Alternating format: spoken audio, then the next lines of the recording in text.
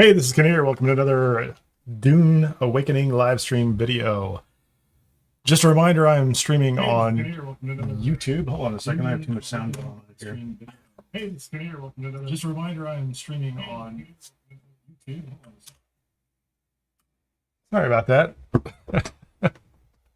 I'm streaming on YouTube at Kineer and on Twitch /Kineer Gaming. So join or follow wherever you like to watch. This particular week, actually for a couple of weeks here, there are some additional drops from the Dune Awakening Funcom team that are available only on Twitch. So you kind of have to watch on Twitch if you're going to do that. I think you have to watch for about 2 hours. So if you're going to watch someplace, please watch me. And you'll get a couple of pieces from the CHOAM Observer build set. I think they look something like that. So that's what we're looking at right now. So let's see. The last time we were on stream, it was actually a couple days ago. We had set up the base in the deep desert, taking care of business there, gotten everything powered up. Haven't had a chance to spend much time up there this week, actually. So have been doing things around the local area. What I want to do now is it's Sunday, and the Coriolis storm is going to start. Well, this small storm is going to start right now, but the Coriolis storm is going to start in a pretty short amount of time, just in a day or so. It's going to kick in. I'm going to go ahead and turn my volume down here a little bit and see if I can get this thing to be a little more reasonable in my own ears, because it is a little loud. Oh, that's a lot better. That storm warning is kind of crazy. Anyway, see if it'll kick back in. Yeah, there we go. We're there. Excellent. So we're on the week cycle for the Coriolis storm, and so you typically on a Sunday evening, I take things down from the deep desert base. I'm going to do that. I'm also in the process of building a new guild base nearby, and so I'm going to kind of couple those two things. I'm going to take some stuff over there to the new guild base and start some of the construction there, and then I'm going to make some trips up with the assault ornithopter to the deep desert and pull some things out of there. However, the first thing I want to take a look at tonight is a day or so ago, Funcom put out a survey, which I thought was pretty interesting. And I was going to take a quick look at that, and we're in the middle of a storm anyway, so it doesn't really matter. Let's see if I can find the survey here. There we go. This is a player survey they put out, which I thought was kind of curious. Been out for a couple weeks. They're working really hard, and they're looking for feedback. And hold on a second here. I'm going to turn that down quite a bit, see if that makes any difference there. With 1 million people playing, et cetera, et cetera. So it's interesting. Let's look at this. They're just telling you, if you follow this, a little bit of background on what they're doing and a privacy acknowledgement that they're going to use your data. And, you know, they're probably going to try to take care of it, but they're going to use it anyway, so it's not really a big deal. So we're going to take care of that as well. And hold on a second here. We'll have a problem back here. This thing's making noise for some reason. I don't know why. I may have to stop for just a second. Give me just a second here. I'm going to do something about that. The sound's killing me anyway, so. I don't know what's going on with this thing.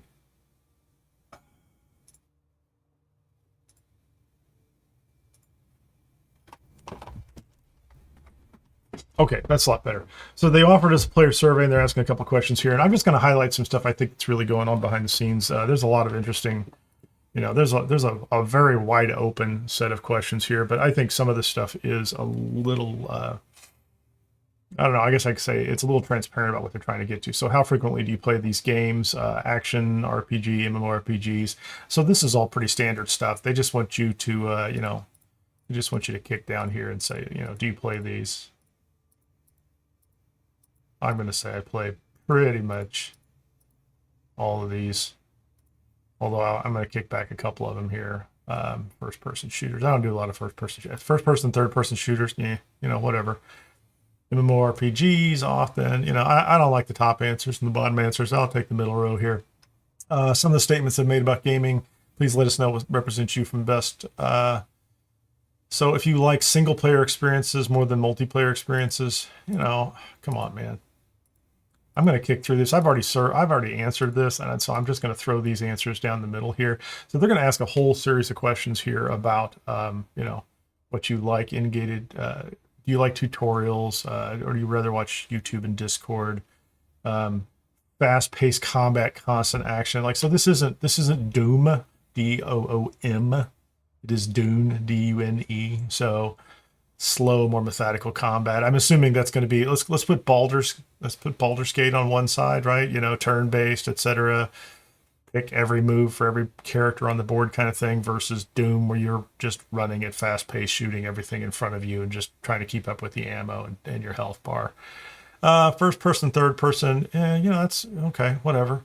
Immerse in lore and story. That's not bad. Strategic skills, strategic elements. That one's a little interesting to interpret, right? So certainly, you know, Dune isn't a story. I mean, there's story and there's world building in almost every game, but this isn't a game where they're literally just walking you through the story itself. I tell you, the one that comes to mind recently is the Indiana Jones game that was out recently. You could tell clearly that the people who controlled the intellectual property for the story, were very strict about how it progressed and all the details and things like that. Because I mean, it's a very long-term franchise, a lot of great story in there. So they're going to keep you as immersed as possible in the whole, you know, concept of that. And, you know, in almost every other game, it's going to be somewhere in between. Competitive gameplay versus cooperative gameplay. This is, I think, the first question they ask. So they don't ask up here about PvE, PvP. This is the first question they ask that's essentially about PvE and PvP, right? So, you know, if you want to ask yourself, 1 is competitive gameplay and 5 is cooperative gameplay, you know, easy to pick and intuitive gameplay or deep and complex systems to master. Clearly, this game's kind of in the middle anyway. Like, there are games out there that are far more detailed as far as that stuff goes. And then fixed characters with set abilities, custom built characters from scratch. That's kind of interesting. You know, like, are you just, you know, it feels like, you know, fixed characters with set abilities are Mario. Like, that's my image, right? Custom built characters from scratch, you know, a little more RPG. How'd you first find out about Dune Awakening? I saw it on YouTube, saw it online, saw it on Steam. I saw it everywhere, whatever, right? Were you in any of the Dune Dune Awakening beta tests? I did the beta weekend. Have you bought it? Yeah. I'm all in, man. Here we go. Number 6 is the question of the day, as far as I'm concerned. Number 6 is the question of the day, which is, what type of gamer do you consider yourself to be? Multiplayer PvP only? Multiplayer PvE only? And a mix between PvE and PvP. Multiplayer more PvE than PvP. You know, so they're trying to get an idea of, at least for people that answer the survey, although quite frankly, you know, in an environment where people are cheating and duping, you could fill out this survey a lot of times. Like, one person or probably a bot can fill out this survey. So I don't know what they're going to get out of this, honestly. Single player only, multiplayer PvE only. So none of these are really great fits. And, you know, you could be in a lot of different places, right? I play a lot of single player, right? I'm just going to, you know, I'm going to put that down here. I play a lot of single player, honestly. If you primarily play PvE, how do you feel about engaging in PvP content? Yeah, you know, the way you guys are doing it, not really open to it at all. You know, although I'm slightly open to it in reality, because there is good PvP out there. This isn't that. This has got a problem. If you primarily play PvP, you know, yeah, it's funny. If you primarily play PvP, how do you feel about engaging in PvE content? I laugh at this one because I've watched some streamers who are all in PvP, in Dune, of all things, because there's other PvP games that are probably a little more purist, right? And you'll see them tracking in the top left-hand corner of their screen some quests that you usually get done in the first 3 hours. Because, like, they just went straight to the deep desert, and maybe somebody bootstrapped them and helped them get going or something like that. And they're just here because they want a game where they can kind of fight people in some way, shape, or form. And unfortunately, some of them don't care whether you want to be involved either. How do you feel about playing online with players in the same server, even if you don't directly interact with them? It doesn't affect my willingness to play. It increases my willingness to play. I mean, you know, I think it's cool. I like having other players on the servers. I like having them do things. I like a marketplace that's thriving. You know, all that stuff's good. I don't necessarily need them chasing me with rockets on an ornithopter because I'm going to mine a rock. Page 3. This one's got a couple of key PvP questions on it as well, right? So How do you consider each of these aspects? I'm going to go by default, say I like everything. And then I'm going to adjust from there, honestly. So I'm going to say I don't like the PvP at all. I don't like the way they're doing it. World design's great. Building is great. Imperial testing stations, also great. Exploration, multiplayer, the Dune feel. Actually, so a lot of these are going to be like these a lot, like these a lot. Social features. I like the guild a lot. I don't care for the social chat stuff because it's yeah, this is interesting. I'm going to say NA. The vehicles are fantastic. The schools, the classes are great. The weapons and gadget. I think the combat's good too. You know, I'm not gonna downrank it just because it's got some issues. Graphics are great, and the story's great too. I play it. You play with others in Dune Awakening very often. Mainly, you know, we're a small guild, so we play together, and then also do a lot of solo stuff on our own. Before you begin playing, this is a good one. This is like a test. This is like a test to see what you were watching and what you saw. They had to take the word MMO out of the ads, right, in order to not get into trouble, because people were taking MMO and talking about all sorts of things that weren't in the game. So, what did you think it was going to be? That was a survival game. I was pretty sure. It's still a survival game. What made you interested? I don't know. Explore, Dune, PvE, survival, the story, the vehicles. That's fine. Which of the following are your main motivations to play Dune Awakening? Oh, main motivations. Skillful gameplay, quick reactions, improving over. That's a PvP question, I think. That's for people like people see themselves as somehow, I don't know, competition and power, winning, ranking up, dominating others. Yeah, that's a PvP question. Causing mayhem for fun. This is a ganker question, chaos and destruction. You know, how many people come in here like, I love doing that, you know, and then they admit it, right? Yeah, relaxation, man. Engaging plot, memorable characters. That's okay. Re-roaming. Progress and completion. High stake moments. Yeah, I don't know. That's all good. Now that you've played the game, how do you feel? How do you feel the Steam page represents the game? I think it's fine. I don't have any complaints.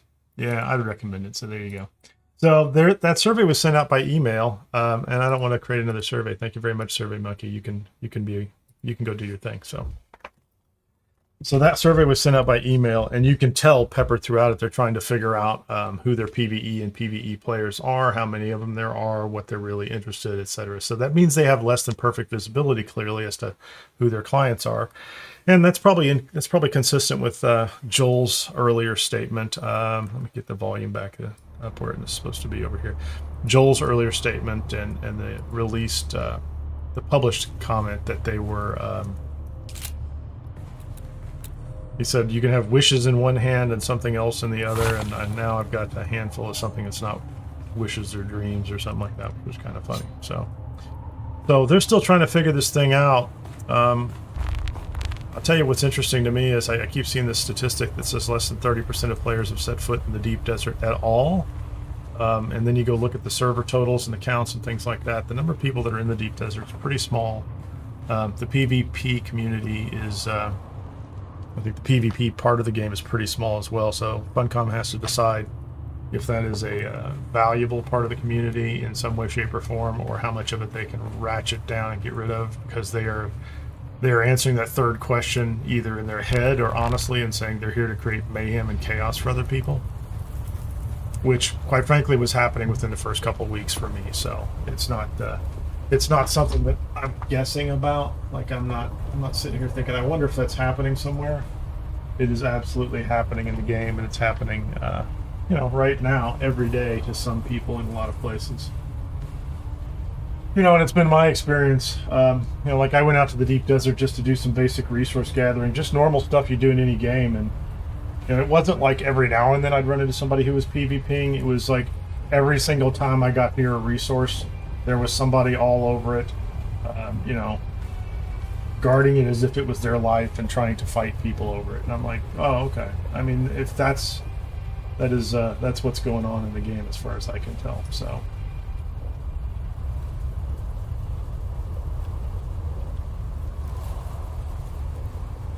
It's kind of driving me crazy. There we go. I don't know why those systems are off doing that. I have a couple systems that are off doing things on their own, so I apologize for the interruptions there. Okay, anyway, we're going to get back to this. There was a survey. You should take the survey. Take it once, you know. I'm sure some people will take it a lot of times, so I don't know what Funcom is going to get out of it, but they're trying to figure out what to do with PvE and PvP players. We are taking down the deep base, the deep desert base, and we are also going to be standing up our new base. I've already moved the 4 boxes that I take out of here, and I'm going to go ahead and take the buggy over to the new station, although I think I need to grab at least 1 ornithopter in my backup tool so that I can easily make it back here, or else I'm going to be walking on foot, and that's not my objective at all. Do I have a set of... I do not have... Why don't I have a storage unit for this thing on here? I need storage for this. There you go. Thank you. Now, I'm not doing anything super complex with this, but I do want storage with me. Okay, let's see. Okay, so we have an ornithopter with us. We can go do that. What I did off stream was I made a bunch of plastone. I gathered a bunch of resources. It was really exciting. I ran them through machines and, you know, watched them, and then at times just walked away and let them do their own thing, and then came back and watched them some more. And then... Anyway, we've gathered some raw resources. We're going to take them to the new base. I think what we have in this one is, let's take a look. Got a bunch of plastone. We've got some equipment. My objective is to stand up a medium ore refiner, hopefully a medium chem refiner, and then as we take the other base down, we will kind of accumulate. We'll pull some of the spice melange out of the deep desert that we already have up there, and we will set it up over here so that we can maybe have a medium spice refiner ready to go for next Tuesday as well. And we'll pull the trigger on everything Tuesday. I might leave the shell of the building there tonight. I might not. If I don't see anybody in the guild on... Oh, there's another base down here. That's great. This place is filling in. This has been pretty empty for... Well, I shouldn't say empty for 4+ weeks, but people have finally started to realize that, let's say the Anvil or East Vermilius area is getting overcrowded, and probably because of the performance in the game. I've noticed that, and maybe it's better with some hardware, but man, I've noticed it really chokes the game up as you're just traveling around there. It's just not that it's not that enjoyable of an experience. So anyway, thanks for checking out the video. If you're here in the chat, appreciate that. Hit the like button if you get a chance, even if you don't want to chat. Who's shooting who back there? Couldn't tell you. There is the super large base over there. I'm gonna shoot around this guy, this giant cracker box.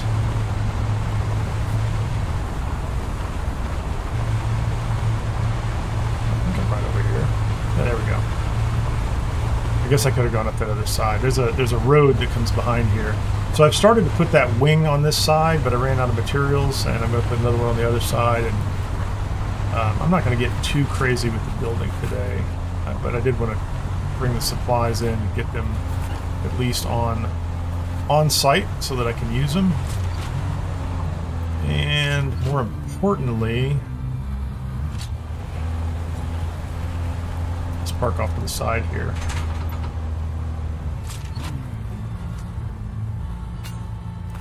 Yeah, they just stuck me over there, so... What else do I have in here? I might need to go back and get my my assault ornithopter right away, because I have a feeling... How much do I have?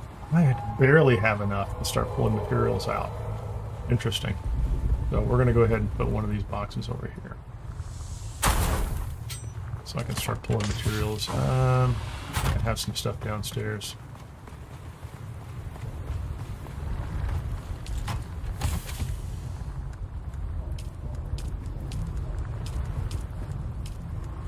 think these are for refiners more than anything else. Actually, no. Now that I have some of these, are for the rest of the boxes. That's fantastic. So let's go ahead and get these out.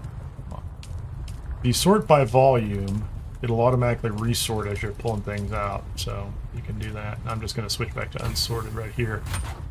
So now we can stand up these other other 3 boxes.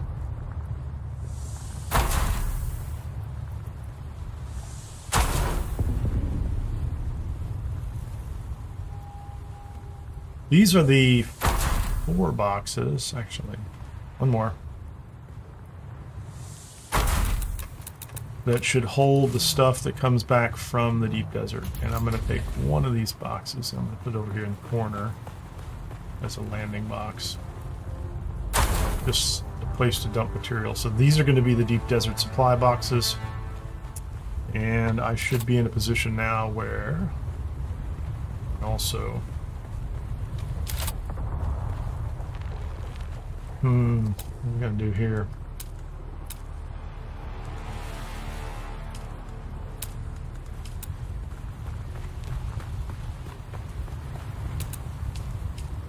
So I was going to put...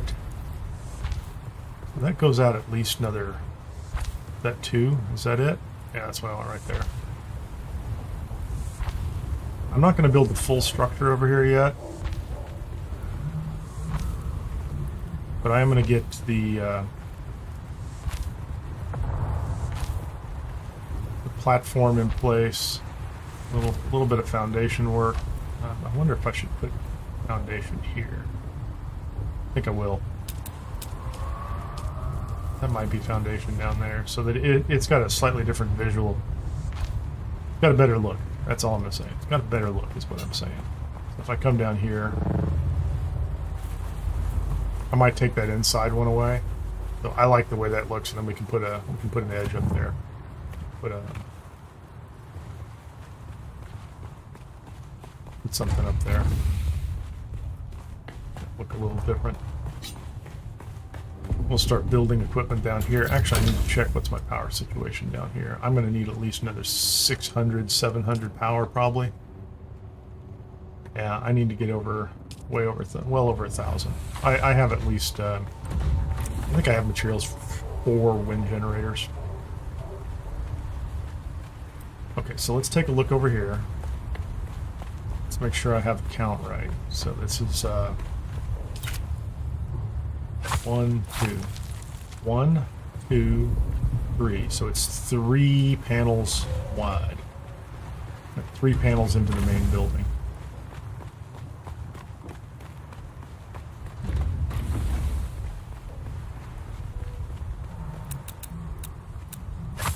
One, 2, 3. Actually. Yep.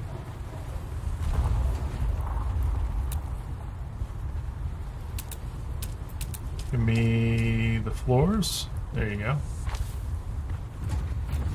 I don't know how far I can go before these will become unstable. I probably should count to see how well I can see the border, so.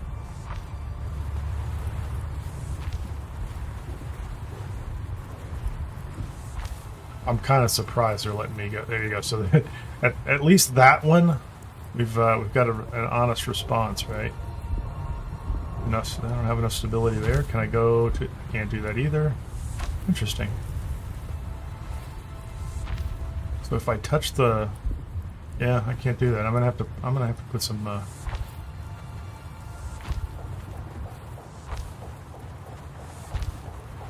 I'll fix those in a minute. What do we have?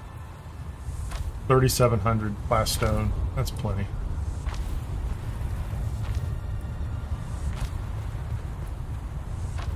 I'm going to drop down below and put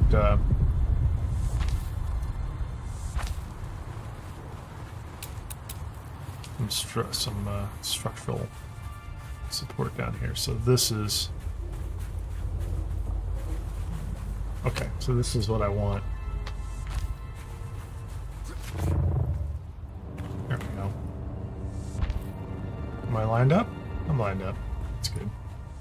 And once we get over there, we'll fix that. Oh, we're gonna do the routine where I fall into the panel because it hasn't quite synced with the server bit. I assume that's what it's doing. Like, it hasn't quite gotten a confirmation that we are where we're supposed to be.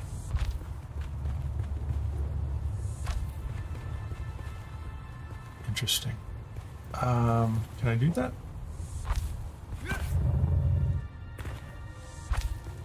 That's where I wanted to be, wasn't it? Yeah, that's the one where it said that it wasn't stable enough. Hold on. Stop jumping around, please. Okay, it's got an interesting thing going on, doesn't it?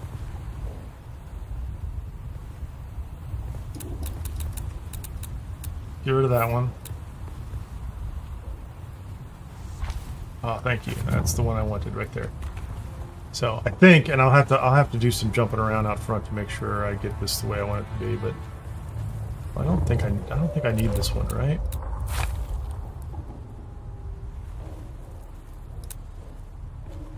I want that one right there. There you go. So I should have the structure element right there. And then I think I can do the rest of this with slightly less expensive pieces. We're going to go all the way back to the wall. This may get enclosed, or I might end up with pentashield doors on the front of it and ramps. So one of these is probably going to end up as a garage, at least at this level. And then we're going to go from there, and we're probably going to go up. So we can build some, we'll call them suites or living areas, crafting areas, things like that. We're not going to make this. See, we're water sealed already now, so.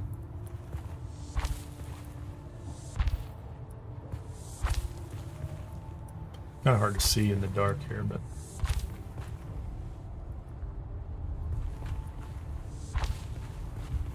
Is that it? I think this is it. So let's look at this. This is 3 panels out all the way to the wall. Oh yeah, I haven't done this yet. Let's see if we can get some panels here. Now that we have a little more stability.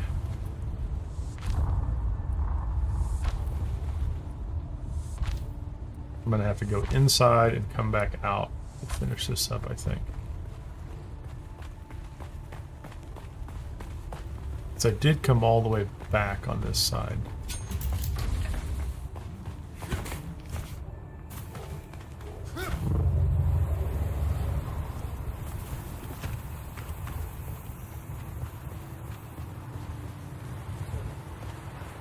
Yeah, so we definitely, this is going to look a little different than that side, which is fine. And I wanted the stone wall behind it. That's going to be great too. Happy with that.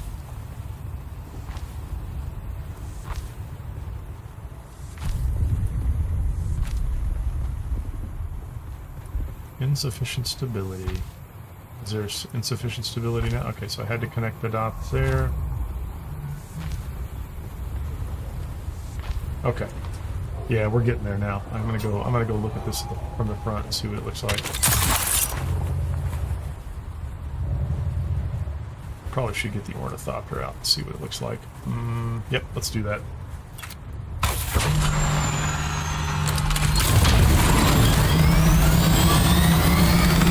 Sound up.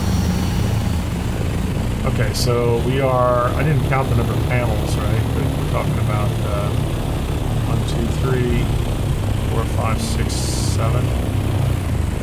That's 7 panels past the actual edge of the wall there, right?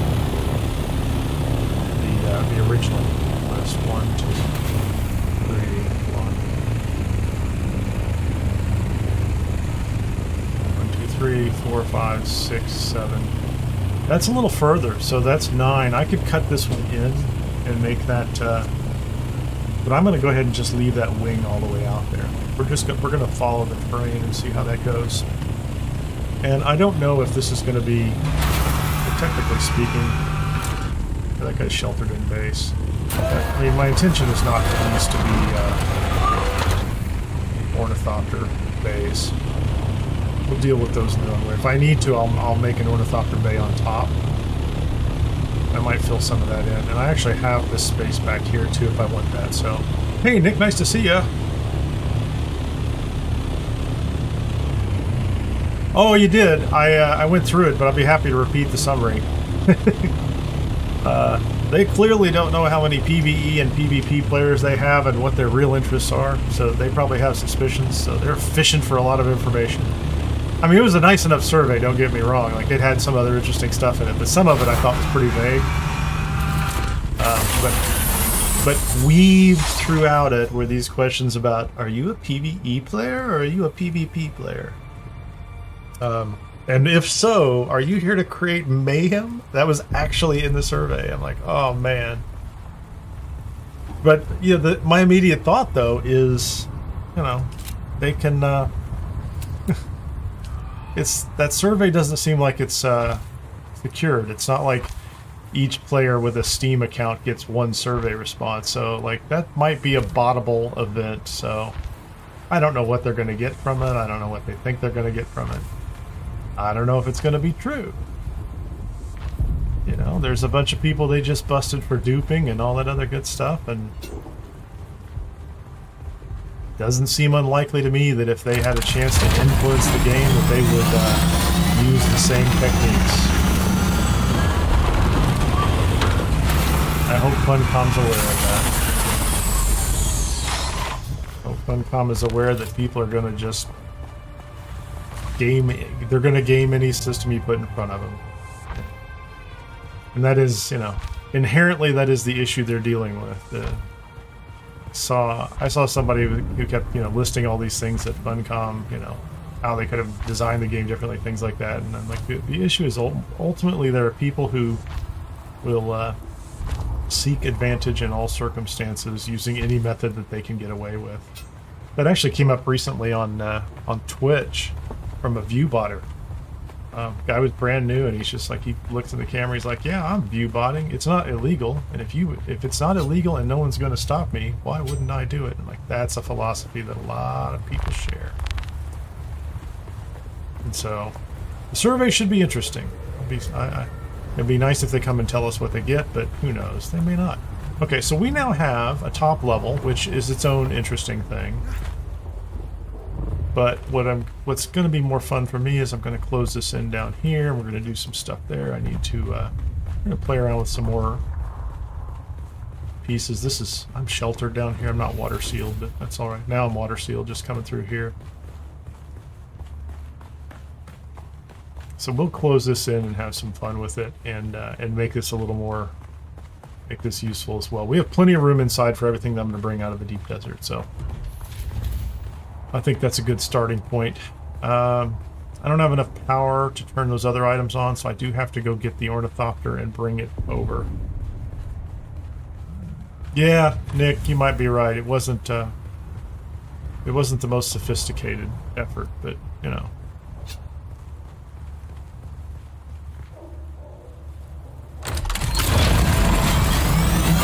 I think it's interesting, and at least for me, facing the wrong way.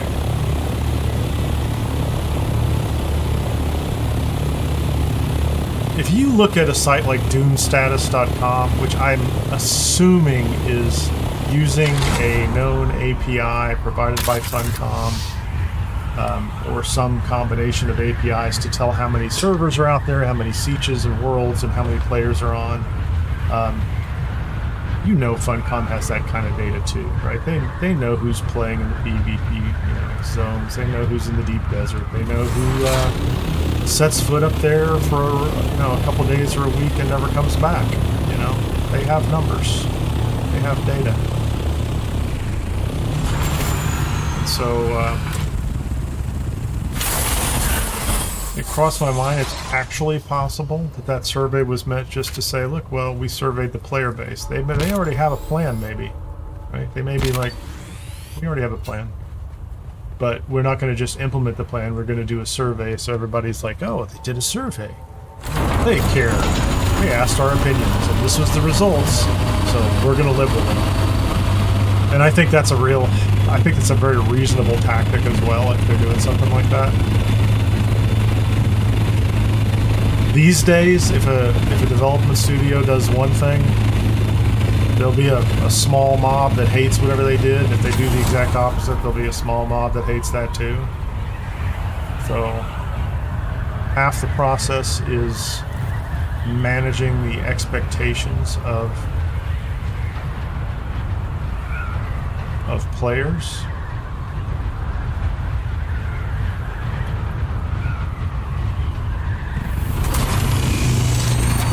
It's starting to look a little better. It's starting to look a little bigger. I haven't looked at the taxes lately. I suppose I should, shouldn't I? Let's just nose in. Oh no, I didn't say land out here on top of the conference center. Okay, this might not be the best place. I might need a landing pad off to the side of the assault copter. This might be the buggy garage, I don't know, so we'll see. Let's use this box over here in order to pull these materials out, and let's see if we can. I don't know if I've got enough room. Maybe I do.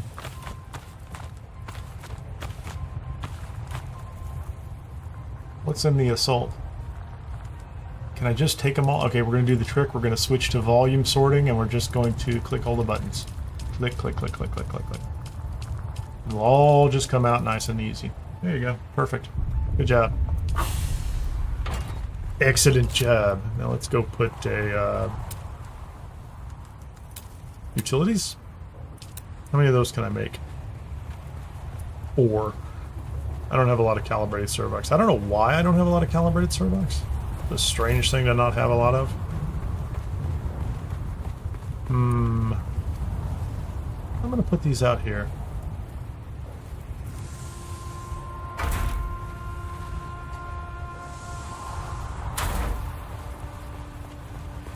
And I'm going to put 2 on the other side because symmetry. It'll disturb me if they're all on one side. Okay, let's do that. Let's do this.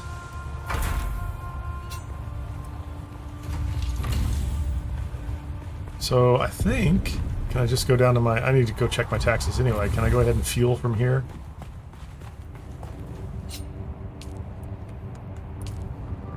There are no taxes due at this point in time. It says we have 14 days. That's generator power. I don't know what that's about. Let's see what happens here.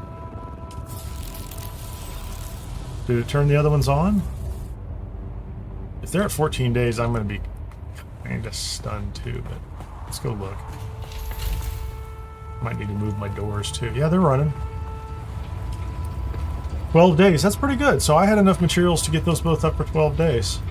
So what do we have power-wise? So we're at 1200. Excellent. Excellent. That's what I was hoping for. Let's see if I can now put... do I have some space down here? I feel like I'm already out of space. We have plenty of space. Refineries. Can we do a medium ore refinery? Maybe. Maybe we can.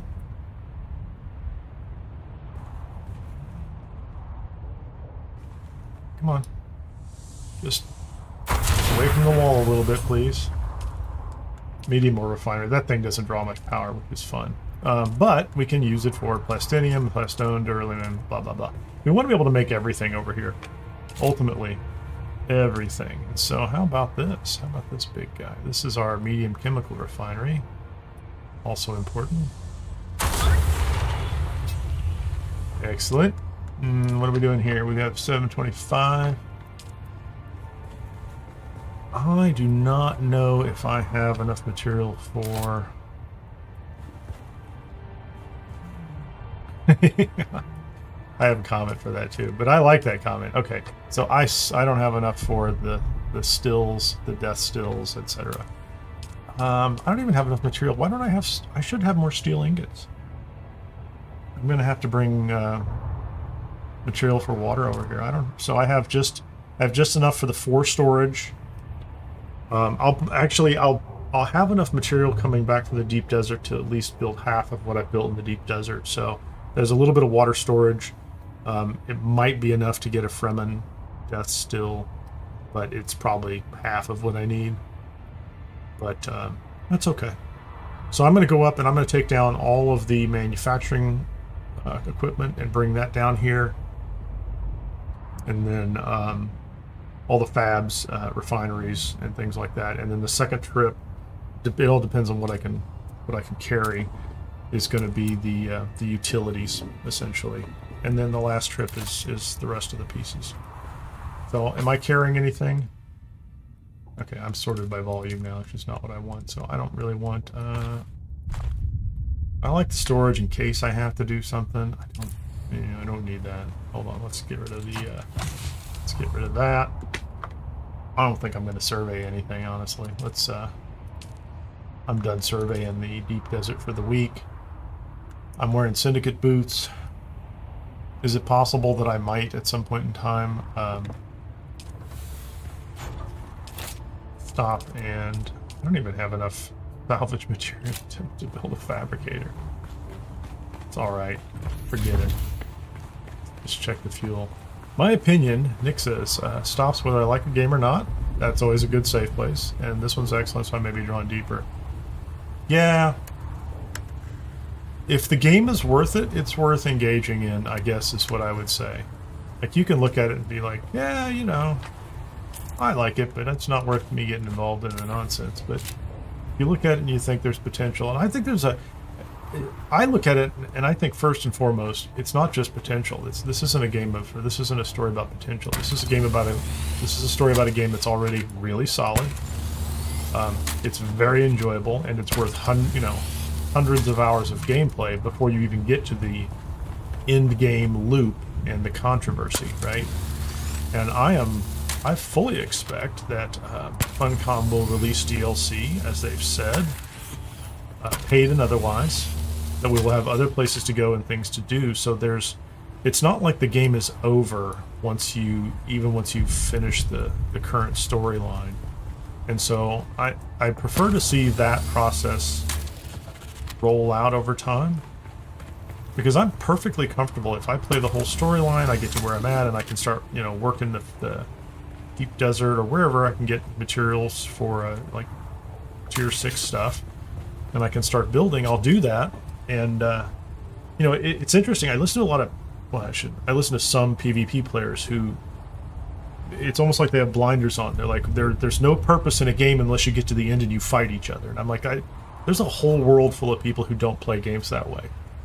And you could argue whether there's more or less of them. That's a different story entirely. But the idea, all the survival games I've played, many of them have been in early access for years, and it doesn't matter, because you can play them all the way through if you enjoy that gameplay and that style. And then you could restart another game and play all the way through again with a different take, a different approach on yours. Part of that is what you bring to the game too. It's not just what did the game put in front of me and did I go through it and get to the thing so that all I have left is fighting other people. I look at that and I'm like, I understand how people get there, and if that's what they enjoy, there's fun in human competition, assuming it's actual competition. It's not like heavyweight boxers fighting featherweights just because they walked into the wrong ring, right? But there's an entirely separate gameplay element here, which is, hold on, how much fuel am I carrying? Not a lot. There's an entirely separate gameplay element here, which is the standard survival crafting building loop, which is quite enjoyable for a lot of people. And it has a tremendous amount of depth, even in places where some of them don't seem to understand, which I think is the odd thing. It's not odd that people enjoy games. It's odd that there are people out there that have no clue that there's an entire genre of games. I need more fuel to go do what I'm going to do. I might have some fuel out there. No, I can make it out to the base. Unless I get stuck. So.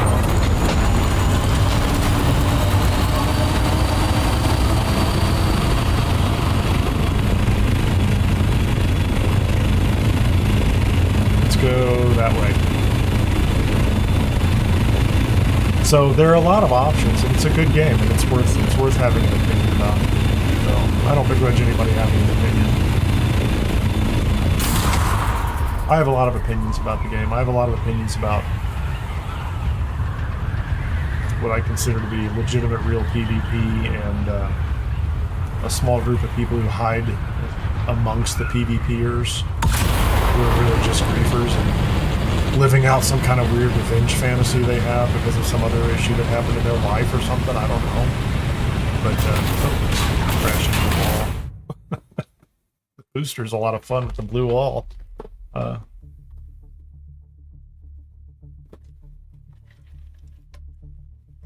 Ultimately, none of us can diagnose each other across the internet.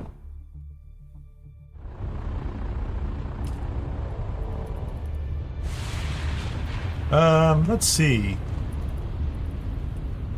I'm pretty sure I know where I'm at.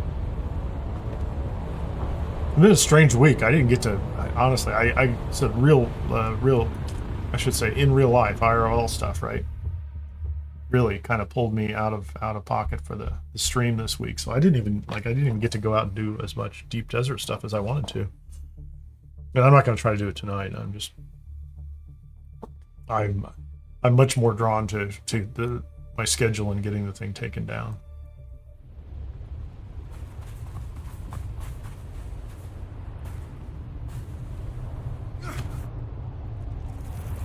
Yeah, and ornithopter.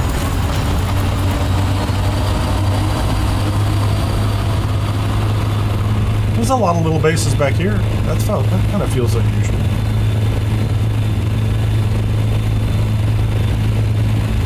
Thank you, Atlas and Boys, for letting me farm spice in peace. That's interesting.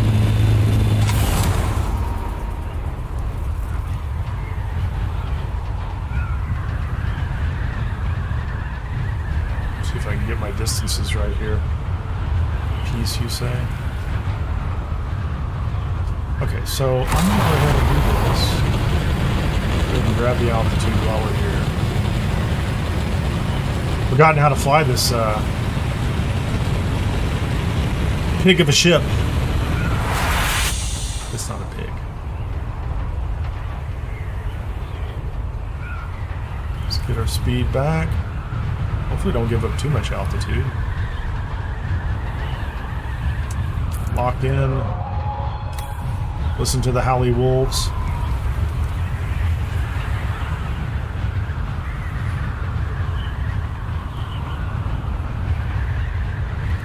Anyway, I hope Funcom finds some insight. I hope they look at their own data. I hope they think carefully about what they think this game's going to be over a 10-year period.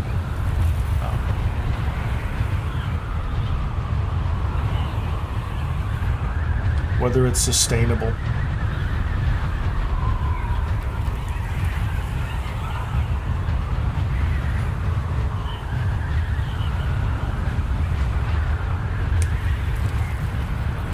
So is that, I wonder if that's one group over there in chat that was helping another group actually farm.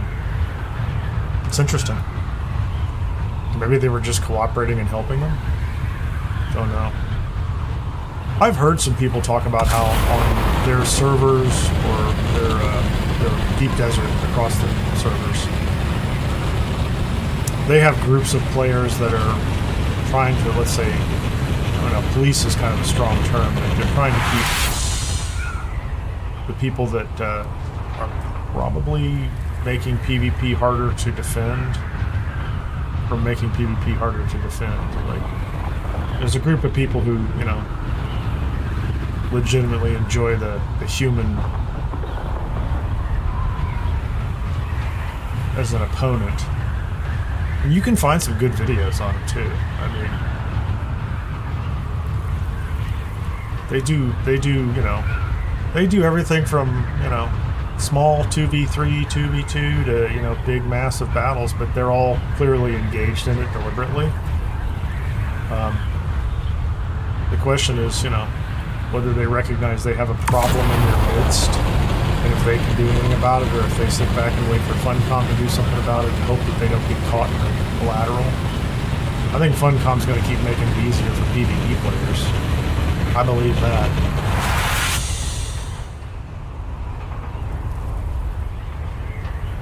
Well, thank you. I think it does. Well, I think you can look across all human sports, honestly, right? What did I just come across? Oh, that was just a... Look across all human sports. We love competition. People do. People love competition. We love person-to-person competition, whether it's people running side by side to be faster or it's combat, right? We like it. We do. But we also break almost every category of competition down into different classifications and categories in order to ensure that we're putting up fair fights, and people that are there and involved are doing it because they want to be, right?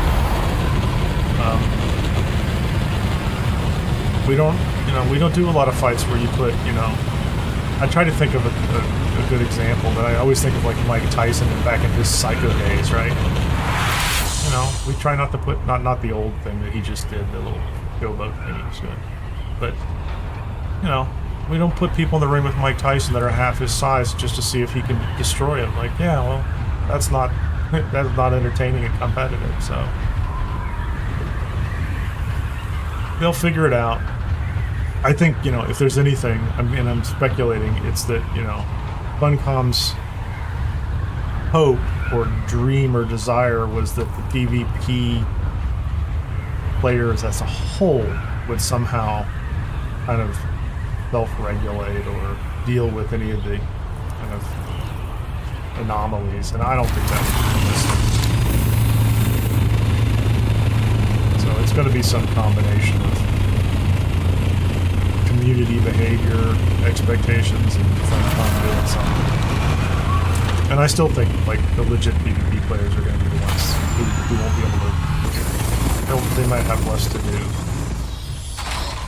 Because they'll just keep putting, like, nerf bats out in places. Okay, so we are here. What do we have? First of all, let's go see what our power situation is like across the board. Seems like a good idea. We are 1 day, 14 hours, and 53 minutes, which I'm going to say is pretty darn close to exactly where we need to be if this thing is going to ride out the storm and get destroyed. But I'm going to take it apart before we do there. Yeah, Nick, I think you're on it there too.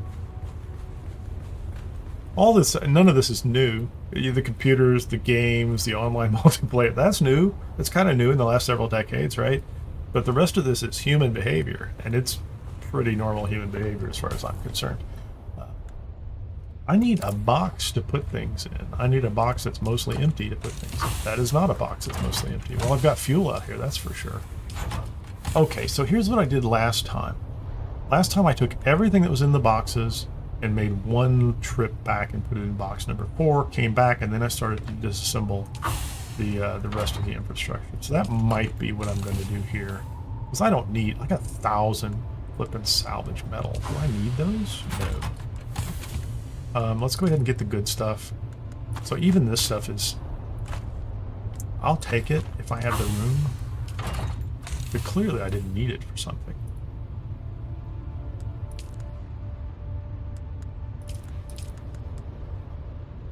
Yeah, we'll take all those. Yeah, I'm just going to be I'm going to be back in this.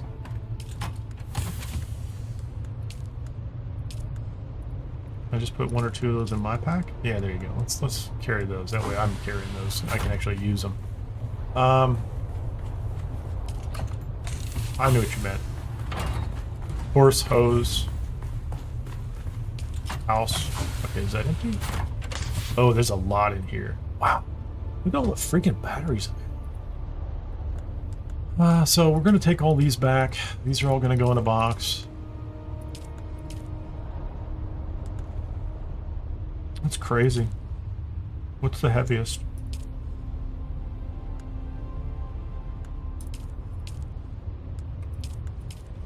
Really? Yeah. What is the lightest here?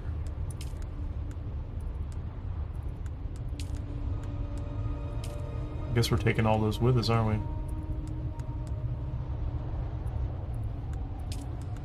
I do want those. I do want those. I do want those. And that. I'm going to leave those out here for right now. So This is a full ornithopter. I didn't fill it up with volume of materials, but oh my goodness. I'm gonna have to make a trip. I'm gonna have to make a trip just with this, aren't I? Just with the bodies. We were so set for water. That was Ripper. Good job, man. Like, we had so much water. Yeah, we have so much water. Is there anything I can process while I go? I don't think there's anything to process, was there? I mean, I picked a bunch of things, but no. I think everything has already been processed and moved out of here for the most part. So I'm just going to have to go back and forth. Just get on the flight. Let's go. Just go, go, go.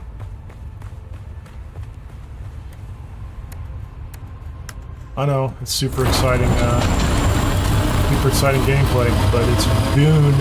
It's necessary. I'm going to aim right between those two mountains up ahead.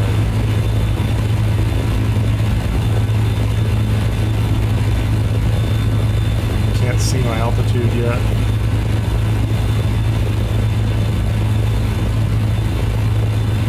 Let's go to 800. Just watch the temperature go up. It's going to go up fast since I have so much fuel. Here. Get our speed. Lock in about the right. Oh no, come on! Don't leave. Don't lose any more speed, please.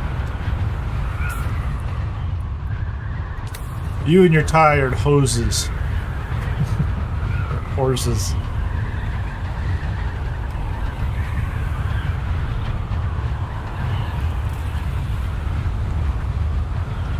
So what I did last week was I take everything I can that's in the boxes that people haven't picked up or taken back themselves, dump them in box number 4, fill it up, and then box number 3, refineries, materials for that kind of thing. Box number 2, water and power. Box number 1, building supplies. And I need to make absolutely sure I get a Solito replicator.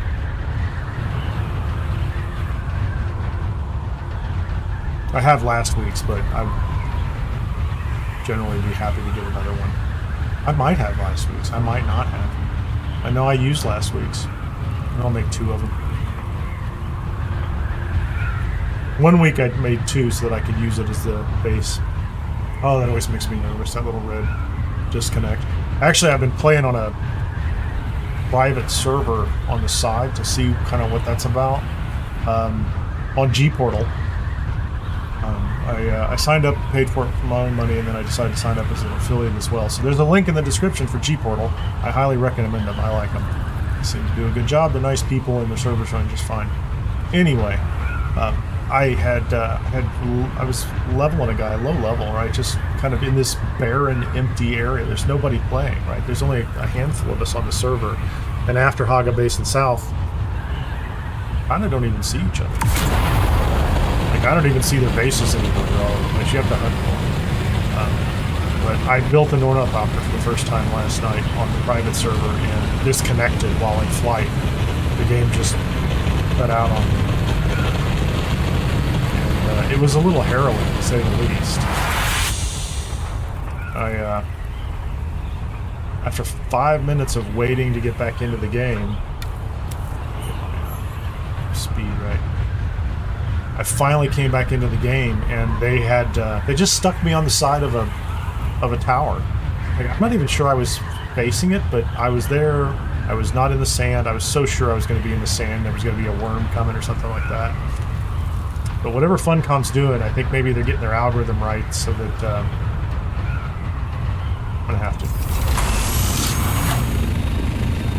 Maybe they're getting their algorithm right so that if there's a disconnect, then they can tell what your trajectory was and the last time they heard from you, and that it was legitimately a disconnect, because those can be used as well.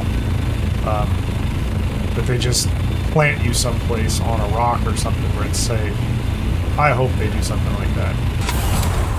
Because it is way too easy to get disconnected and find yourself, you know, inside Shai Hulud.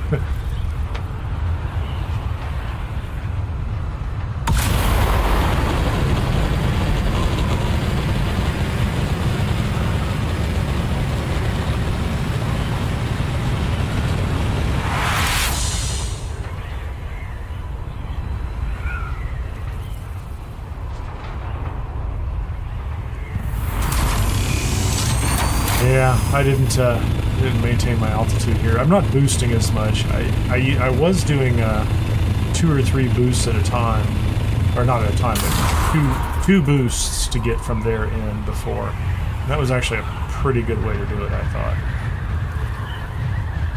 But I haven't been paying attention. I'm chatting. I'm like,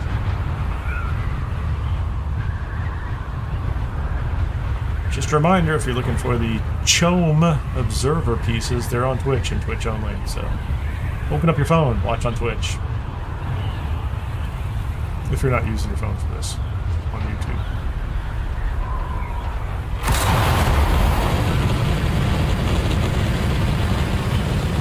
I feel like I have plenty of fuel now. I can burn fuel.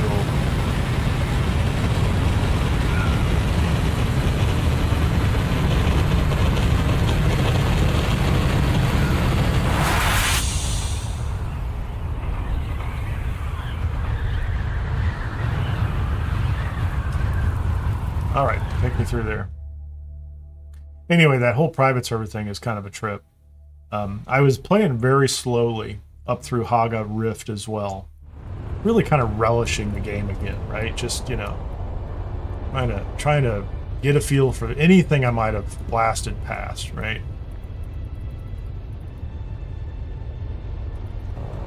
And Haga Rift was no exception. And I spent a lot more time in Haga Rift than I have, and I will continue to do so. Because last time I don't want to say I fell into the trap, but there's a very interesting inflection point around Haga Rift where, you know, east and west Vermilius, you're very clearly on a sand bike and you're working your way up to a buggy, and you know that happens during that phase. But when you get over to Haga Rift, and I built a base in the Rift, which was really cool. There's a really, really neat place to build a base in Haga Rift when you're before the Ornithopter stage. And it's up near the Spiral and Arctis, and there's a couple of POIs. It's almost like this perfect nexus between all these outside POIs, even in the next sector. And there's some easy ways to get in. Can I get into this? Speaking of, so there's a dune here that just I gotta run around to the side.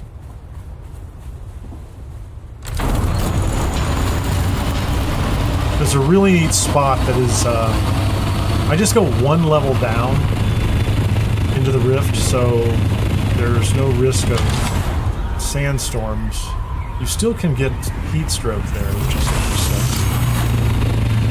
And I got some momentum there, didn't I?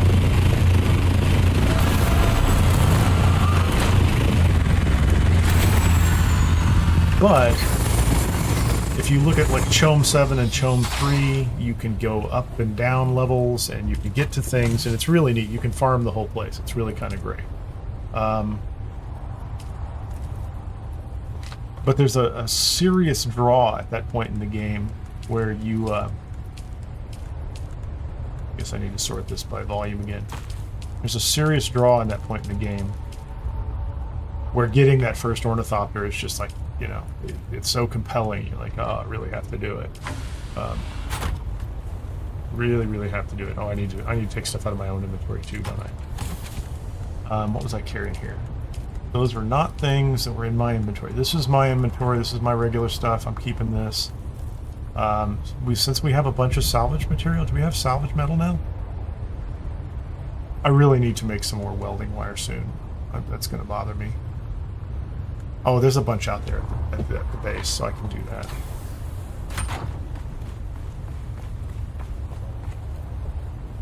So anyway, there is a really compelling at that point. You're like, you know, especially if you played it before,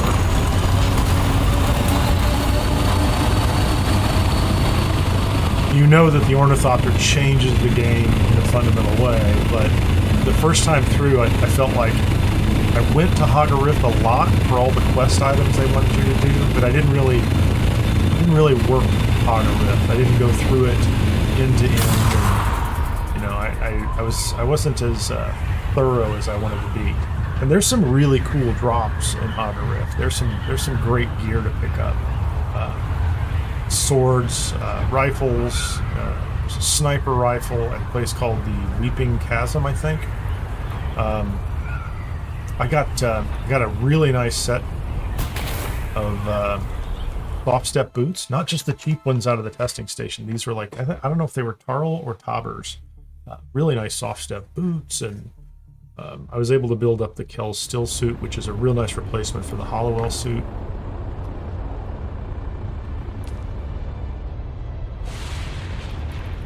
So I really enjoyed Haga Rift the second time around. And on, you know, when I say there's like a perfect place for a base, I have to caveat that and go, on a private server, there's a perfect place for a base. On a private server in East Vermilius, I think I have the perfect place for the base. And it is, it's just not something you can pull off when there's 40 plus other players on the server. And especially if you're late, you know, if you're coming into a server and it's been fully populated and people are still there, like they've got their 3 bases all over the place. It's very difficult, especially in the Rift, to find areas that are not overlapping with like non-buildable areas. There's a lot of that going on.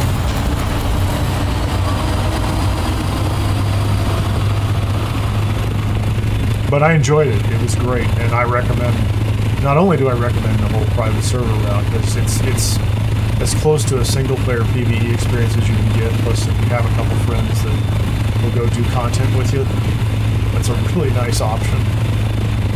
Let's watch the temperature go up. I went all the altitude I can get.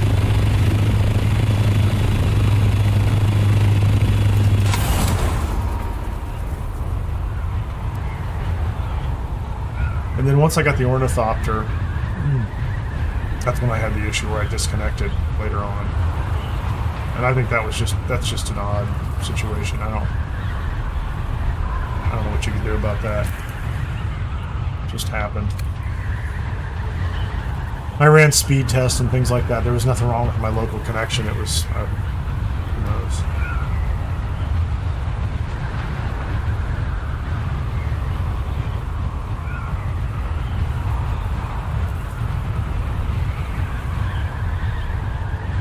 Now, what's really wild is I went to Hurricane.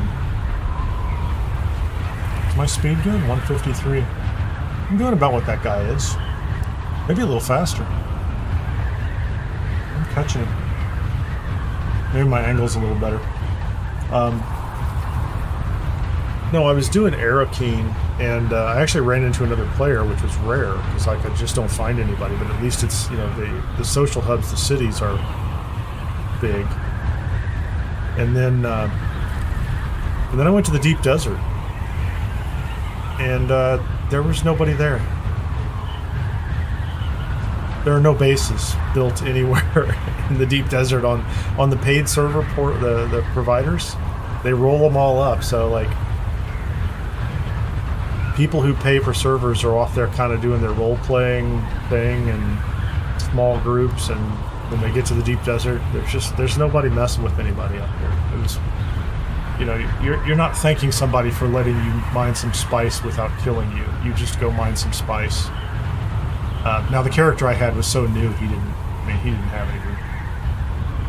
He didn't even have a cut array that would mine anything up here, but I just went up to go see what it was about. But you could find it. There's plenty of everything around.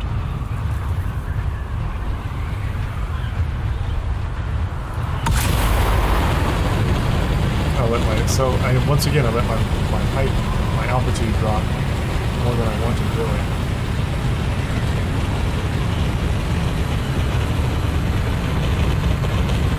I'm going to get a boost a little faster this time. Let's get the 153, please. I'd like the 153, please. Thank you. As soon as the temperature drops, I'm going to boost again. Alright, have fun, Nick. Great chatting with you. Thanks for stopping in. Hit the like button on the way out if you would be so kind.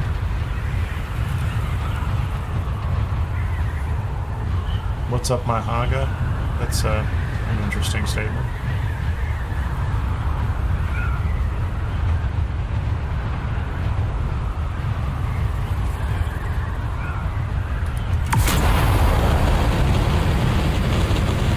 Second boost.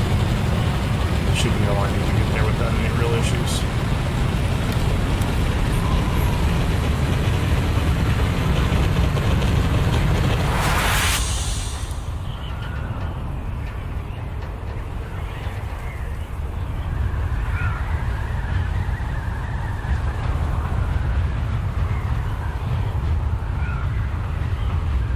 I see our island up ahead.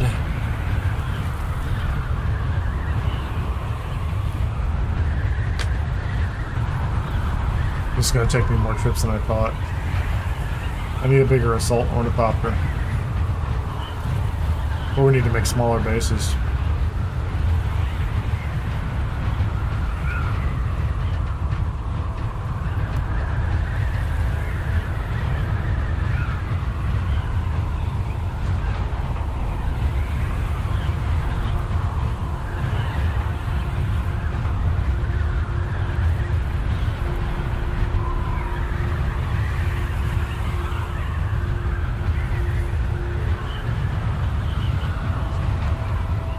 We didn't get any monster towers this week, which I think is great. This base is getting a little big. I don't know if this whole thing on the front is... I could tighten that up and bring that in a little bit closer. I need to do a better job this time of packing this thing up. Downstairs. What's left? Okay, that one's empty. This one has some fuel in it. A little bit of this, a little bit of that. I'm just going to start taking the bodies back too.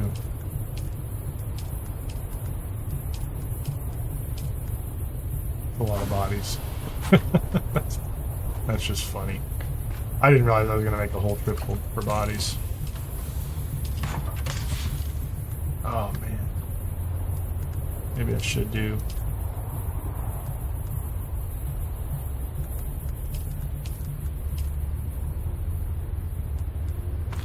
Those aren't too bad. Yeah, you know what? I need to prioritize things that are heavy, don't I?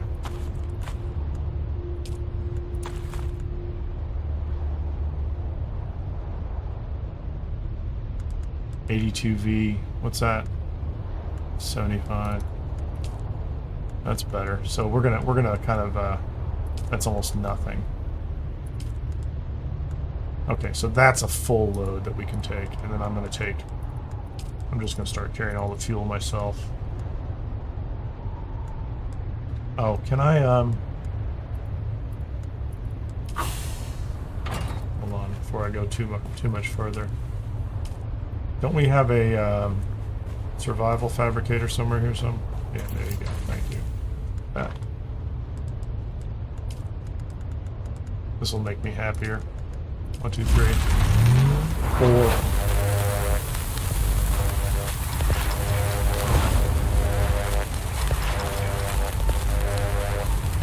Welcome on Twitch. I saw somebody drop in there. Maybe they're gone. I'm a little slow. I did rearrange all my chats, so hopefully I can see chats better. So they're stacked a little differently now. Okay. So I have, how much inventory room do I have? I can carry a whole 60-something, whatever. I need to bring up a bunch of leader johns, don't I? Yeah, I'm going to have to empty a bunch of leader johns. I'm going to have to, okay, I'm going to need to go build one of those tanks and then empty all the leader johns I have into it so I can pull 100,000 units on these trips, because I don't want to throw away all that water. For whatever that's worth. And we haven't even reached a point where I can start taking down equipment either, so. Okay, can I carry a body? I cannot carry a body. Can I carry anything else? Is there anything upstairs that I can carry? That's interesting. Oh, hold on, that's not, I don't need to do that.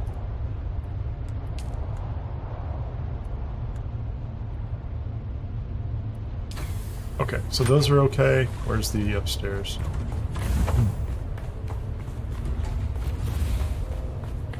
I'm gonna end up building a 5th freaking box, aren't I? Oh, I bet this is full of garbage too, isn't it? No, that's not bad. Okay, we'll take those.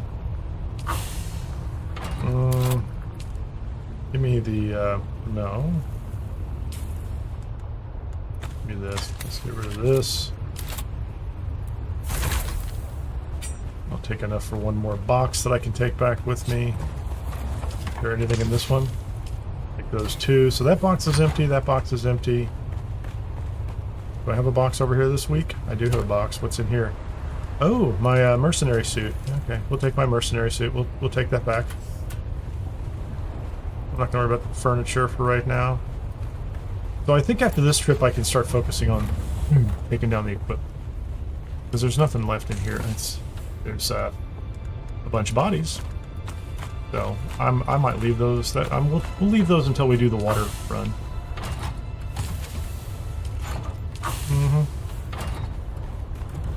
Can I build a... hold on. Can I do a... ridiculous leader, John? That holds 20,000. What's that take? 31. So I'm not going to spend 31 spice melange on that leader, John. Not going to happen. Don't care that much.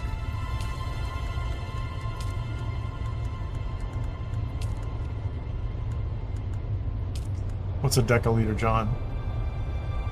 I can go back to my other base and probably get a couple of those. Yeah, we're going to build storage. We're going to bring some water, but we're going to start running water back and forth. I'm going to be taking 2 or 3 more trips anyway, so might as well do it.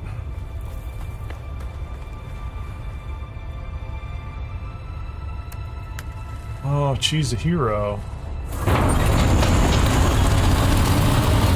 That's what she wants you to think.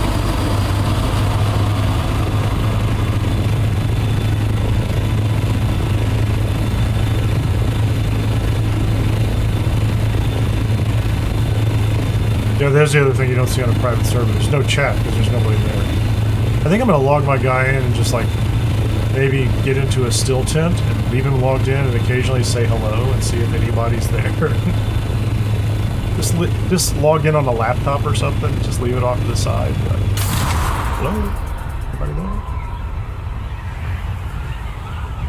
Okay, I've got the right speed. That's good. Shouldn't be losing... losing a little bit of altitude, not much. We're going to lock in that pitch. Pre-look mode.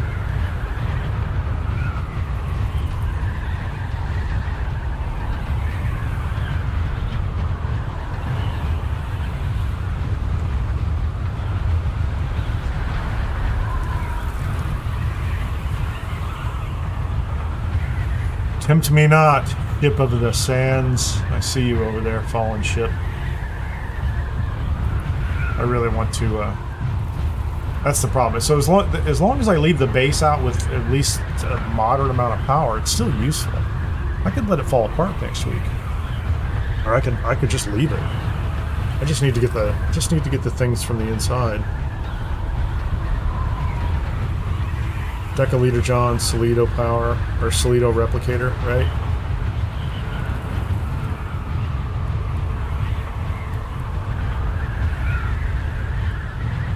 I have to make a note to make sure I don't forget the Deca Leader John again. Okay, let's boost. Keep forgetting to boost below. When I get to 600, I just need to boost. Otherwise, I fall too far and I end up having to get the engines at the end or get over the wall.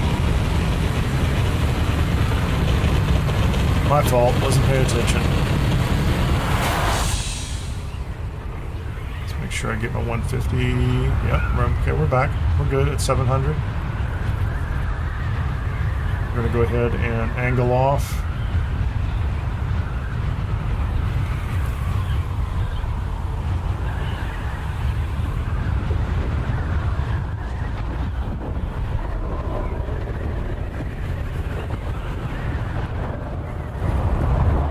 Where's our buddy? I hear him.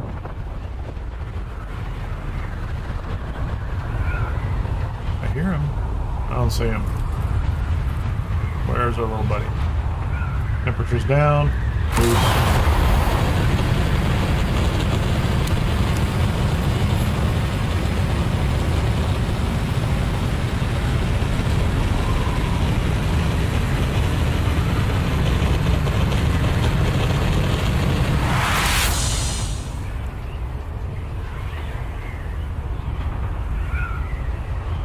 Get our speed again.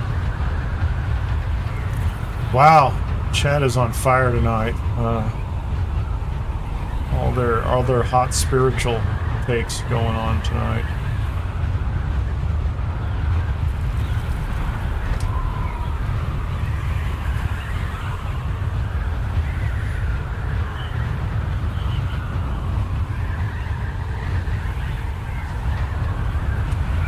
We're so lucky to have them here, saving us from the racial slurs and explaining long-held spiritual beliefs to us. Truly, I feel blessed.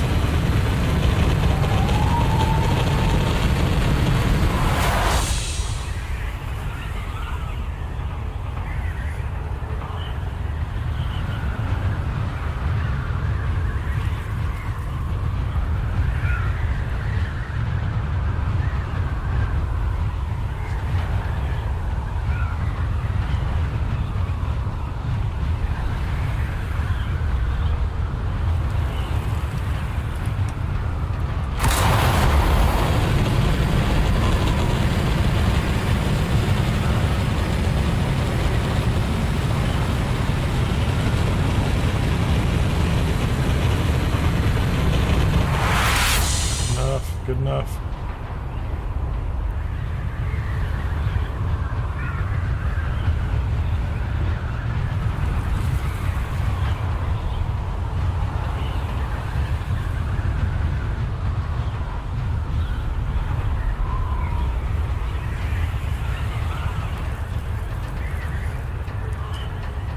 Cool. Got it.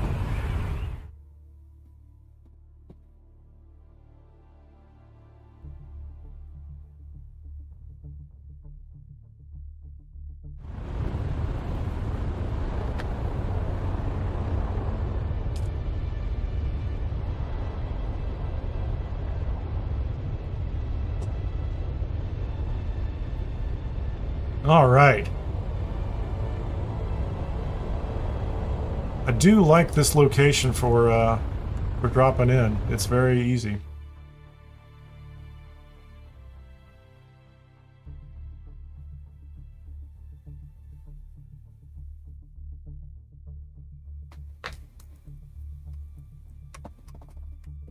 Need to build a second buggy up here.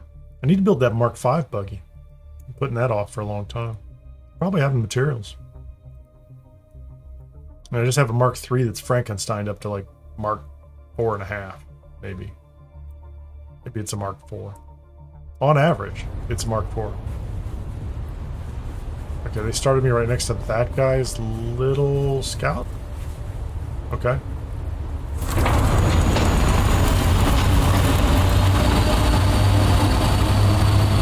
And a buggy.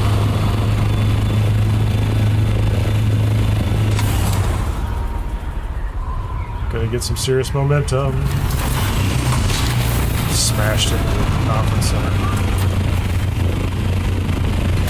It's the boardroom up there. I keep calling it the conference center, but technically it's the boardroom. Ooh, let's don't hit me in the head, man. Let's get another storage box up here. Oh, what am I missing? I'm missing. Oh, deep desert. Yeah, I got it. Fine, be that way, man. Do you have room for anything? Not the buggy.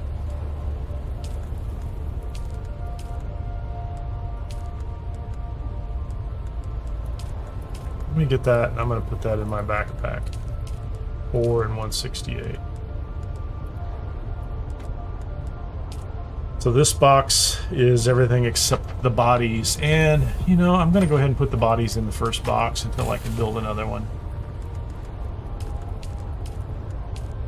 Oh, you know what? My bad. The bodies should go in the second box. We have a system around here. We respect the dead. Not only do we respect their water, but we respect the dead. So I need to get Salito replicators. So do I have enough material now to build a... Yes, I can build a fabricator down here. I think that's all I need for a Salito replicator, is it not? I'm gonna put this off to the side. It's Looks like it needs a turn. We're doing on power. 735 out of that. Okay. Where is the Solido replicator?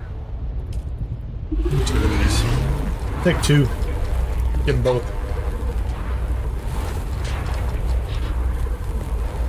Welcome to the stream. Thank you very much for joining. Feel free to comment. Tell us what you like about the game or don't like about the game. If you're looking for the Twitch drops, make sure you check it out on Twitch. If you're going to watch over here because you don't like the ads on Twitch, which seems like a legitimate gripe to me, I haven't figured out how to turn those down. Maybe that's the way to do it. I don't know if my channel's big enough to have that level of control, but I don't know. We'll have to find out. Anyway.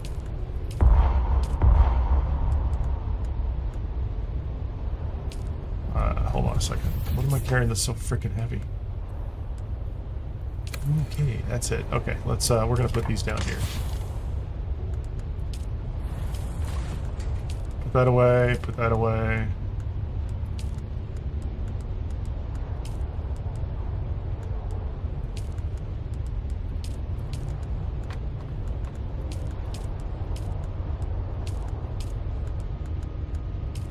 This is my suit. Let's go ahead and put that away for right now.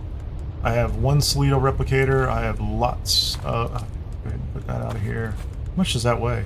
That's not terrible, but it's not great. These are 5 apiece. I only need a couple of them. Okay, and I have a Solido replicator up here. I have a second one too, because I'm going to go ahead and take 2 Solido replicator shots when I'm up there this time out. Okay, so what am I carrying here that I can get rid of? 85. Can I carry a body? I don't need to carry money. I don't need to carry a thumper. I don't. Maybe I need a thumper. At the moment I don't take a thumper with me, I'll be like, I totally needed a thumper. That doesn't have any weight. Yeah, I don't need that. The rest of that stuff's fine. Those aren't terrible. I need to go take Leader John's. And the moment I drop that storage unit is the moment that I need the stupid thing, I'm sure. This thing is ridiculously big. Let's go over here. So I have the Solido replicators, I just need a bunch of Leader Johns.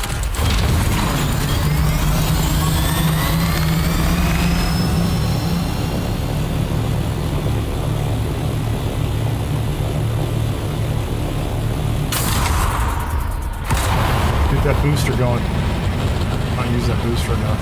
I love it.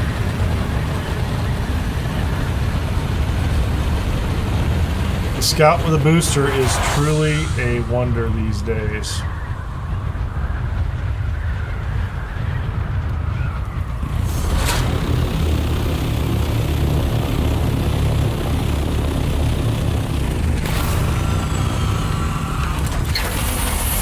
Okay. So can I build, what do I need in order to build the large water storage? I have what I need for it. Do I? 150 duraluminum, 160 silicon, and 25 industrial pumps. Okay. 150 duraluminum and 160 silicon and 25 industrial pumps. So yeah, here's exactly what I need. This is exactly why I needed to bring this silly thing over here with me. Because just to fly this back to the other side, does this have... Wait, this has storage on it. Hold on, we're going to do this.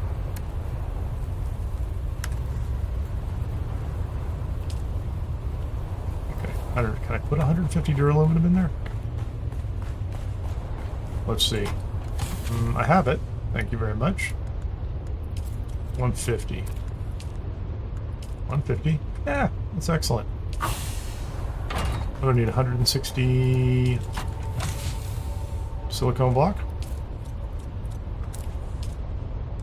My memory is great. I'm sure I'm off by a little bit.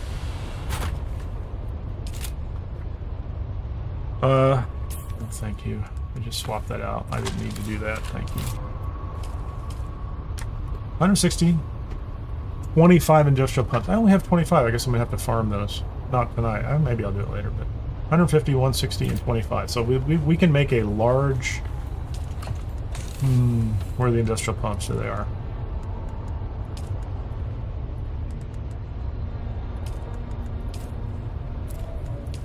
Let's leave one behind, because we only need one. So that's plenty for that. And how many freaking Leader Johns do we have?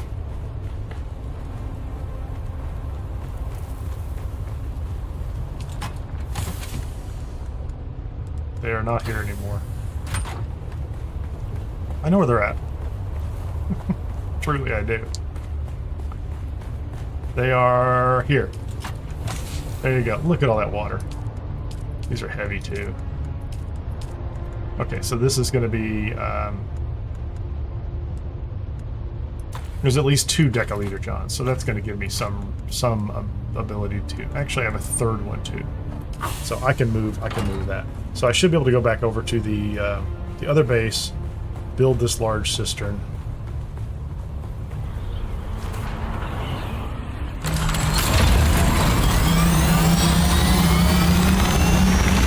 Dump all the Leader Johns I have, which is 30,000 in there, and then start bringing back the rest. I probably should start making... I could also make a small army of cisterns too. The small ones, the copper ones. I think I just brought back a pile of copper that I don't need. And since I built the medium ore refiner, I should be able to crank through some. Coming in hot. Stops on a dime.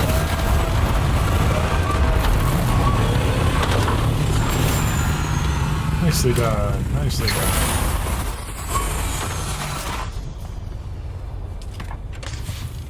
Scout. Go downstairs. Can I make that cistern? I can. I can make that cistern. Very excited. Can't go wrong there. Where are we going to put it? Let's put it over here.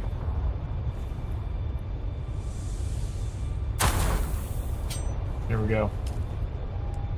How much water do I have? Clicky, clicky, clicky. Take all the water. Make sure I get a couple of drinks before I go.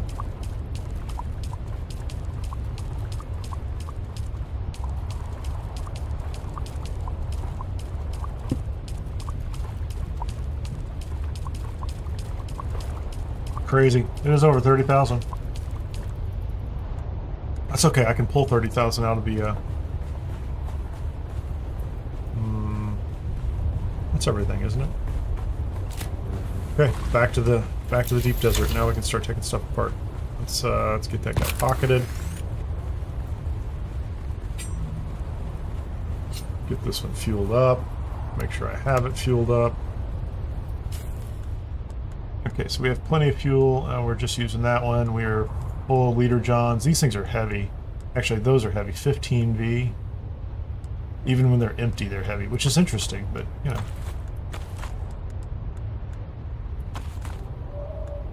Oh, and I don't need to take that with me at all, do I? Because I left that ornithopter back at the other base. So the rest of this stuff is good. I don't know why I'm carrying the extra boots. I don't carry money either. So we have that one set. I don't know why I have those there. I don't know what I built. Lots of bodies are here. We're bringing them in. Okay, so this trip I can start to take things apart, I think. Let me go down and make sure I get a drink of water before we take off.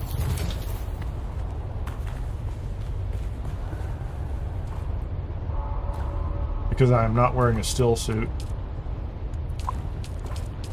Give me a little bit of water. Get something to drink.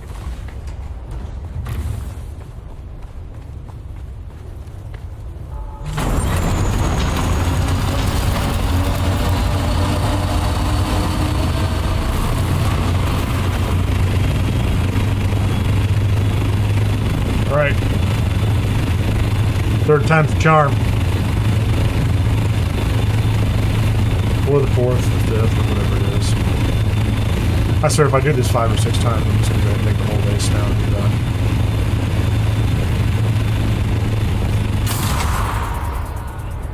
Wings are getting a little hot. They're a little red.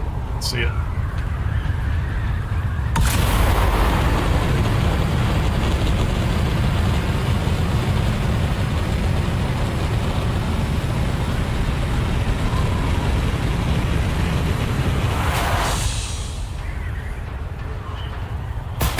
Pick me in, drop, boom. That bell tolling is wild. Is that the Masquerette? Are they bell tollers?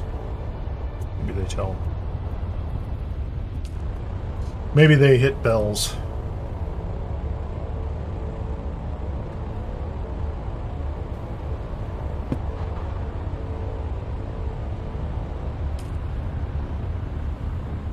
Also saw some interesting stuff in the deep desert and on the private server too. I had low-level character, right? So I was just poking my head into the Imperial testing stations to see were there any I could survive, right? And I found one in A2 sector. I think it was A2 or A3 that had nobody in it, right? So the life scanners are great for that.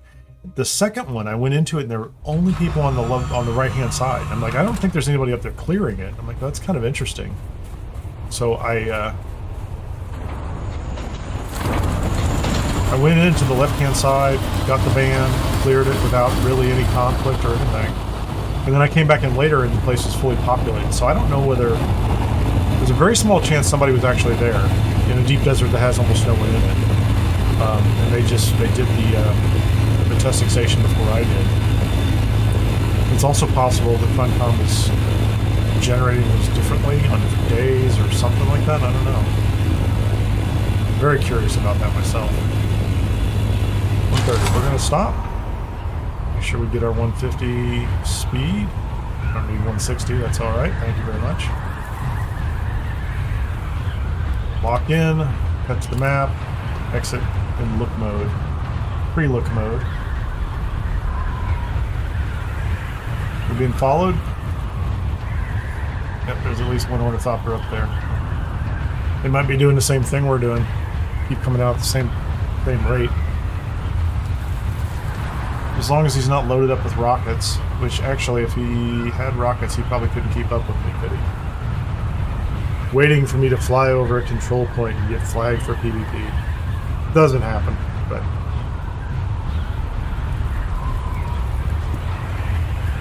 Speed's good. Still over 600 meters. I'm going to try to remember to boost before I get too far.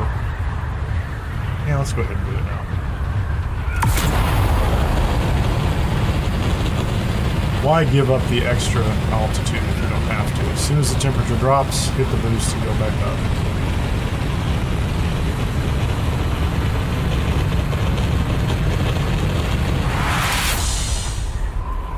Make sure I get the speed. Yep, we're good.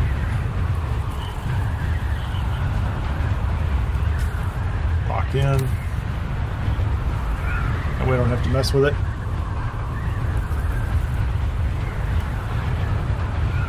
Yeah, this base was a little more manageable when it was like 2 or 3 trips.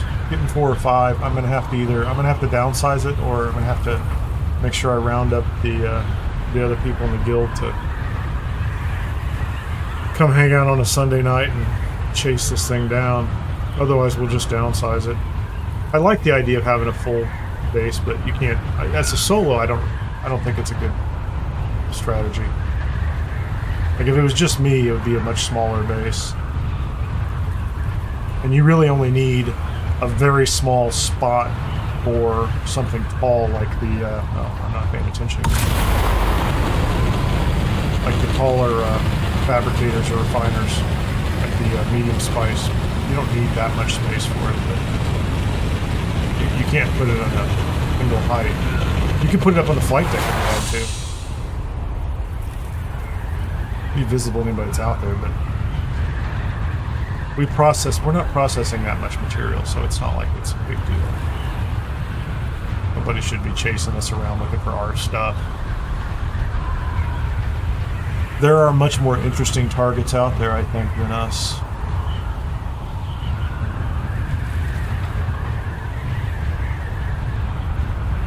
Let's go. Oh, I noticed that. There's the red mark again. Server lag. It's not as. I mean, I hope it gets smoother over time, but maybe it'll always be that way. Maybe. Let myself get down way under 600 again.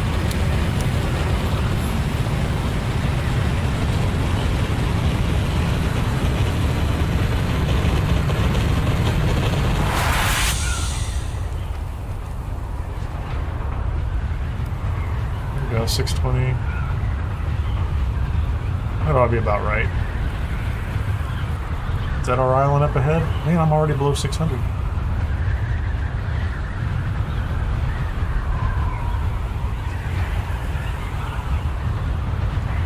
That's 2 boosts. That's about right. Oh, ship coming in. All in ship.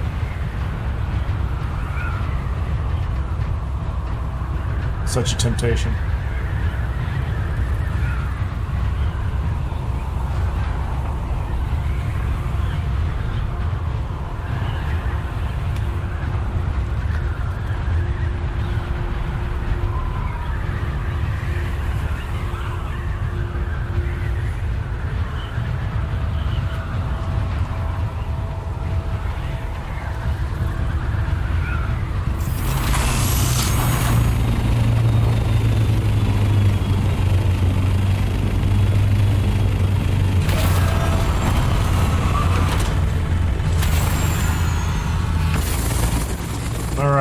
Empty now. Let's double check the box up here. That one is empty. We're going to take as much water as we can right now.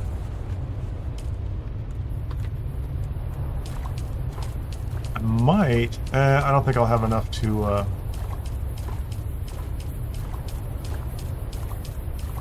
I can take down 1 cistern maybe. But then that won't provide me with enough materials to build one back there. I can put it in a box and then build these smaller cisterns back at the other base. So I want to build up the guild base using this stuff, but then you don't want to... Can I take one down? Yeah, we'll just take water each time. But you don't want to have to take down the guild base in order to build your DD base, so it's kind of a... Take them a piece at a time.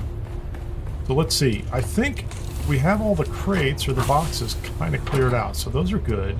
So now we can start taking down this guy, right?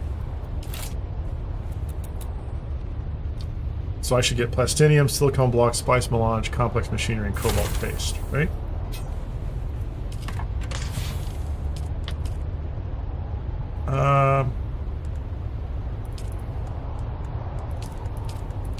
I'm going to put these in here for right now.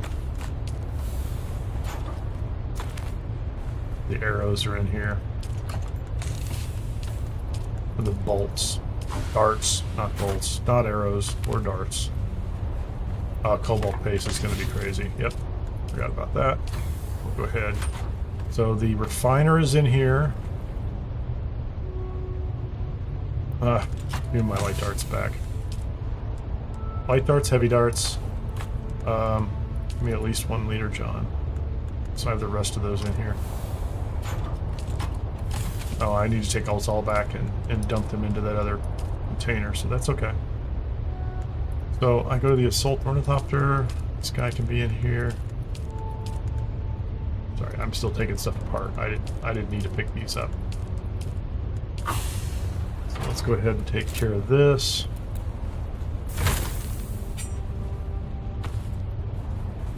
Did I get everything? Maybe, maybe not. Okay, that's cool.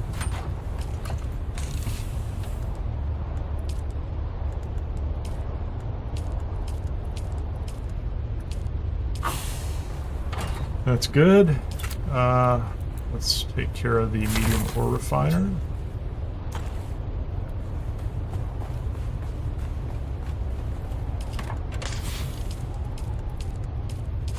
Let's Is there more stuff on the ground over here? I need to make sure I don't leave things. Here, we absolutely want to make sure we get this guy taken out of here too.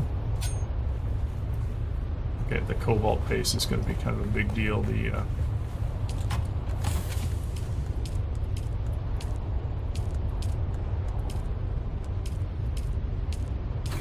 come on.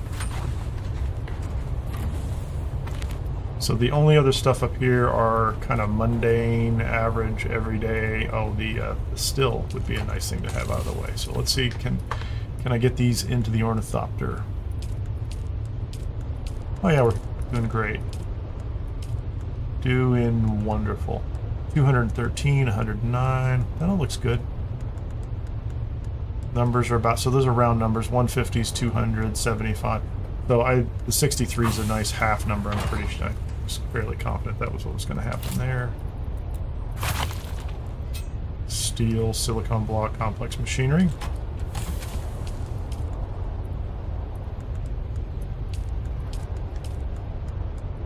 So I have quite a bit of space, so I can definitely, I might be able to take all those bodies.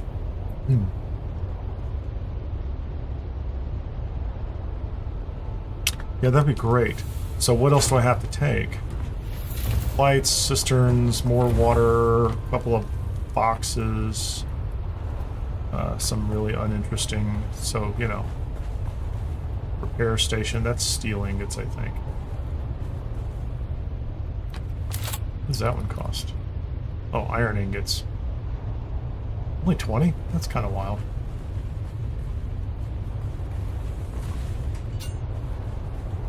Yeah, that's not bad. Let's go ahead and put all the bodies in here. We'll get all the bodies back.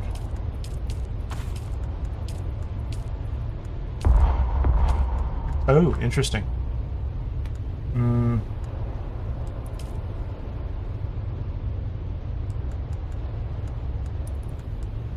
Is anything... I guess I could take the spice myself. Can I put another body in there then? I can't put another body in there. Well, I would like to take another body. 68, 46, 75, 17. So close. So very close.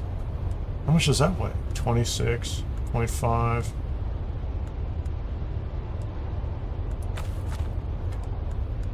I guess that's not happening, is it? Close to 1,000. I'm not complaining. I'm not going to complain. And I won't be able to carry a body. We'll have an extra body. So I can't carry that extra body. I can carry the water. I can carry the copper ingots.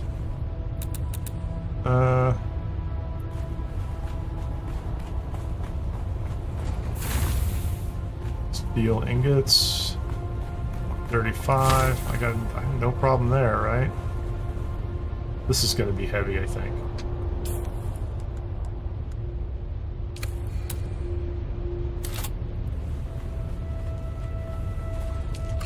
There's a body in there.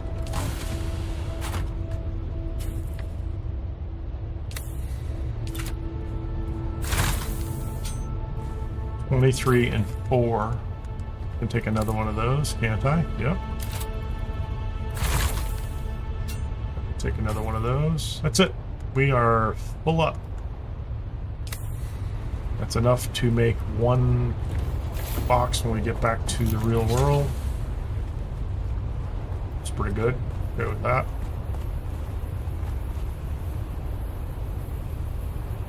Fuel up.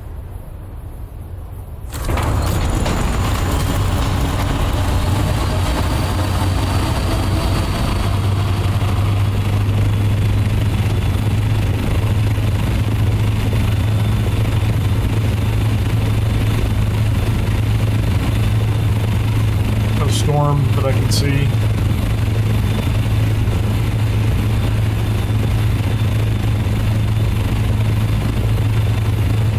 Keep climbing, get the temperature going up. Come on, you can do it.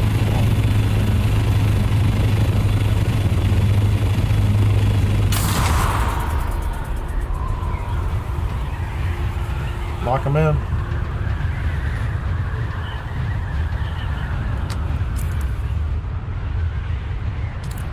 There we go.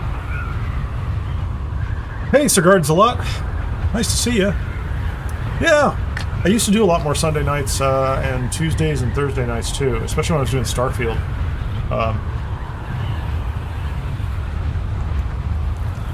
I missed a couple days this last week for outside projects that are urgent and profitable, so I need to do those.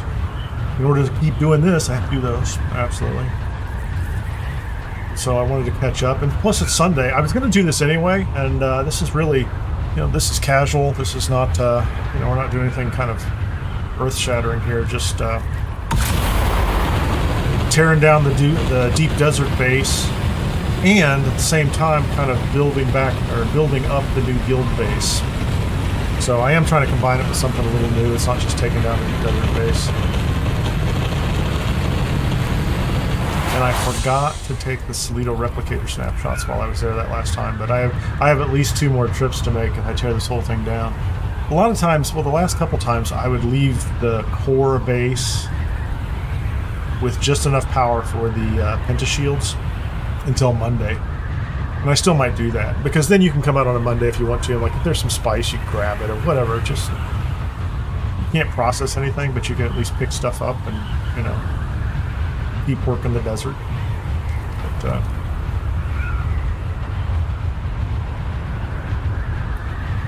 I'm kind of half tempted to have that done, because Mondays, this next week's going to be kind of hectic as well. So, and then I should get some a little more freedom to schedule my live streams and various games as I see fit. Right now, I'm just trying to keep my head above water.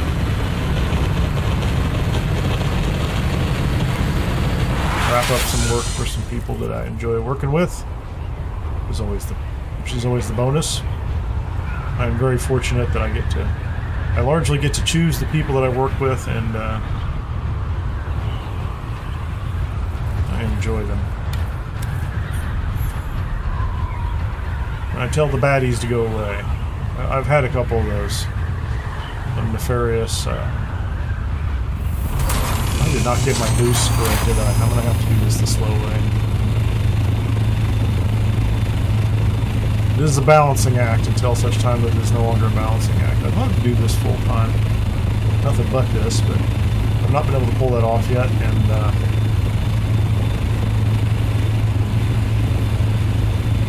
I do have a poor economic hurdle that I have to overcome before that can happen. So I'll get there someday. Progress is happening. The plan is working.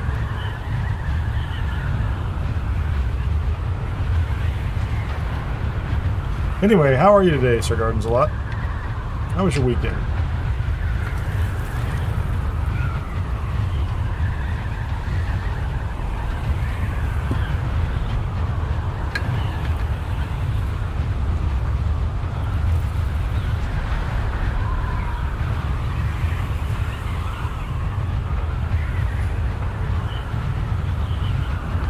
If I get all this stuff wrapped up, I might cut over to the private server and do a quick tour over there. It's kind of fun. It'll take me a couple seconds to reset, but I can keep the stream running.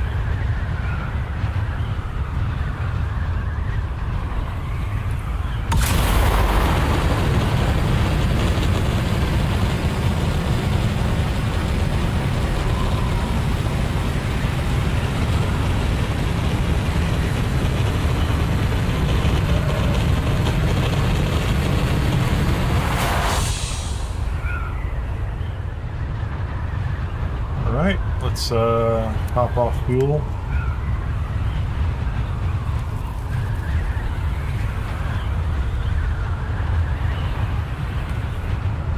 Solido replicator. Have to make sure I do it before I start taking any of the actual structure down.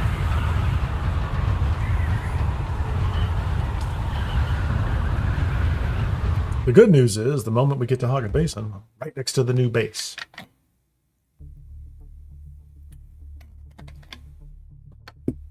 Very little flight time. Weird sound cutting in and out. I don't know why. Who is this little guy sitting there?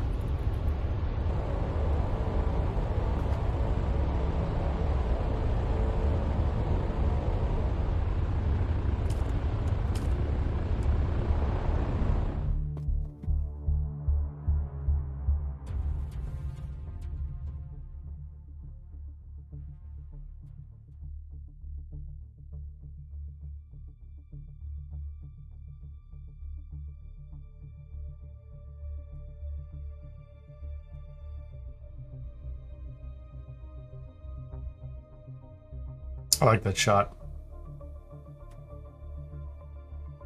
I don't think we have that mask, though.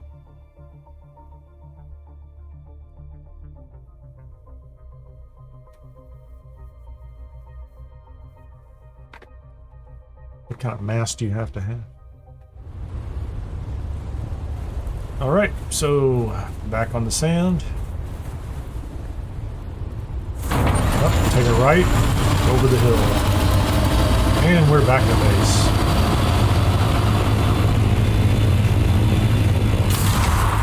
Now, unfortunately, because the half build ratio for materials, I can't just go rebuild all these items. I'm going to need to bring in additional resources.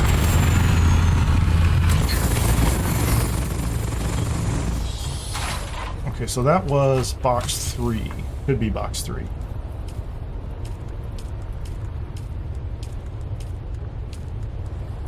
That's out of the backpack. Okay, let's go ahead and sort by volume. Oh, hold on. Let me get that. That should go in the other one.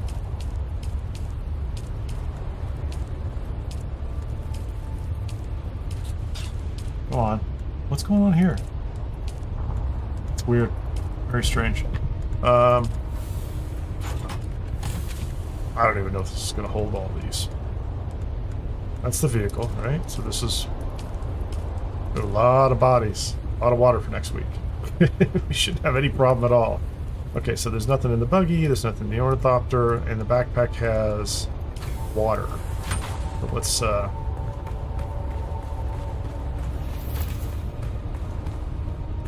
dump the water in here.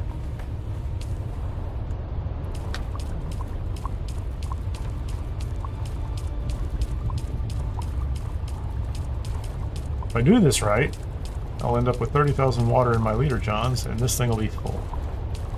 Should work.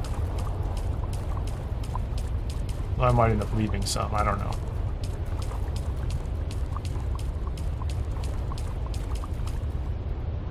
I think I've stopped counting the trips. I don't know what it's going to take me. Man, I need some freaking lights down here, don't I? Where are the lights? There you go, lighting. Where's the Atreides stuff?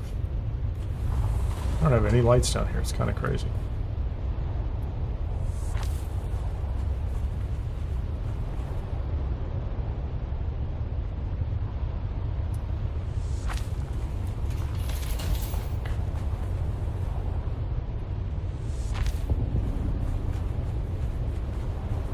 There's one light over there. 2 away from the wall. How about one over here?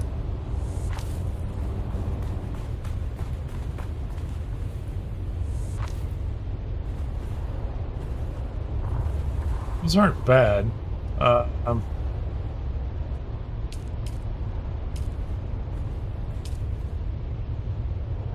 Do some of these.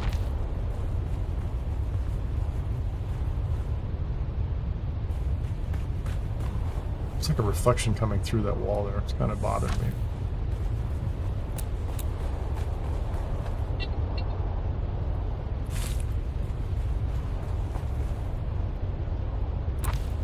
Might have to move those lights, because if there's like light reflecting underneath the walls, that's not right. Anyway, so we have some light. Might as well take another drink of water.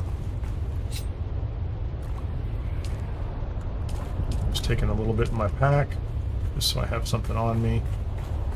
Can we go ahead and make all those copper ingots? Yeah, make them all. We got them here. Might as well burn them. don't think there's anything to make here. Low-grade lubricant, industrial lubricant, small, large vehicle fuel cells. So we're starting to get material that we can work with here. I'm not going to rebuild the rest of those items until I get everything down here. I don't think there's any reason to do that. So what do we have? We have the first round of, this is all the stuff that was like in the box, not in use, might have been leftover building materials. They weren't in anything. So that's box number 4. This is stuff that I disassembled. So this is material that was actually used to build like the spice refiner and the medium ore and medium chemical refiners. This is going to be all water, although I still feel like I'm going to have to move these someplace. I'm actually going to take this box and I'm going to replace it and set this body box someplace else. So I don't, like, that just doesn't, that's not right. Put that one here, put that one here. Clearly I've got this wrong. Let's build that one, and then let's move that one. This is going to be for the water, for all the stuff that we use to store water. Although I think I probably put the materials for the death still in there. Okay, and then this is going to be a box full of dead people. Because you can't go wrong with that, can you? I think you always need a box of dead people. Next trip.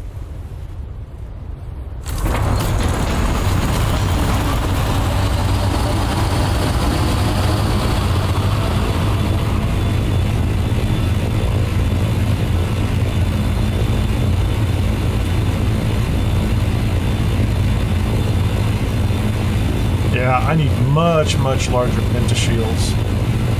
Yeah, I like that little, like the kind of opening that they have, but it's just way too much work to get this assault copter in there.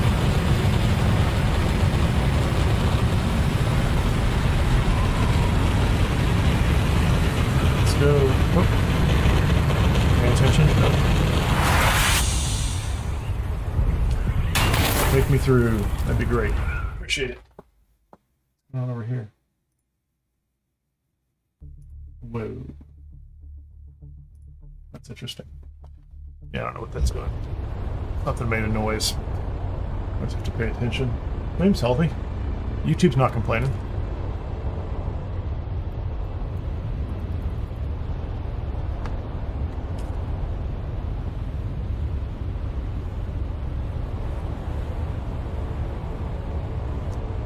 Come on up. There's more deep desert. I was playing around with those structures today too. They're interesting. I might put some of those on the building. Put them out on the wings on the side, pointing out. I don't know what they're for other than decorations. They call them ramps, but I'm like, I don't know, what are you going to do with them? Okay, can I walk up to the back of here and get in now? Thank you.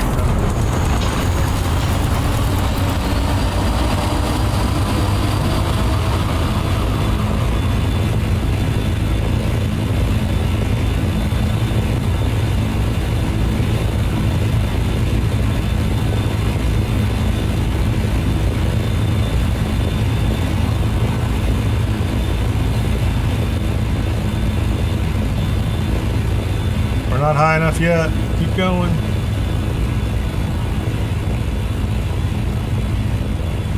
$130. That's my magic number.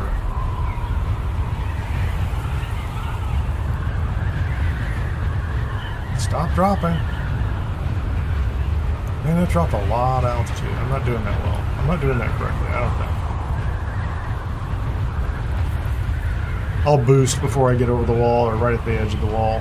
As soon as the temperature drops enough.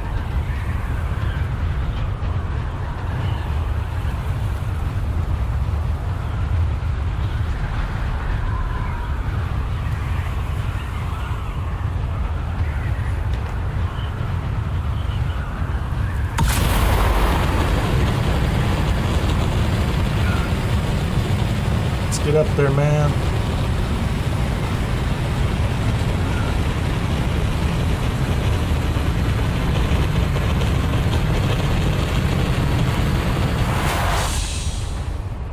Drop the nose, pull it back up. 156, that's good. I didn't give up too much altitude that time. Come down just a tiny bit. Set the speed. Okay, should be in look mode. Yep. Beautiful sunny day in the desert. It's always a sunny day in the desert. This part of the day. It's burning my wings out, just going back and forth. It's not bad though. We'll have this thing torn down in no time. And then I think I have enough spice melange to get,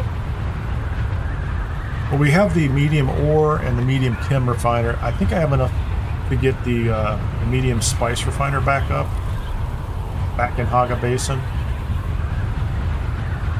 I definitely do have the materials if I go take down the advanced vehicle fab, which I used once to put MK6, like Mark 6 wings on, I got a boost, on a Scout, but I haven't used it since, so it's one of those things like, I'd be better off if I had the spice refiner.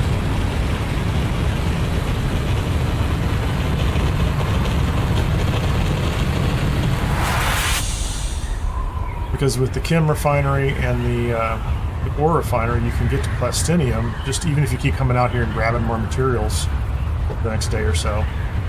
You can get that. But you really need a spice refiner, and now I hate using the small one because of the fact that it's a 100 to 1 or whatever it is. It feels like it's not that hard to get 750 for the medium.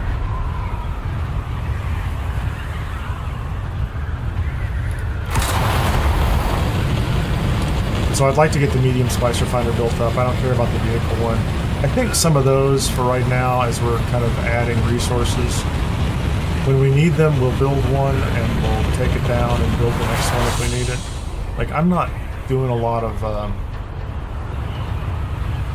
like, I only have a couple of tier 6 recipes for armor. I literally haven't been going into some of the content. I've just been too busy this week. But so once you get more tier 6 recipes for armor and weapons, then you need those. The survival one was good for the water, the wind traps. Those were pretty good, I thought. And those weren't expensive to make from a spice melange perspective. I thought they were like 3, 6, or 5 or something like that. They weren't terrible. The only problem was like the filters cost more spice. So like we're gonna have to be at the very least out here grabbing. Like, I don't have a standing supply, I guess is what I would say. Like I'm not sitting on a bunch of it that I could just burn for fuel. So I'm okay using say the tier 5 stuff for water and power for now. Like I don't think we need these except out here.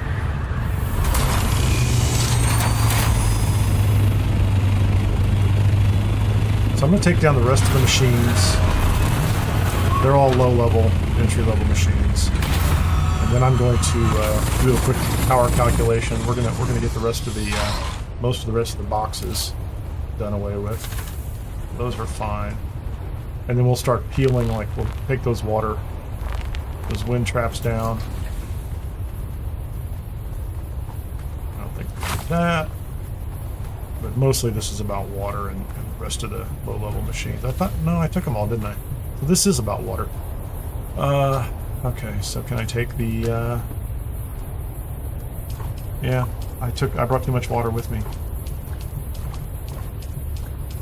I should have turned off those wind traps. I don't know if they're generating more water. I think the filters have to be gone in them right now. There's no way they're generating more water. So if I get below 50, can I take 2 of these down without any problem? I should be able to.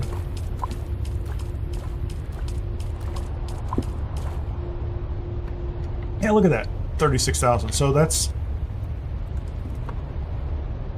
I can pick all that up on the next trip.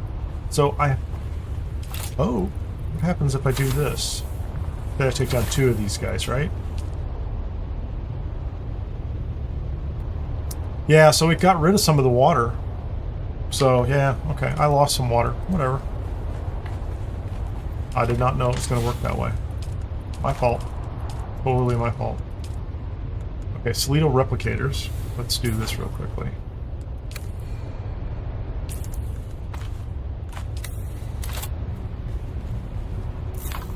Copy the building. Thank you.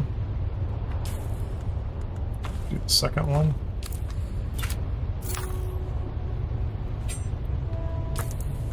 So now I have 2 of those. Kineer DD week 6, Kineer DD week 6. That's what I wanted. Okay, we're good. I might just be scrapping that water. You know, I hate to do it, but these things are turned off, aren't they? Storage. There's no filters in them, so let's disable that guy. Let's disable that guy. So I need... okay, so I took my Solido replicator snapshot. Let's give me one of the boxes. Is there anything in this box? Okay, I don't want that box. It still has a body in it, doesn't it?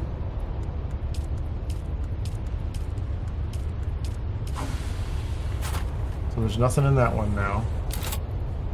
I'm going to move it outside so that I can take some of this stuff down.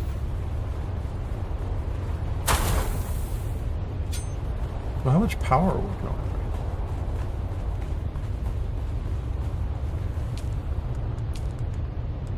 285?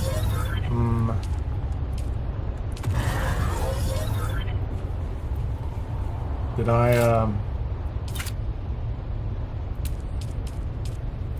I don't have salvage metal, although I can go get some real quickly. So I'm going to pull some salvage metal and, yep, there'll be some out here. There's Stravidium out here too, yeah.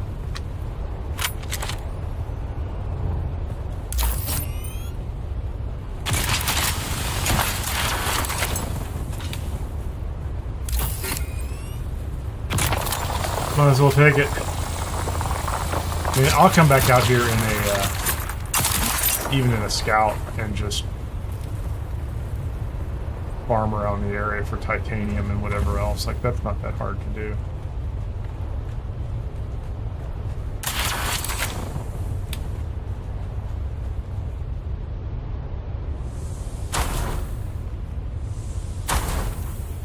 This is just the pentashields, I think, isn't it?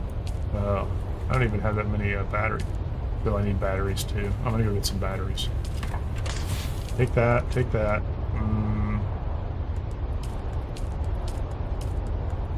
There are a bunch of batteries just sitting around out there. This is not gonna, this takes like seconds. Like right there. 2 different packages of batteries. Or fuel cells, I keep calling them batteries. I saw more over there, right?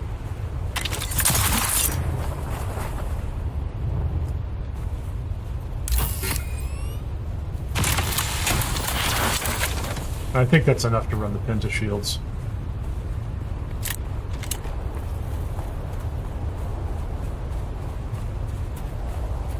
This turned out to be a really fascinating location. The fact that I could get a door to do this was really fun too. I like that. I'm terribly amused by it for whatever reason. 314. What's in these? Which is in here? They are 20 days.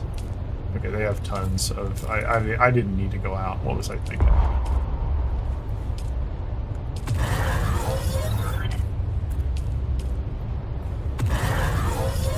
Okay, so we're only burning 300 power. I have 4 of these running. That's 750, right?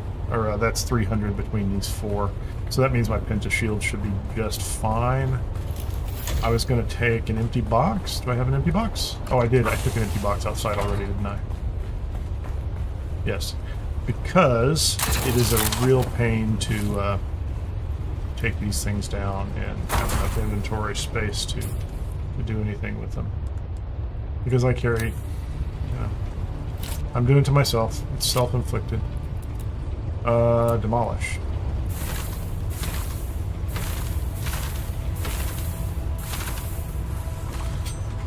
Okay, so where are we at? Yeah, my backpack's full. We are down to 1,200, and how many are there? 1, 2, 3, 6. It's quite a bit.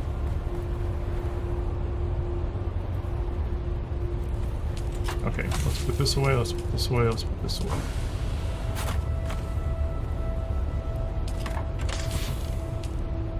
Okay. Is it just fuel? Oh, that's not just fuel.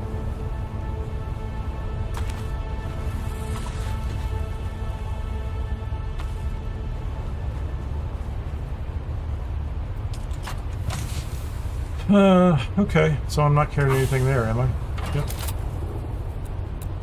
Move this back over here.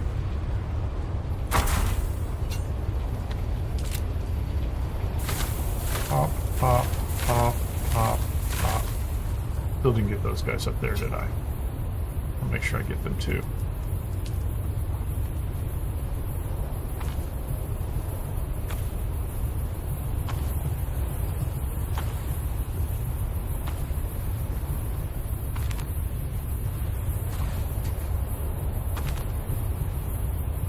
Okay, so that's all of the generators. And just to double check, I see all the pincer shields, everything's good.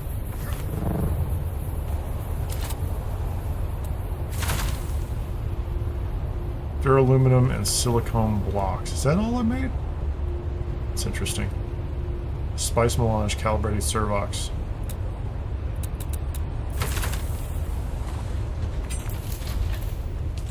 I bet my backpack is full. Where are the materials?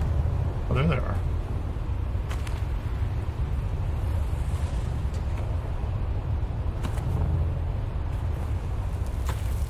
Guess I should have brought the box up here, huh? Okay. We'll leave the plants until the last minute because they're pleasant and I like them. We're going to just move this back inside, for lack of a better place to put it. Let's see if we can get that loaded into the assault ornithopter. I guess I'm not taking all the water stuff because I'm going to take that last 26,000. I'm kind of bummed out. I just threw away 6,000 or whatever it was. So let's just make sure there's no material sitting up top here. We're good.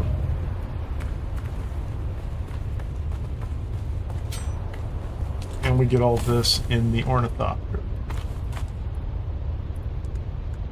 Maybe?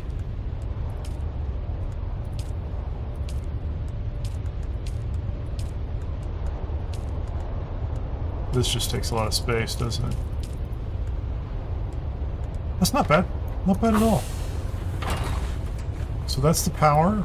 We have 2 cisterns with 25,000 water in them. We'll pick all that up on the next trip. These guys are going to run forever and a day. That says 1 hour and 55 minutes. That's not right, is it?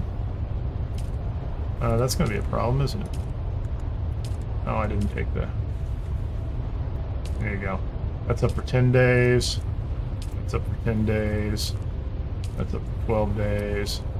That's up for 20 days. So there's lots of material inside there too. I'm carrying all this with me. Oh, actually, can I take these? That looks pretty big.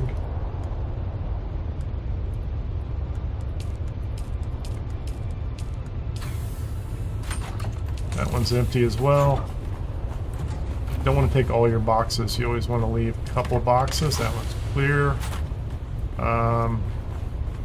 We'll take that box.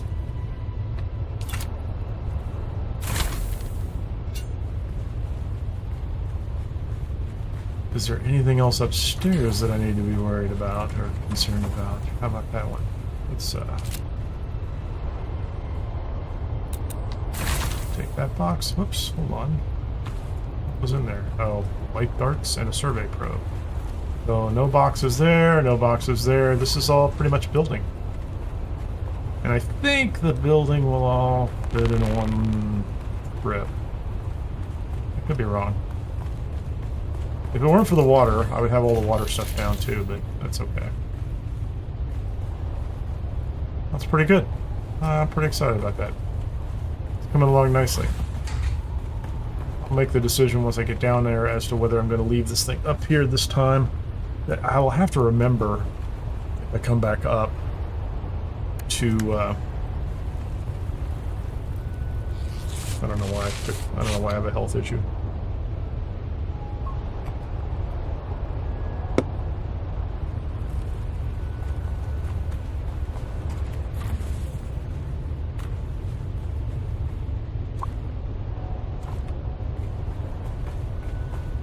I don't know. It's going to be very tempting. It's going to be very tempting to just come up here and tear this thing down. Or I could take a level off of it and put a Penta shield, you know, just drop the entire thing an entire level. So there's nothing but a kind of a Penta shield landing spot. That's all that's going on there right now. It's just a landing spot. It's going to be very tempting. It'd be kind of nice to be done.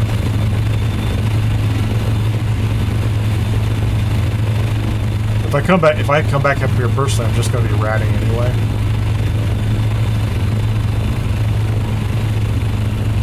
Fuel consumption increased. Burning, temperature growing. 140. Pushed it up there, didn't I? Come on, man. I didn't mean to give up that much altitude. Holy crap. Okay, there we go. There we go. Now we're back. What's going on in chat? Pocket joining, eyes on a swivel, you're fully cracked out, that kind of stuff. Yeah, that's what I thought. I thought this game needed more Rust-like gameplay.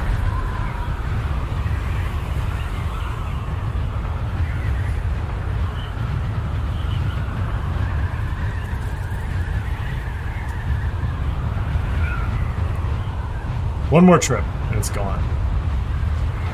I still might fire up that private server on this stream and do a tour around. It's really, if you've not played on one or seen one, it's kind of a trip. Because there's nobody on it, right? It's just, there's just nobody there. I went to the exchange and there were no listings in the exchange, like none, or anything. I mean, not that I needed something, but I wanted to know, right? So I went up there and I'm like, oh, let's put some money in the bank and talk to the guy with the mustache. Like, I looked at the exchange and there was nothing in it. So anything you want, you have to find and farm yourself. That's the story right there. That's, I mean, if there's a downside, it's that there aren't other people, right? Which, you know, I think having other players is fun. I think having some other players is fun. Some are not fun at all.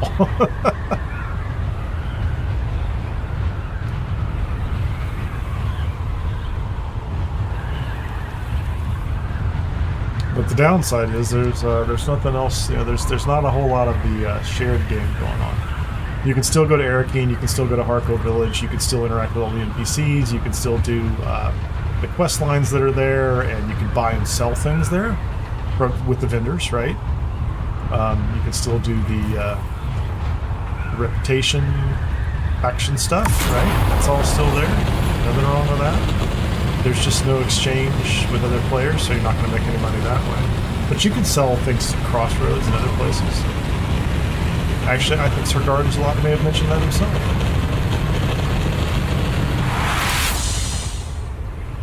But it's just what the real trip is.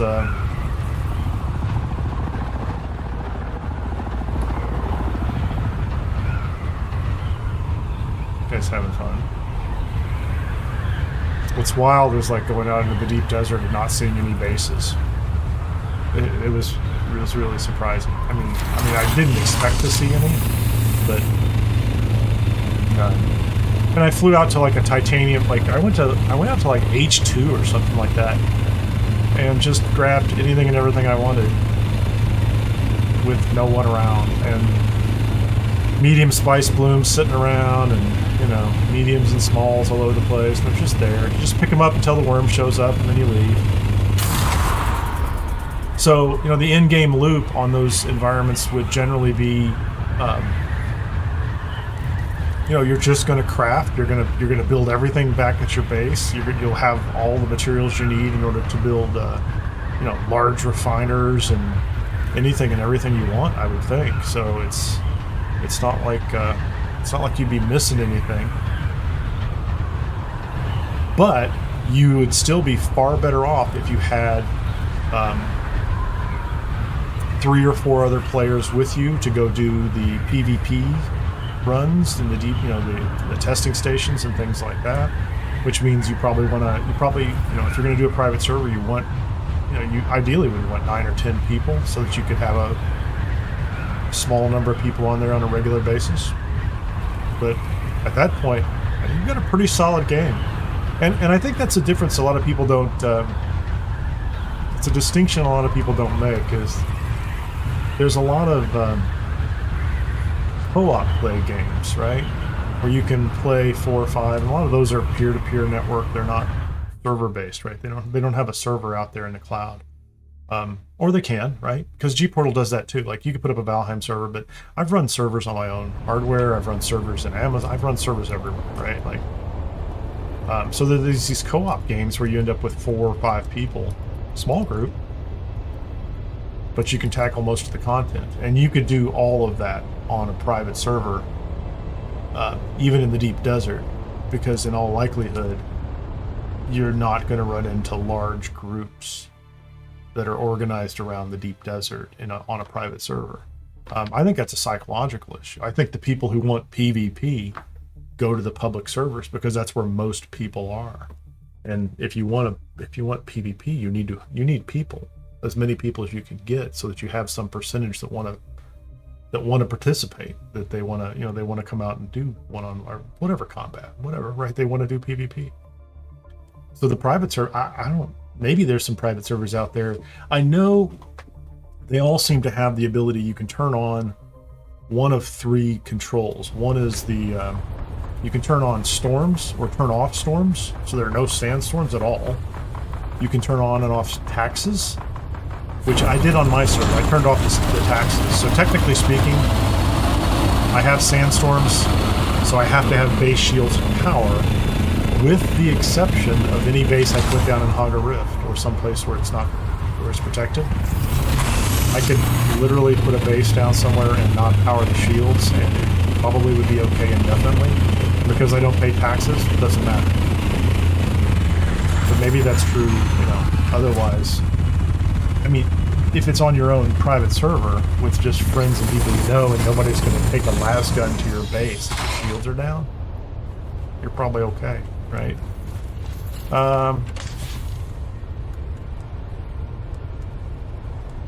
That was just another box. I'm going to put that there. Spice melange, I can put that in there too. This is power and water. So that's going to go in the second box. Yeah, that's my basic organizational structure. I wish I could label all this stuff, but so this is for all the power plants, right? It's a bunch of steel, right? So all the I don't know if it's 10 or 12 different wind turbines. Let me go ahead and get this out of here. There you go. Okay, so let me do this. Okay, so here's. Oh yeah, they were ahead. There was no way that Atreides was going to pull it out at the end. Like at 10 to 13, there were only a couple of them left, so numerically not going to happen. Did they get a? They didn't get a. They didn't get a Sissel Rud. They didn't get 5 in a row, but they just won probably on the numerical side. So that's cool. Well, that means that Atreides will get a bonus next week. So we didn't do anything this week. I guess we didn't. We have no voting power this week. In the past couple of weeks we've had a little bit.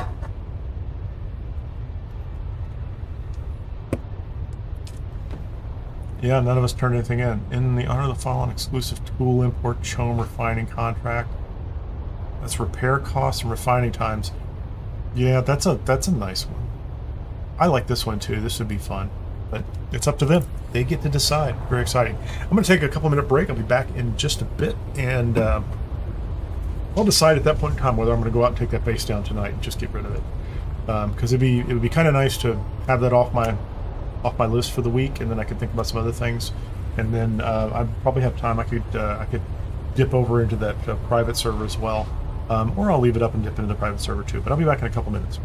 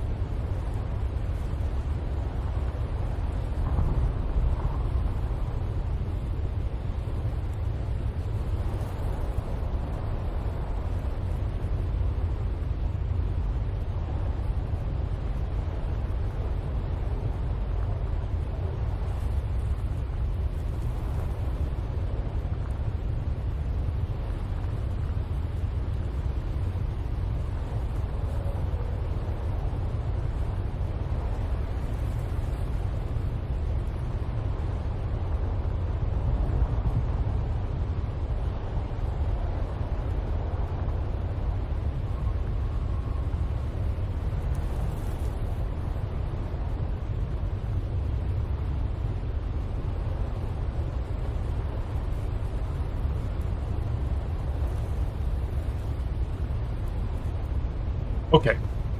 I'm definitely going to take the base down.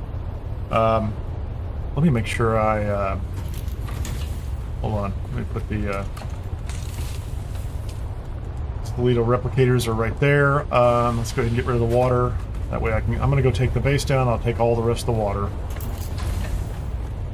And then I'll be done with the base for the week, and then I can just kind of prep for Tuesday morning. So Tuesday morning, I get up pretty early, get online, and right after the Coriolis storm, and then go out and find a spot and rebuild. It was a little tricky because the base design I have now is kind of getting big. Yeah, so I got, you know, I'm not complaining. I lost about 6,500, 6.5 liters, but still, I have 100,000 liters over here now. I've burned some resources on this, but I plan on doing that anyway. 26,000. I'm going to take a little bit of water.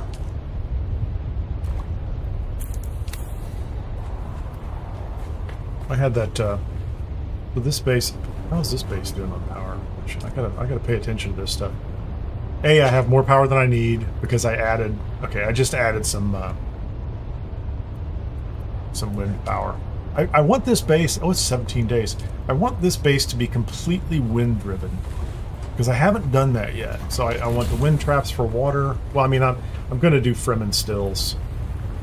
Can I do a Fremen still right now? Hold on. Do I have the materials? I bet I do. Wait a minute. Let's set up a Fremen death still. There we go. That was pretty cool. I like that. And then we can also do decorations. Where's the plants? We want it to be nice. It's, you know. Hold on, let me move this over a little bit.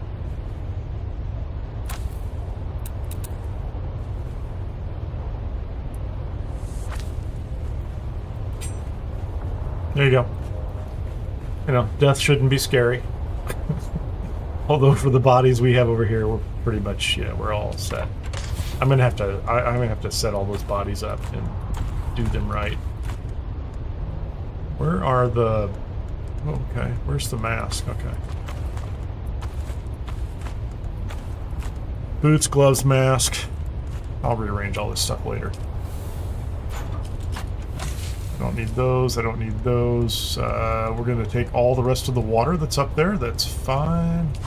And we're gonna see if we can get the rest of the base down. I might end up kind of doing the routine where you, oh, this thing is, I'm wearing this thing out too. How are we doing on the wings? We're wearing the wings out, aren't we? I might end up doing the routine where I just drop the top layer off of it, but I don't know. I just assume be done with it.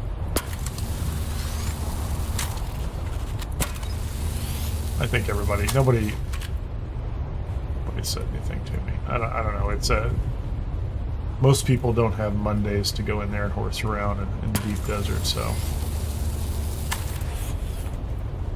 Although Ripper works an interesting schedule, so he may. I'll have to warn him in the Discord chat. Let him know that he shouldn't fly out there and. Don't forget the thrusters.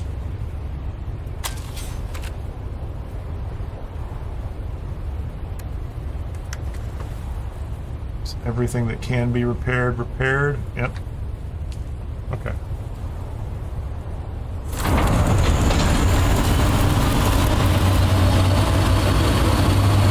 I just don't want anybody flying out thinking there's a base there.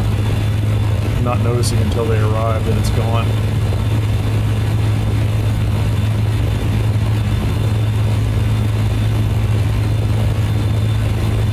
Can I do this at the same time?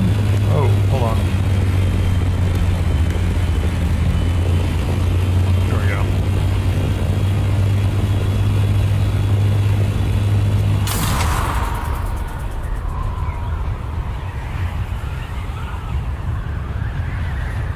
There you go, that's better. So much better.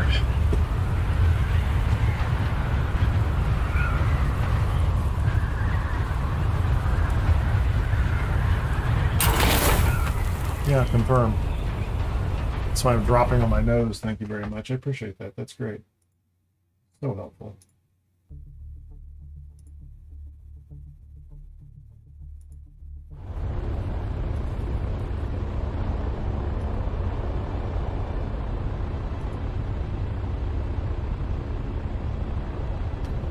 Kind of driving me crazy.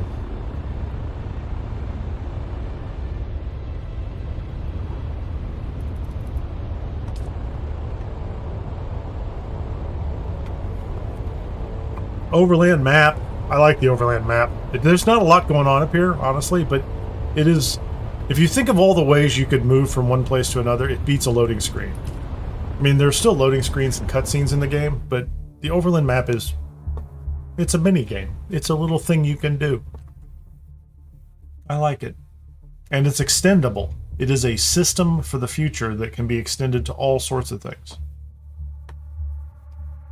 Now, I don't know how they're going to handle, let's say, travel to other planets, but clearly you can't just go to someplace on the map and go, poof, you're there. But you could go to a location that would allow you access to the interstellar travel, right? I know, rub it in. Arcos.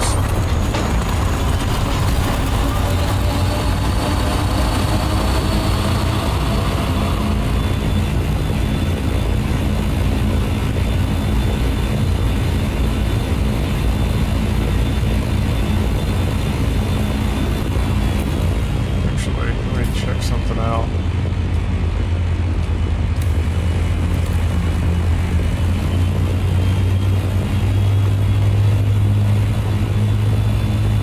about to make a comment on them in chat, but I don't think I want to. Almost did. About the math and the speeds on the ornithopters. Whoa, kids, let's go.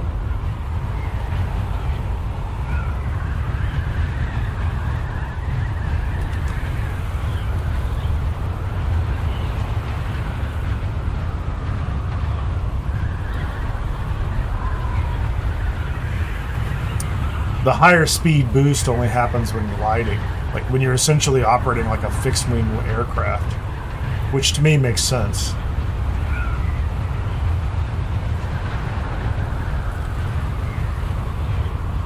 The assault is still messed up. Like the assault should be able to go faster, but they probably can't reconcile all that with all the stuff that they've had to deal with from a PvP perspective in Rocket.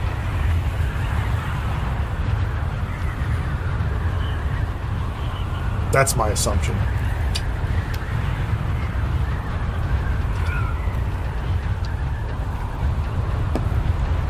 In any case, the Scout Ornithopter is lovely with a booster.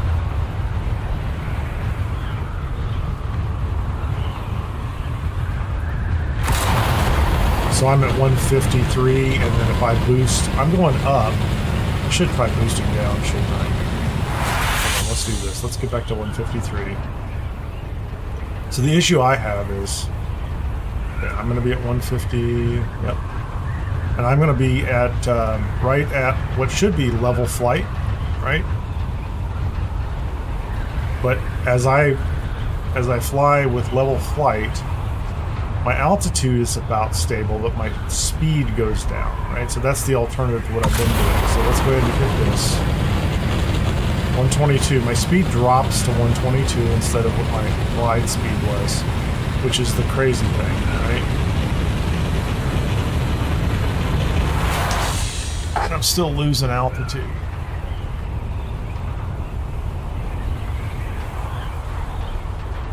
Yeah, now my speed is wrecked.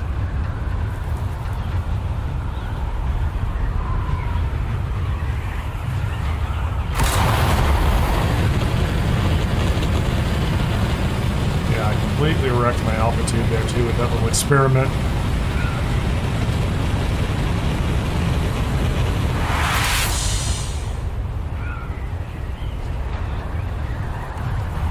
Because I want that maximum glide speed of 150 plus. But if you don't aim down below,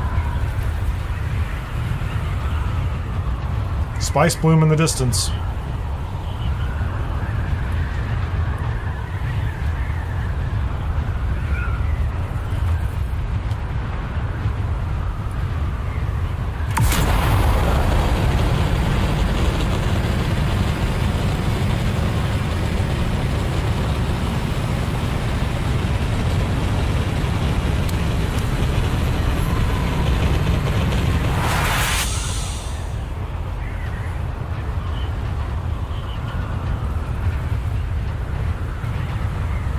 Yeah, I kind of wasted my altitude there.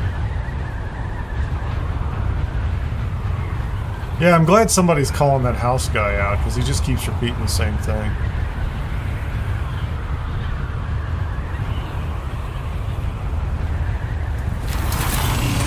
Coming up. There's a ship coming in. I love the way they land. I do. It is cool. That's not bad. Like, it doesn't fly apart. I would expect it to fly apart, though, right? Just me. Oh, I'm high enough. I don't need a lot of glide from here.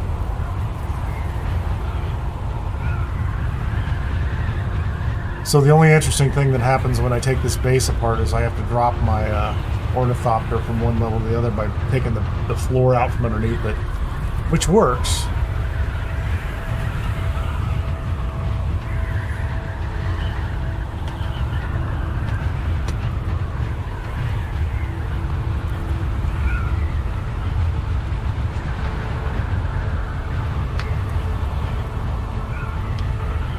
Hello, base. Let me get a snapshot of it from the air before I go.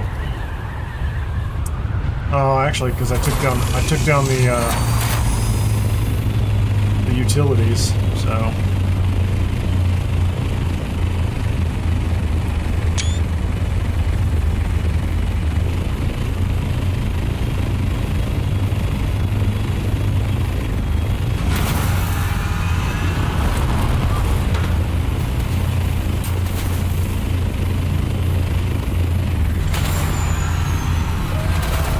I'm gonna go clear everything out on a level below and then drop this. Oh, actually, let's take the water first. The welding torch is falling apart. I don't have a repair station out here before. Or I used to have a repair station, and then I got rid of it, so my fault. Let's move that over here to the side. Let's move that one to the side too.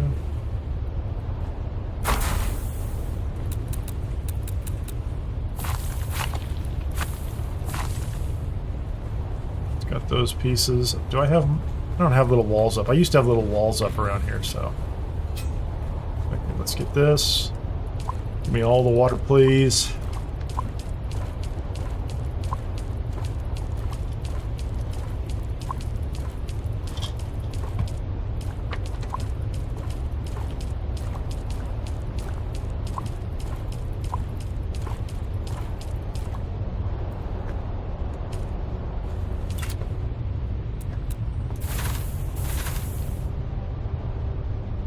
That's interesting.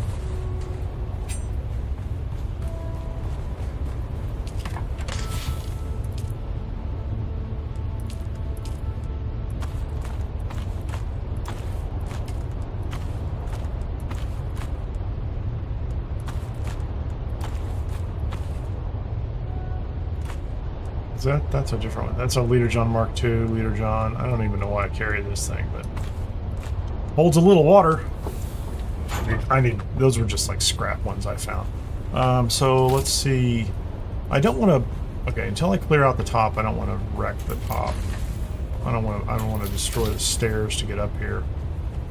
Let's go ahead and take care of these things. Well, I didn't mean to knock out that wall, but whatever.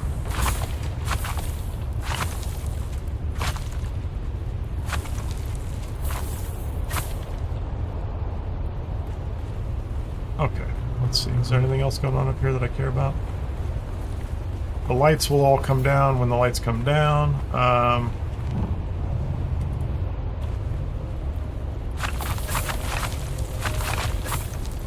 I should just... If you take down the walls, the top will drop. I don't need to worry about that.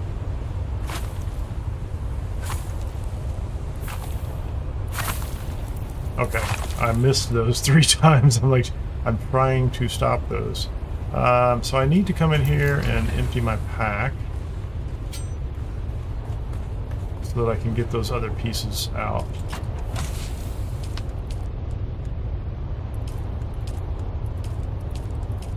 Let's go take this one outside.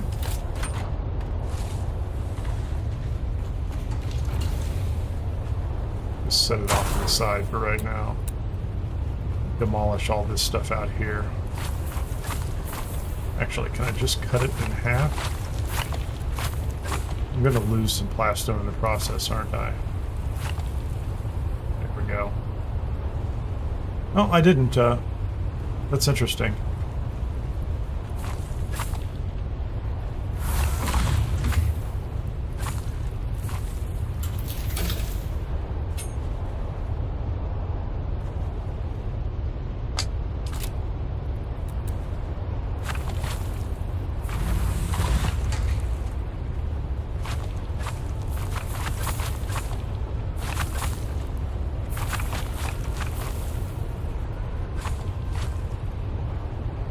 I love that if you can aim at it, you can hit it, right? That is absolutely useful. I couldn't build foundation all the way to the ground, so I was trying to do that earlier this week, but I gave up. But some of them I was able to get down there, which is interesting, right?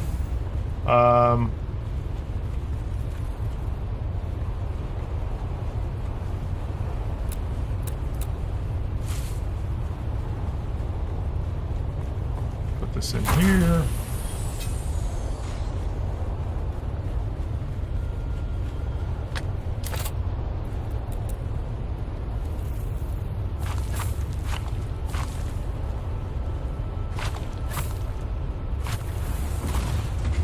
That's good. I'm standing on the one piece I need to keep for just a minute or two, right? I'm picking up all those pieces, that's fine. Let's be done with those. Okay, cool. That one's good. I don't think I need the...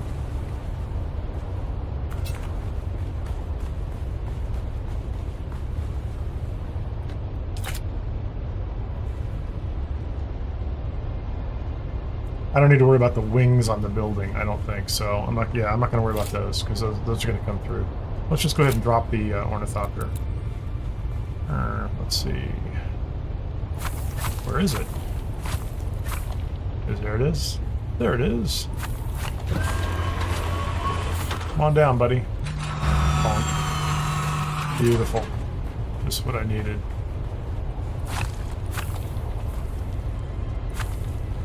Trying not to hit the Penta shield on the way over.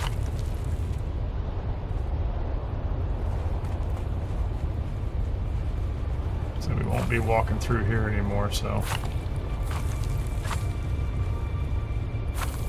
I just want to get a gauge for if I can get all this material.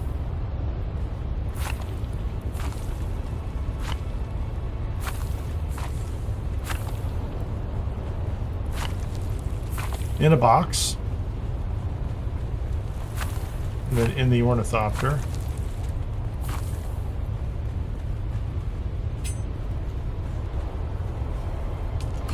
So it's not a lot of material, really.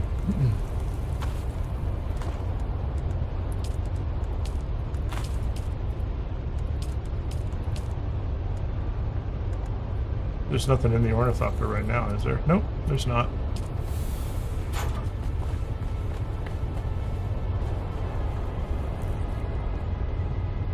I wonder, can I,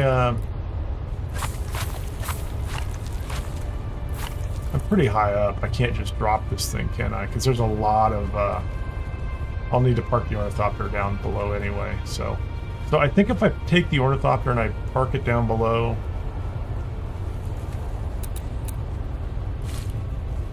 and then I just move my boxes down below, if I can, I might be able to do something interesting here with stairs.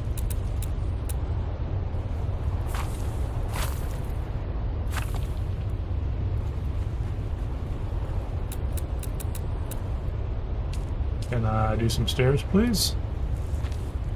Oh, that'll be fun. There we go. I would like to move these boxes down there.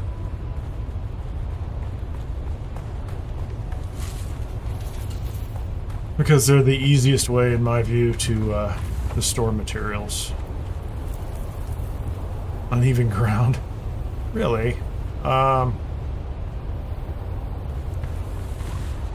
Hold on. Let's do that. And then, can you just give me a foundation piece?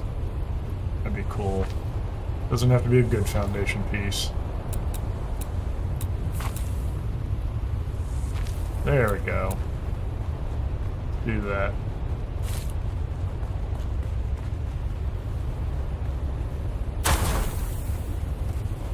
Is there another box up here? There it is. What's in this one? Nothing. There's nothing in this box. I'll take that.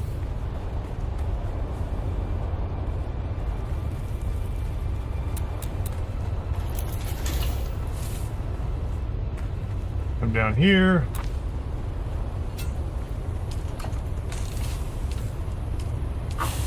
That's it. Let's move the ornithopter down here.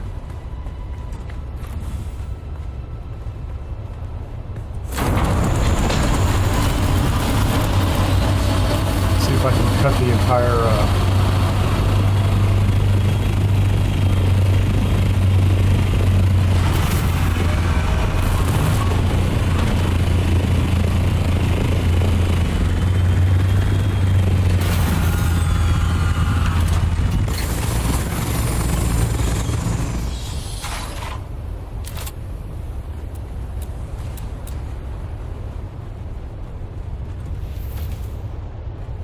can I do that? Thank you. Can I do that one and that one? Yeah, that should give me all the materials I need.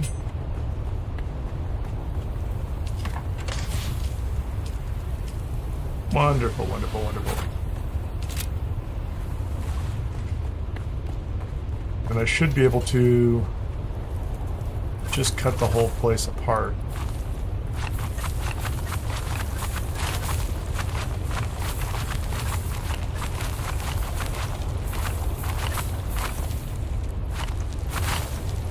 There you go, the whole thing should come down. Thank you so much.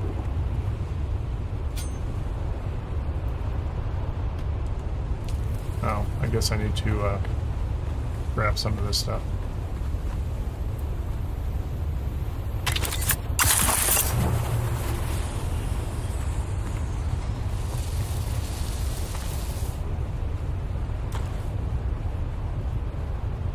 Waste not, want not, right? We'll take it all back to base. These foundations are going to be fascinating. Just my opinion, but... Assault.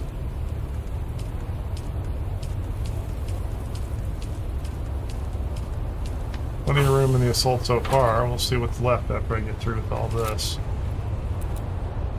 Oh, hold on. That's a lot of material. That's a lot more material than I thought.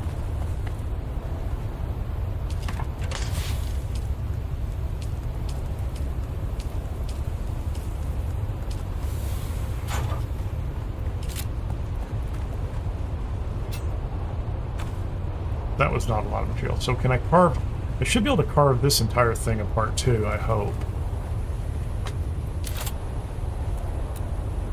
Right, so this is... There's so many foundation pieces I had to put up in order to make this thing fit. Yeah, I'm gonna lose some... Yeah, hold on.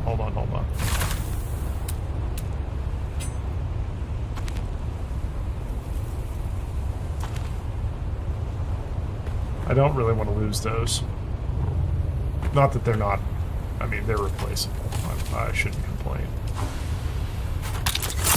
But I'm just trying to keep all my stuff, man.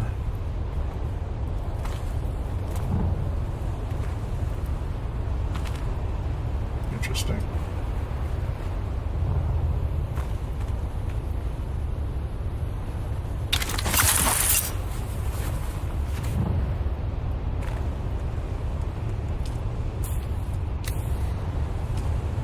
Can I have all that?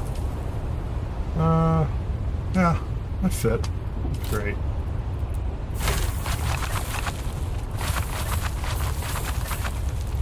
Used up all my space.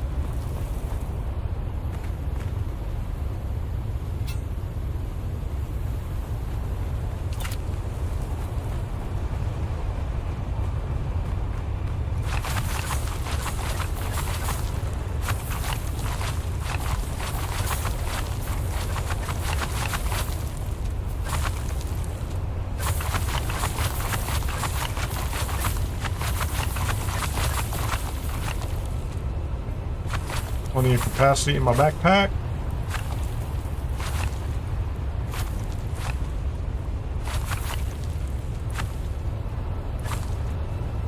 What's going on over here? Anything over here?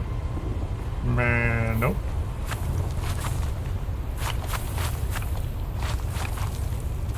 I might leave a couple pieces that I'm not paying attention to, like that right there. Maybe I won't leave them.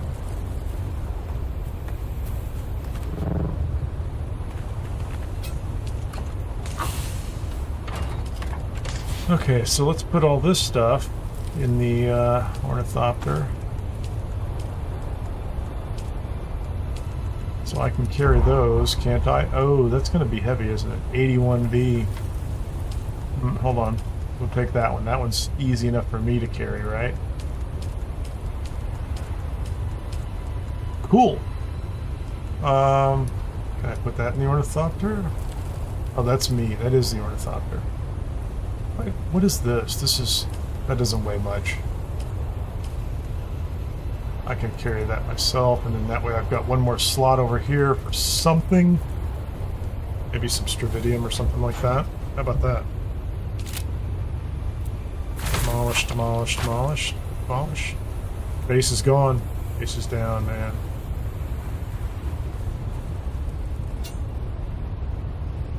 Put those in there. How about that?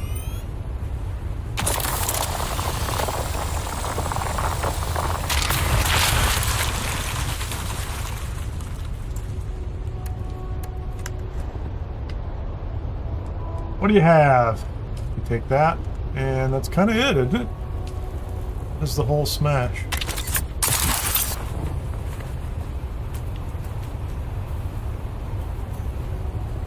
There's another stravidium node over there. Might as well grab it before we go.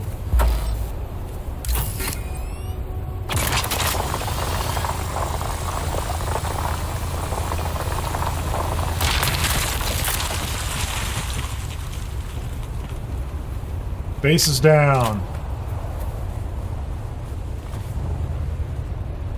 I don't think we left anything here.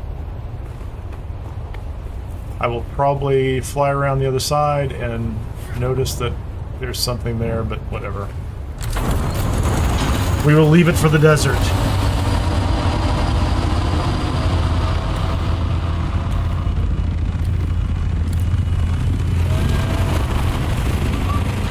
Wings are good, fuel's up.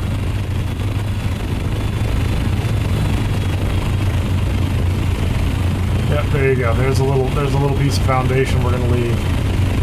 Not gonna think twice about it.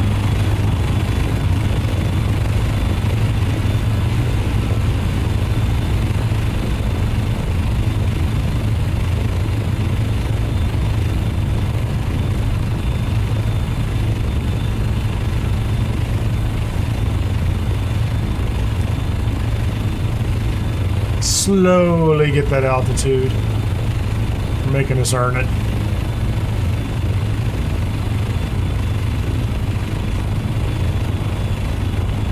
$850, and we're gonna drop. Here you go. Give me that 154. 152, I don't care.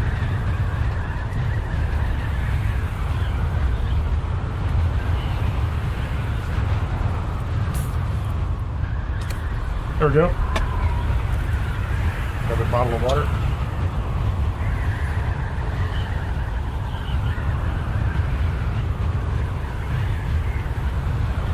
That was like 5 trips. At least one more than I thought I was going to take. Maybe 2.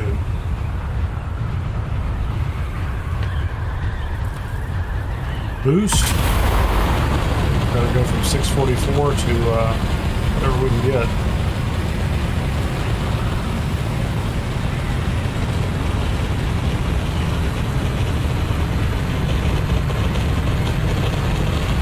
And my fuel dropped a lot right there, which is interesting. Not that I don't have it, but...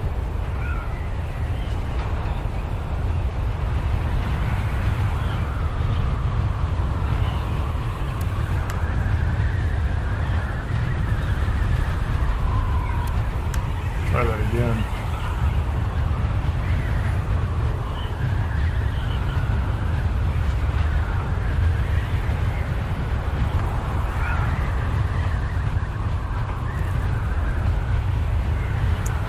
Temperature back down to 20. We'll boost.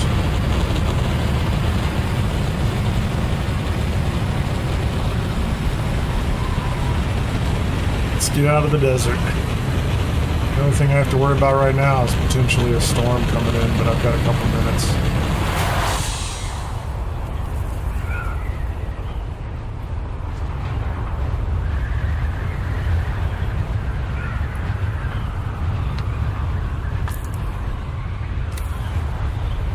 At this point,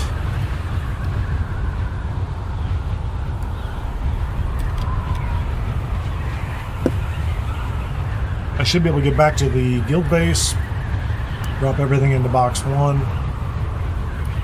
I did learn last week I need to check all the map for the rebuild. It felt like we were losing some materials somehow. Not sure how that happens, but End up having to bring up more.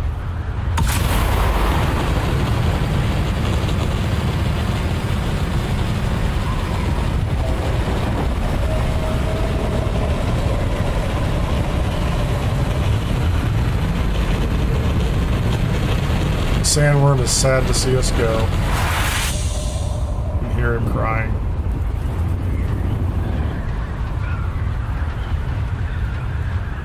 Where is he? Right back there. See you, buddy. Catch you next time.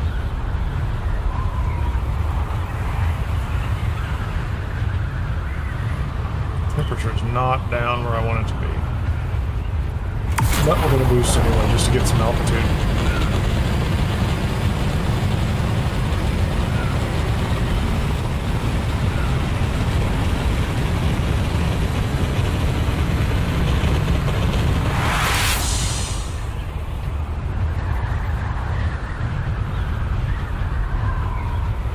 That guy's moving fast.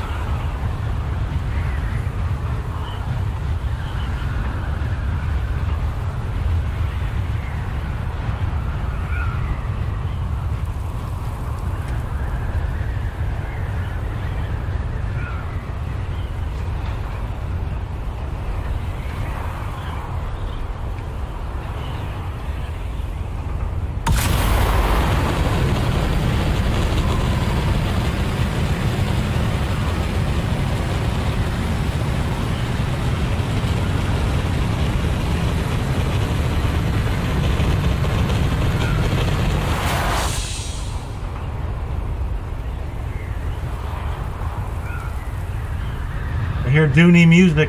Is there a storm coming up behind us? I think we were out just in time, maybe.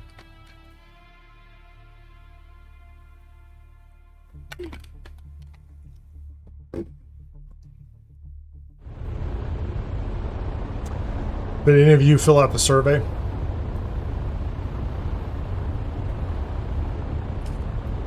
Oh, hold on.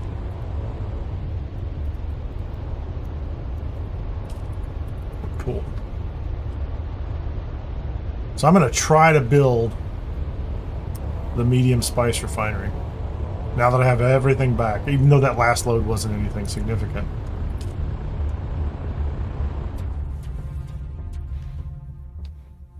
If I'm really, really close, like on Plastinium or something, I guess I will take a scout back out and find titanium. Which technically I can just do in the lower, even in A through E, but we know where big titanium is. I could go out tomorrow morning pretty early and get a lot of titanium if I needed it. There you go. I keep landing next to that guy. Can I just walk into the back of my ship? Yeah, there you go, thanks. It did look like I was walking into the cockpit, though. It's kind of bad.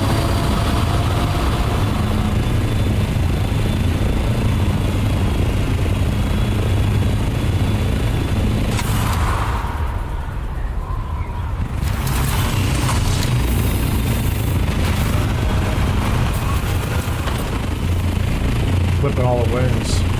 Yeah, I need to land on, I need to set up the, one of these wings over here is an assault landing area.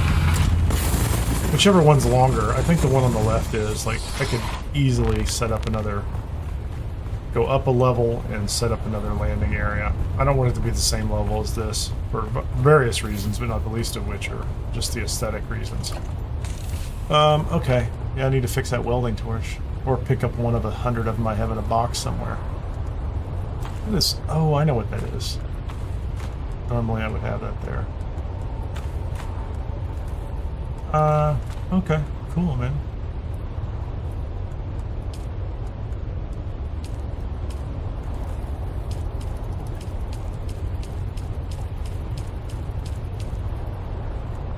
That's it. Everything for the first of the box. So what do we have? 1,000, 2,000, almost 3,000. I have more plastone here, so that's the other thing, is last time I think I was ferrying it back from 2 different bases, so I'll have extra plastone here, so if I want to round up when we head out. So that's enough to do the core building, and then the pentashields, 4 generators, and plenty of, I mean, more of that than I need, right? So, but now I've got some stravidium mass. I could go down some dunes. I don't think I have any titanium, do I? Stravidium fiber. Make it all, man. Use some of that water.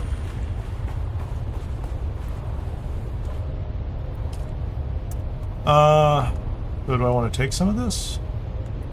Yeah, I had these are all full when I showed up, so I'm going to take it. And I think that is a advanced Fremen death still, so I can't put more in until I add more capacity, or so I could quite easily put a couple of these in.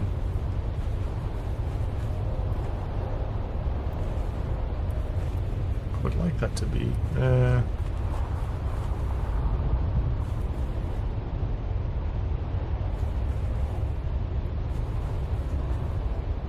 I might want to move that somewhere, but for right now we're just going to put these here.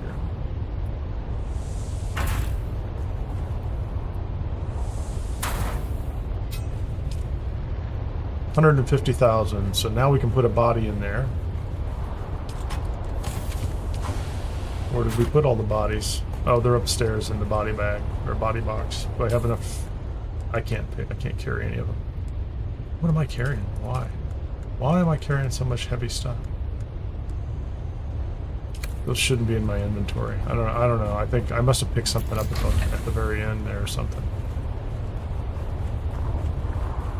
I don't know why those are in my inventory.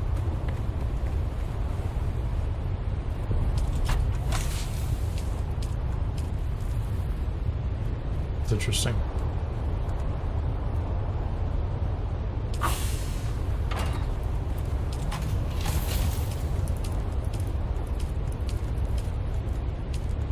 Yeah, give me a body. I need a body to put down there.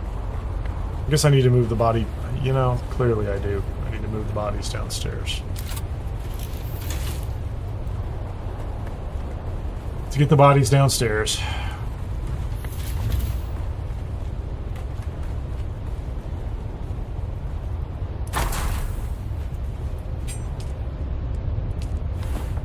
There you go.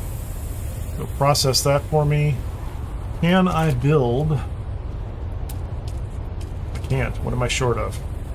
Plastinium ingots. 285. So I am short 50 plastinium ingots and a tiny amount of spice melange.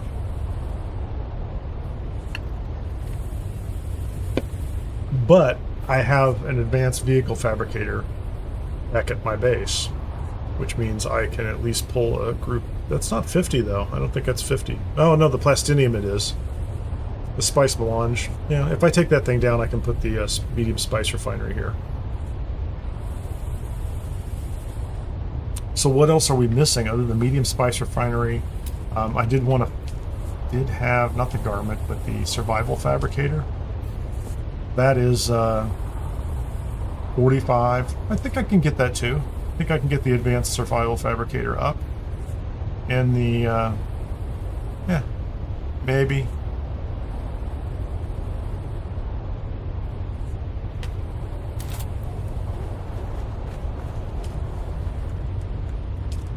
I have no titanium, so pulling, like, hunting titanium would not be a terrible idea because of the amount of stravidium fiber we have. We have plenty of stravidium fiber, and I would need, that's 6 to 1. That's 6 to 3. So it's about a 2 to 1 ratio. So it takes 3 stravidium mass to make 1 stravidium fiber, which is the 6 to 1 ratio. So it's a 2 to 1 ratio of titanium to stravidium mass. So we'll have to deal with that at some point in time. But I think I could take a scout up there and look for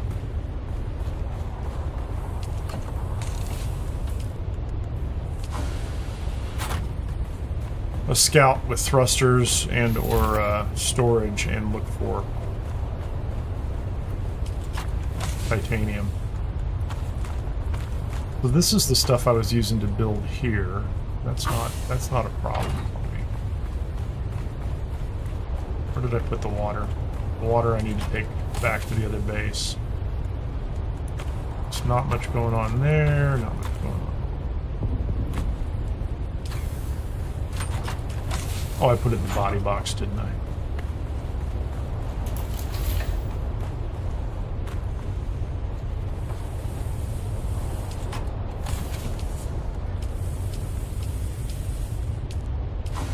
So let's go back to the other base and see if I have enough material.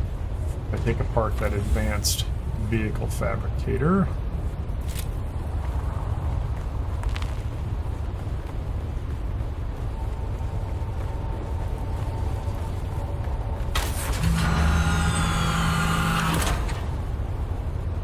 What a strange color scheme.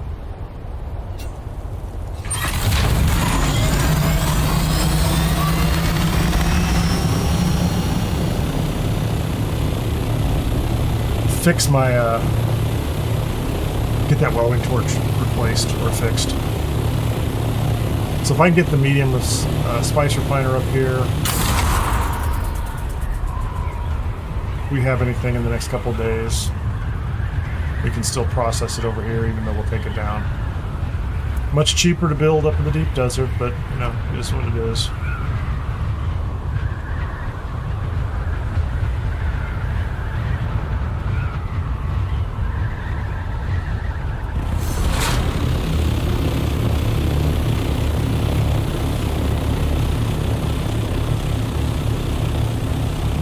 And I still have my medium chem refiner over here, which I think requires some spice, but... So let's, first of all, let's fix some things. Welding torch, what's that take? Duraluminum, yeah. Decaliter John. Liter John is copper. Iron. Personal light, I don't know why I care about that. Aluminum, I have, yeah, quite the mix. Soft step boots. I'm not going to worry about the rest of this stuff. Let's go.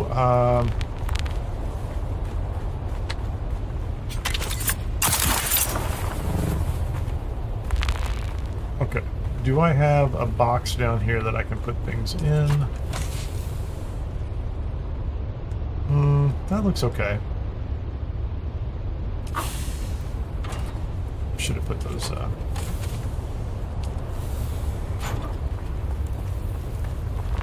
I gotta put these away first.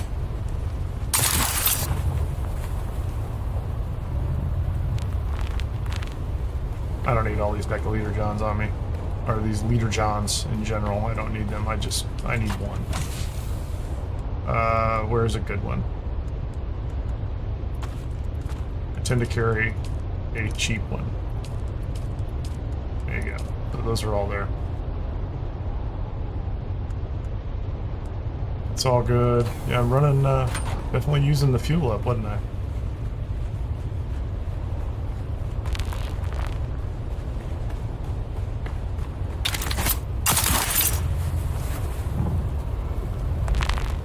Okay, what's in this box up here? Can I use it? That's full of junk. It's full of junk. I need a box.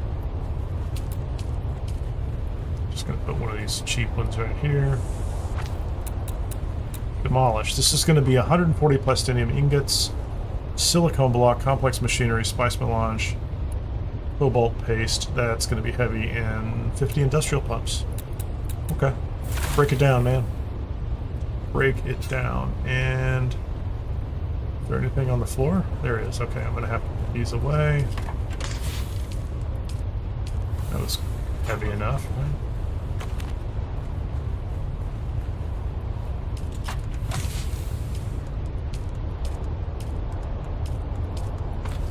Over so I don't have to guess where they are all the time. Wow, the cobalt paste is absurd, isn't it?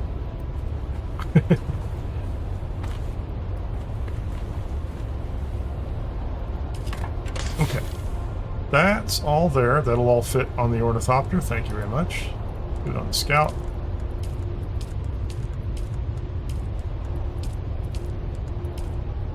So here's a question. Look at this. I wanted to make a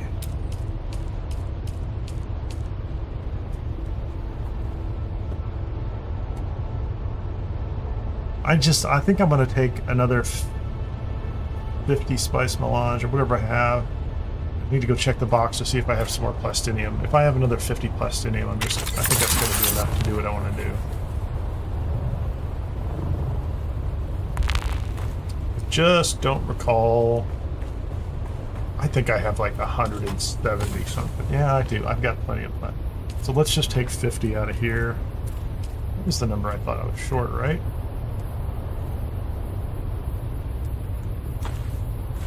And then, how much spice melange?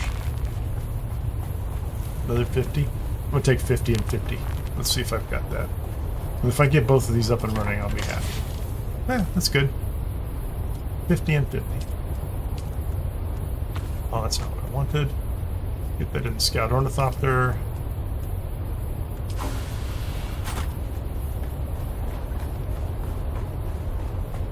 I could hear my little mouse talking to me. He's very excited. I feel like I need to customize this. So that's already the Atreides variant. How about just get the whole thing in CHOAM mode is what I want. How are we doing repair wise? Everything's a little beat up.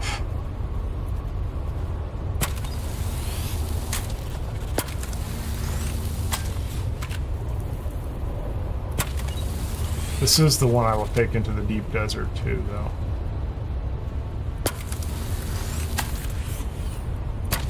But as it turns out, I have the plastinium I need anyway, so I don't really care. It's not urgent. I could go get some if I wanted some additional materials, but I don't need to. Let's turn off the flashlight. We do like the flashlight. It's nice. Okay. Let's get that back over here.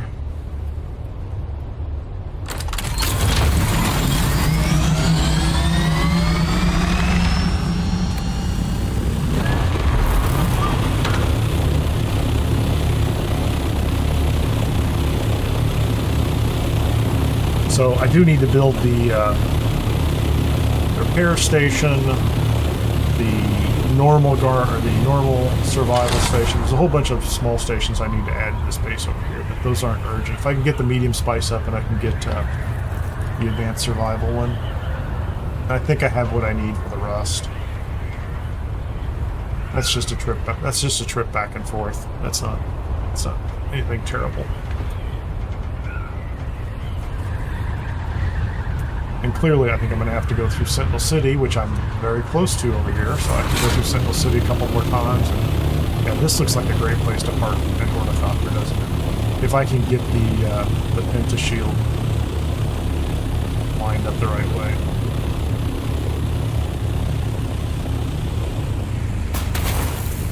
Yeah, I just landed on the top of it. I know.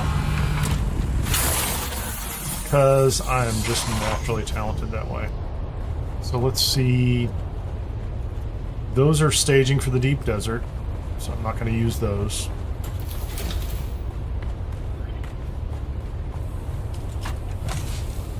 We're going to use this one.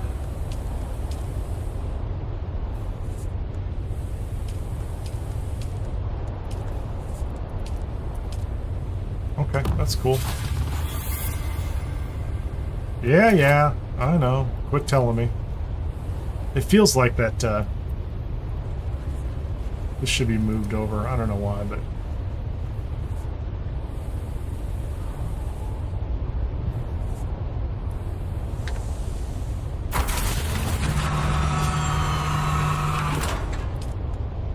Oops.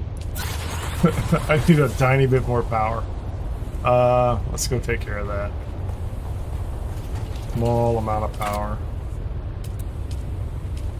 So I might be, yeah, I might be using up. I'm gonna have to do the work to make sure these are all lined up right.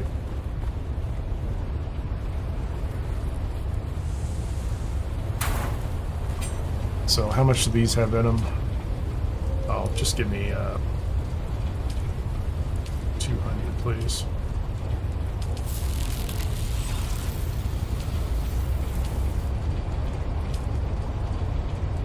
So that has 314. This has what in it?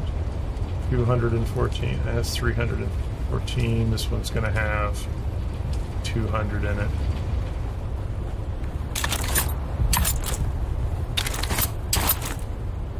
Three times the charm, right?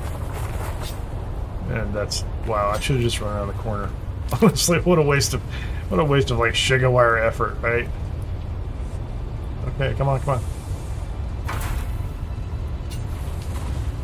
So give me 100 out of that one.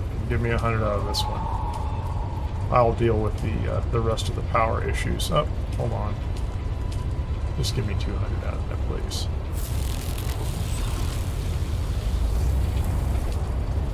Should be running, right? So I'm at 1500. What is my... What does it cost me to run that thing? Oh. I landed the ornithopter on the buggy.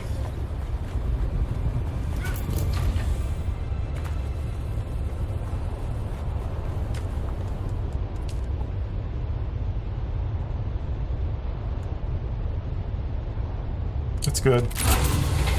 Spice refinery's live. We just need more sand. We don't have much. I'll have to spend some time getting some more. And we don't have any titanium for that, but we have everything we need. So we can process stravidium,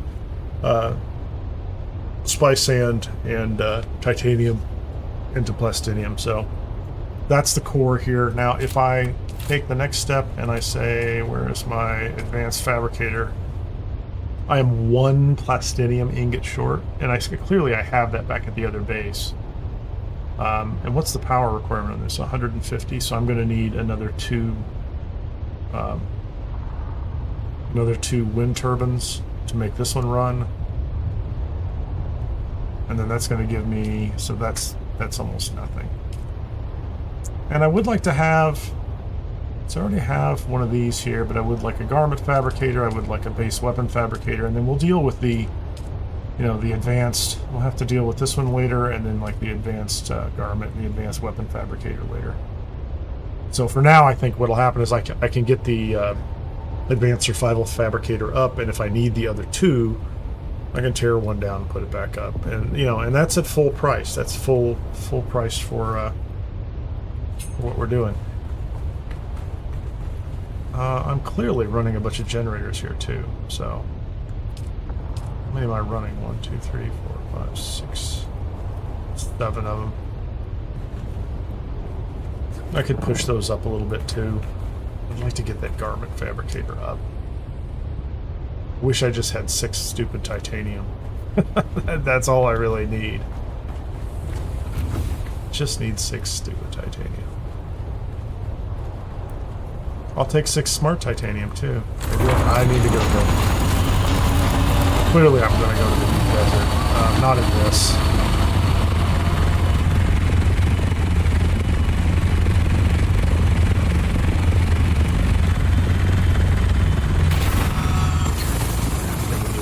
Over.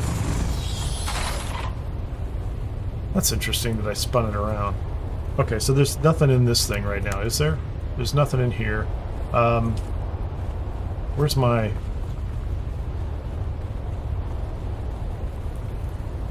Do I have a box up here? I do have a box up here. I need to go get my suit out of the box down here. I just threw it in a box.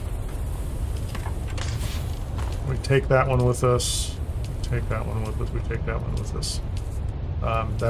That's useful, not today, but later.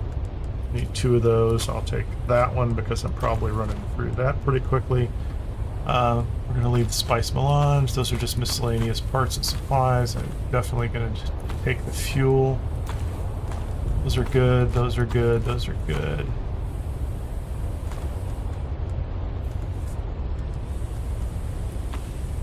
Some of that's just nonsense. I'll sort that out later. So I do need this because I do want to wear this. If I'm going to go up there, I'm not going to wear that. Where is the...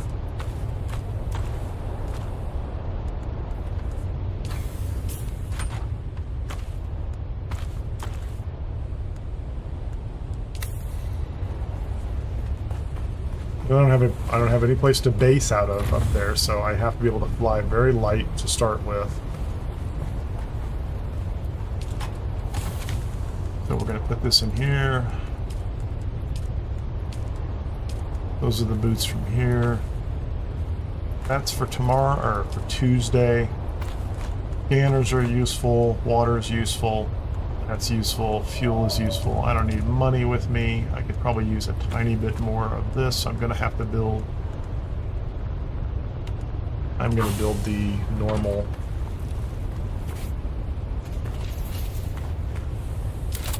We call it the regular survival fabricator. Where can I put this? Behind the regular fabricator? How about that? We'll have the other one someplace special. Doesn't really use a lot of power, but man, it's right on the edge, isn't it? So let's go ahead and do this. Where's this? Get 2 of those.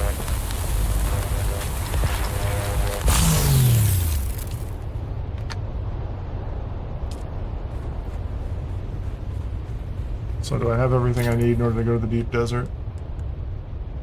I'm probably carrying too many scanners. That's useful.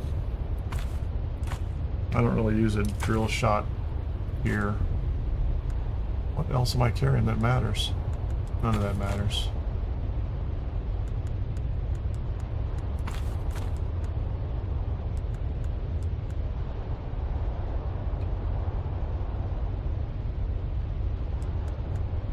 I feel like there's something I'm not carrying that I'm supposed to be carrying. Oh, that's it. It's my compactor. Yeah, that's it. So that drill shot, since I don't need to carry that with me, so I'm going to put it in a box up here.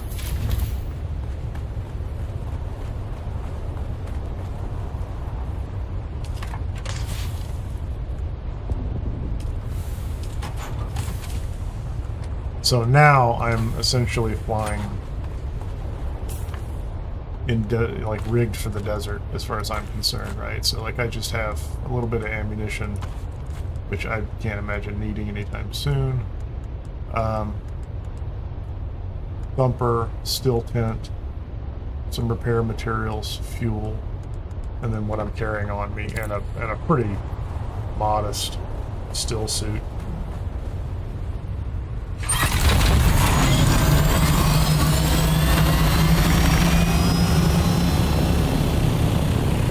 Actually, let's make sure we have this good to go right now first.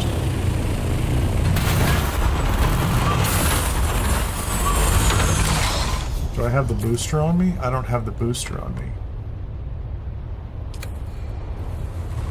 That's the missing piece. Where's the thruster? Put that in the box.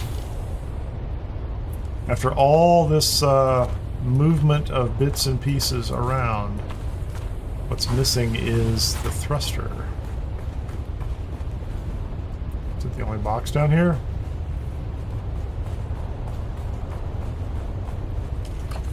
Nope, that's just bodies.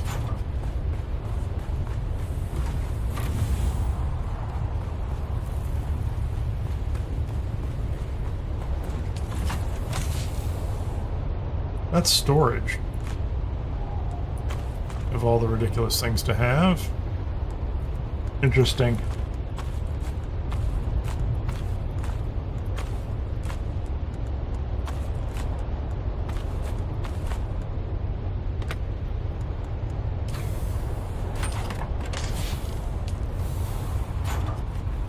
So there's 79 spice melange in there left for building something. What in the world is the thruster for this ridiculous thing?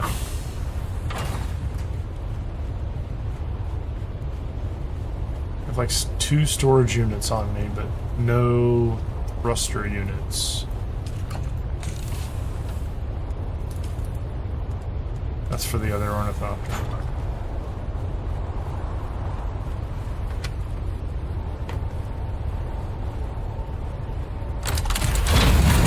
I guess I have to go back to the other base. There's a storm coming through right now. It's not warning me here, is it?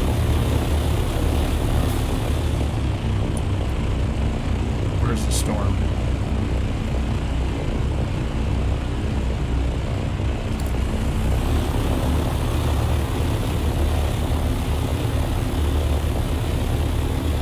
Can I get there first? I don't know.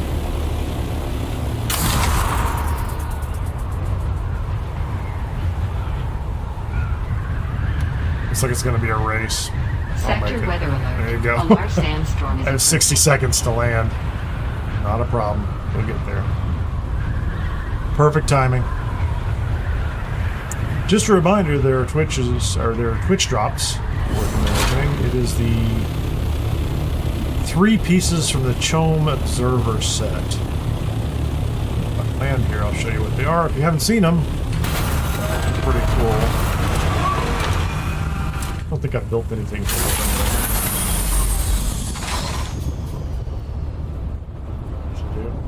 Sorry about that. I'm trying to go here. That's the CHOAM Observer set. So there's a passageway, set of stairs, and a nice window. And it's all kind of really odd looking together, but you know, it's not the worst thing out there. I'm looking forward to having the whole set because it'll be kind of an interesting, you know, collection. Like a door would be nice, right? That'd be cool.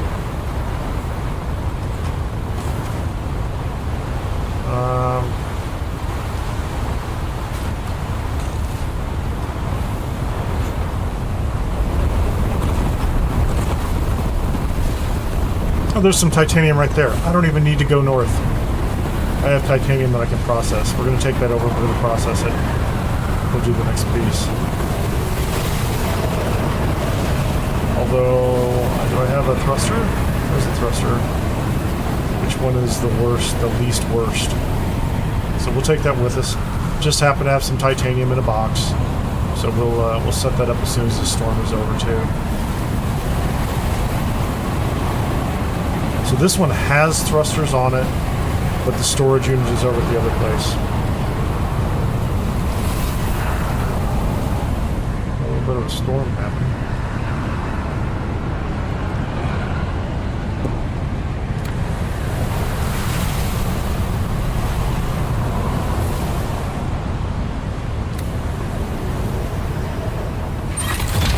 Well, I was going to go up there just to find titanium. I mean, I still can, but it's not urgent now.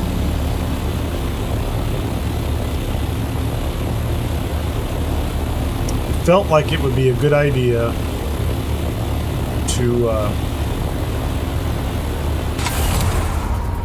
go harvest that last bit of titanium, but I have some from the last time I was up there, so we're going to run this through, make another plastinium, put up the advanced survival fabricator, and then I think that's what I wanted to accomplish with this base tonight. There's a lot to be done. Like, it needs, you know, a lot more power, it needs more water, all that good stuff. But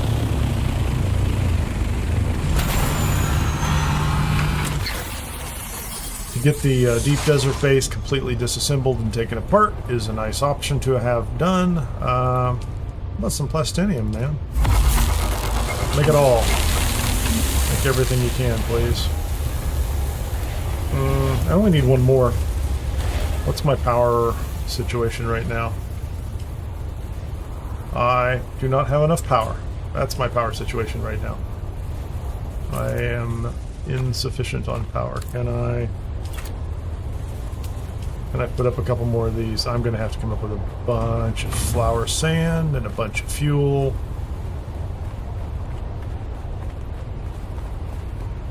Let's go ahead and put another one of these up. I'm just going to spread the like I can build a lot of these, but I have enough materials for like 12 in the deep desert or 6 here, so like you can clearly kind of see the numbers there. So I'm going to have to bring in some more Servox and some cobalt paste and some other pieces. What do we have here? Storage. That's 213. Give me something with more.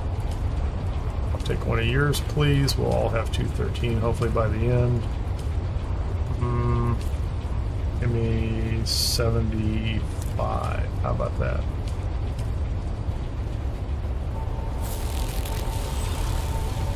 Storage, 173. It's not as bad as it could have been.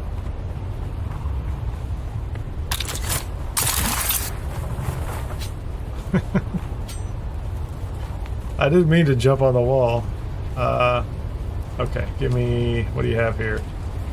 No, you're down to 200. I think I already stole from too many of these, didn't I? Okay, there's 100. We can take that.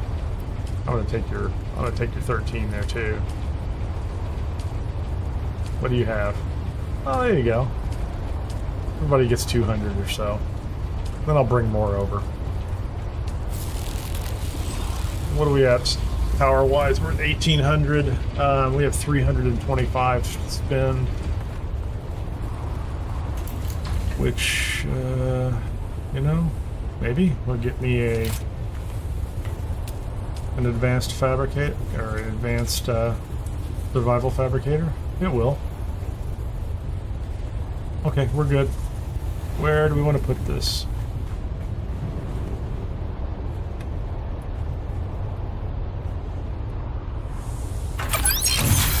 There we go, man. And now, if we want to, we can do filters. We can also make spiced melange liquor, which is awesome. See, this is none of these are urgent. You know, it'd be nice to get. Yeah, it'd be nice to go turn that in. I have the las gun they're going to give me, so I'm not. I got it as a drop, so I'm not really that urgently worried about doing that. Titanium ore, and let's go ahead and put this in a box.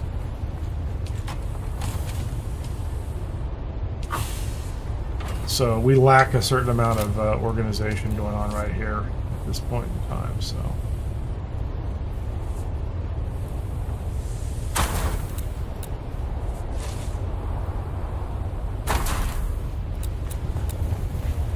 Let's get another one over here. Oh, I don't even have any over here. I have enough materials to build a couple. Yeah, I'm definitely going to have to rework the entire spreadsheet for the... Oh, I'm too short on aluminum. Fascinating. And so I don't even have enough storage here to do the rest of what I want to do. To make this a full production base. And what is in this? What is that about? That's interesting. It's just sitting there. And I don't think... I'm going to leave those up for right now because I did put some processing next to them.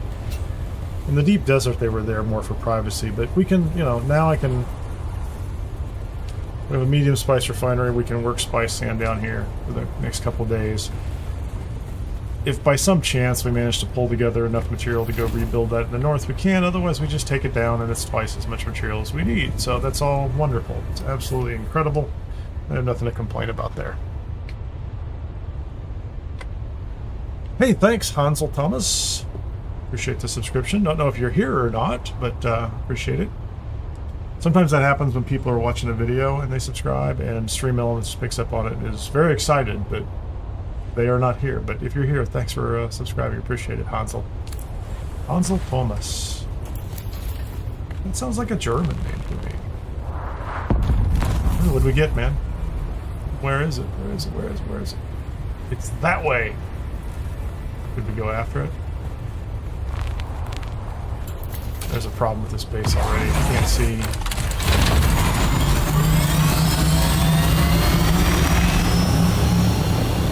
I don't really have a good idea of where anything is from here. That's east. Yeah, there it is. Oh, that's in the middle of that's like an East Vermilius. Like that's gonna be, people are gonna be all over that, right? Oh, there you go. Thank you.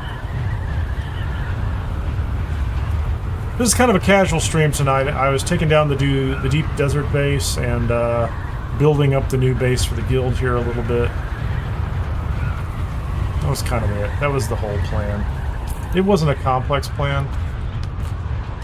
I am thinking about dropping over into my private server and kind of doing a tour / show and tell there. There's... I don't think 5 of us are going to get anything off there, so I'm good.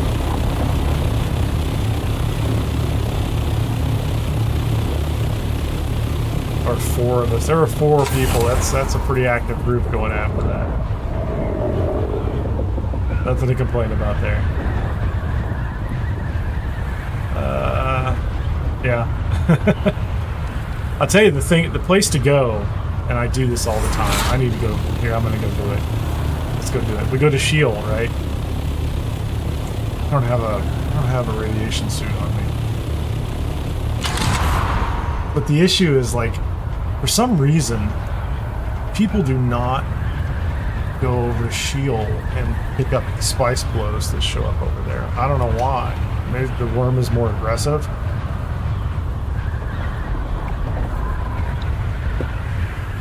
But the number of times I come over here and there's a spice blow out in the middle of nowhere that nobody has touched is kind of insane. Okay, it gets foggy here first, so now you can't see, but then that'll go away in just a second. I hope it does. There's one over there. Is it really there, or is it my imagination? I got my spicy boots on, and I have a compactor on me, so... This one, I think, is not here, if that makes any sense. I think I've landed here before. And, like, you get out, and, like, it doesn't compact or something.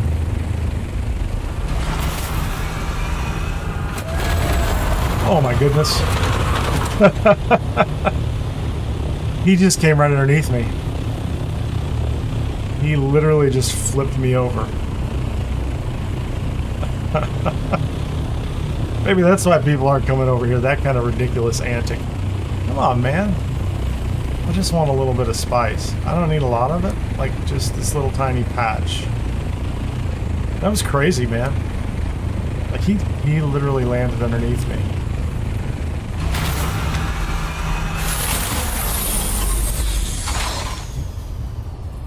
Oh, that's not good at all. There's nothing there. It's not there. Yeah, that happened before. That one right there in particular, I don't know what it is. So, for some reason, there's something wrong with that little patch, and also on top of that, that ridiculous worm just, like, cruised underneath me and bumped me into the air because he's a show-off. He's a bully of some sort, I don't know. He's trouble. I'll make one kind of pseudo-optimistic attempt over here. I didn't even bring good armor. I could try to run through that Harkonnen facility over there and see if I can get us another syndicate piece. Okay, so there's nothing out here tonight. People have picked the place clean. They're doing their diligent best. Let's, I'm gonna bet there's nothing going on over here, too.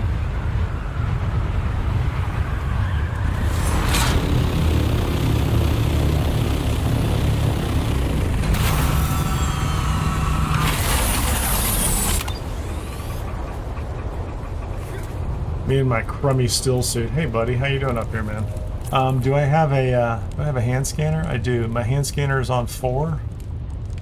And I have a rifle. Let's just see how this goes.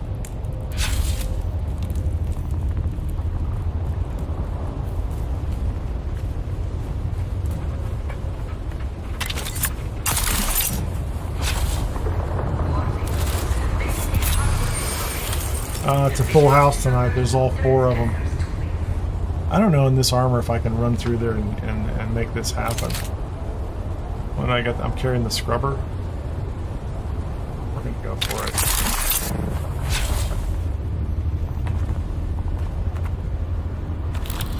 This is gonna be a death weapons. I'm pretty sure they're going to be all over the place.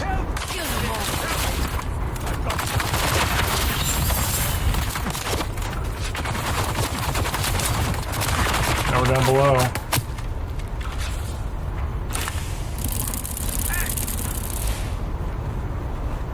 What did I get? Syndicate gauntlets.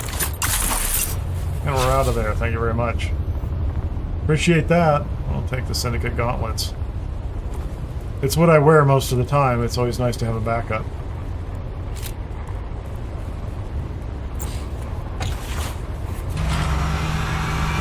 So no spice. Let's do that. I am going to... I talked about this earlier. I am actually going to switch over to the private server and do a little walk-around tour on there. Just to... if you've not seen it, it's an interesting thing to see. Let me get parked back here. There's that... Look at that jerk. Look at him out there.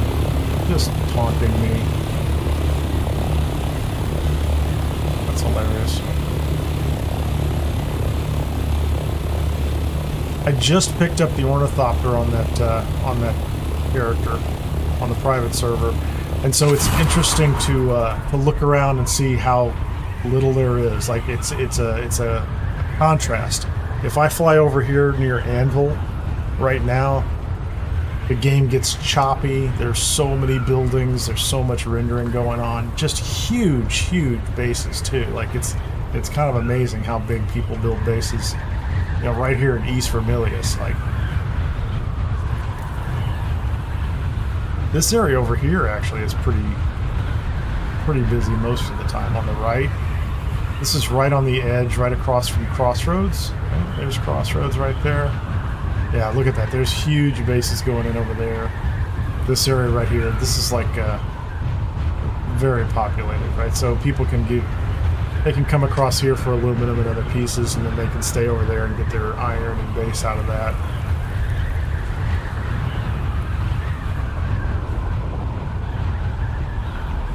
But I'm going to have to take a break first. I think I'm going to have to...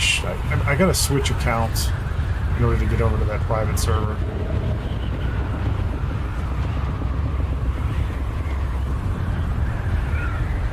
So I'm going to have to cut off my screen for just a second, but I won't end the stream as part of it. But it is kind of interesting. And I can show off the CHOAM Observer pieces too if you've not been building with them. They're interesting. I like the Atreides stuff and the Caladan stuff better. It's you know, it's classic. But can I park here? Oh, I need to get my assault copter back at some point in time too, so.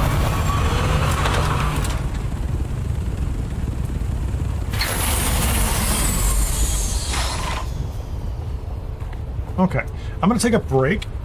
I'm gonna go to a be right back video bumper, and in off screen I'm gonna try to switch accounts, and then when I come back in I'll be on the G Portal private server, and I'll kind of do a little quick wander around tour on that. So I'll be right back in just a couple minutes.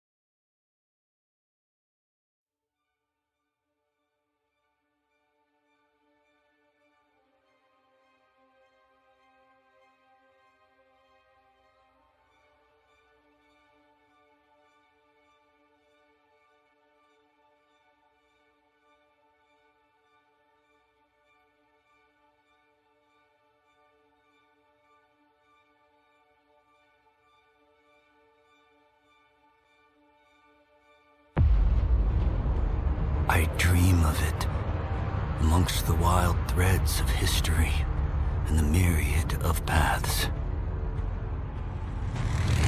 My path saw the Imperium rise from the ashes.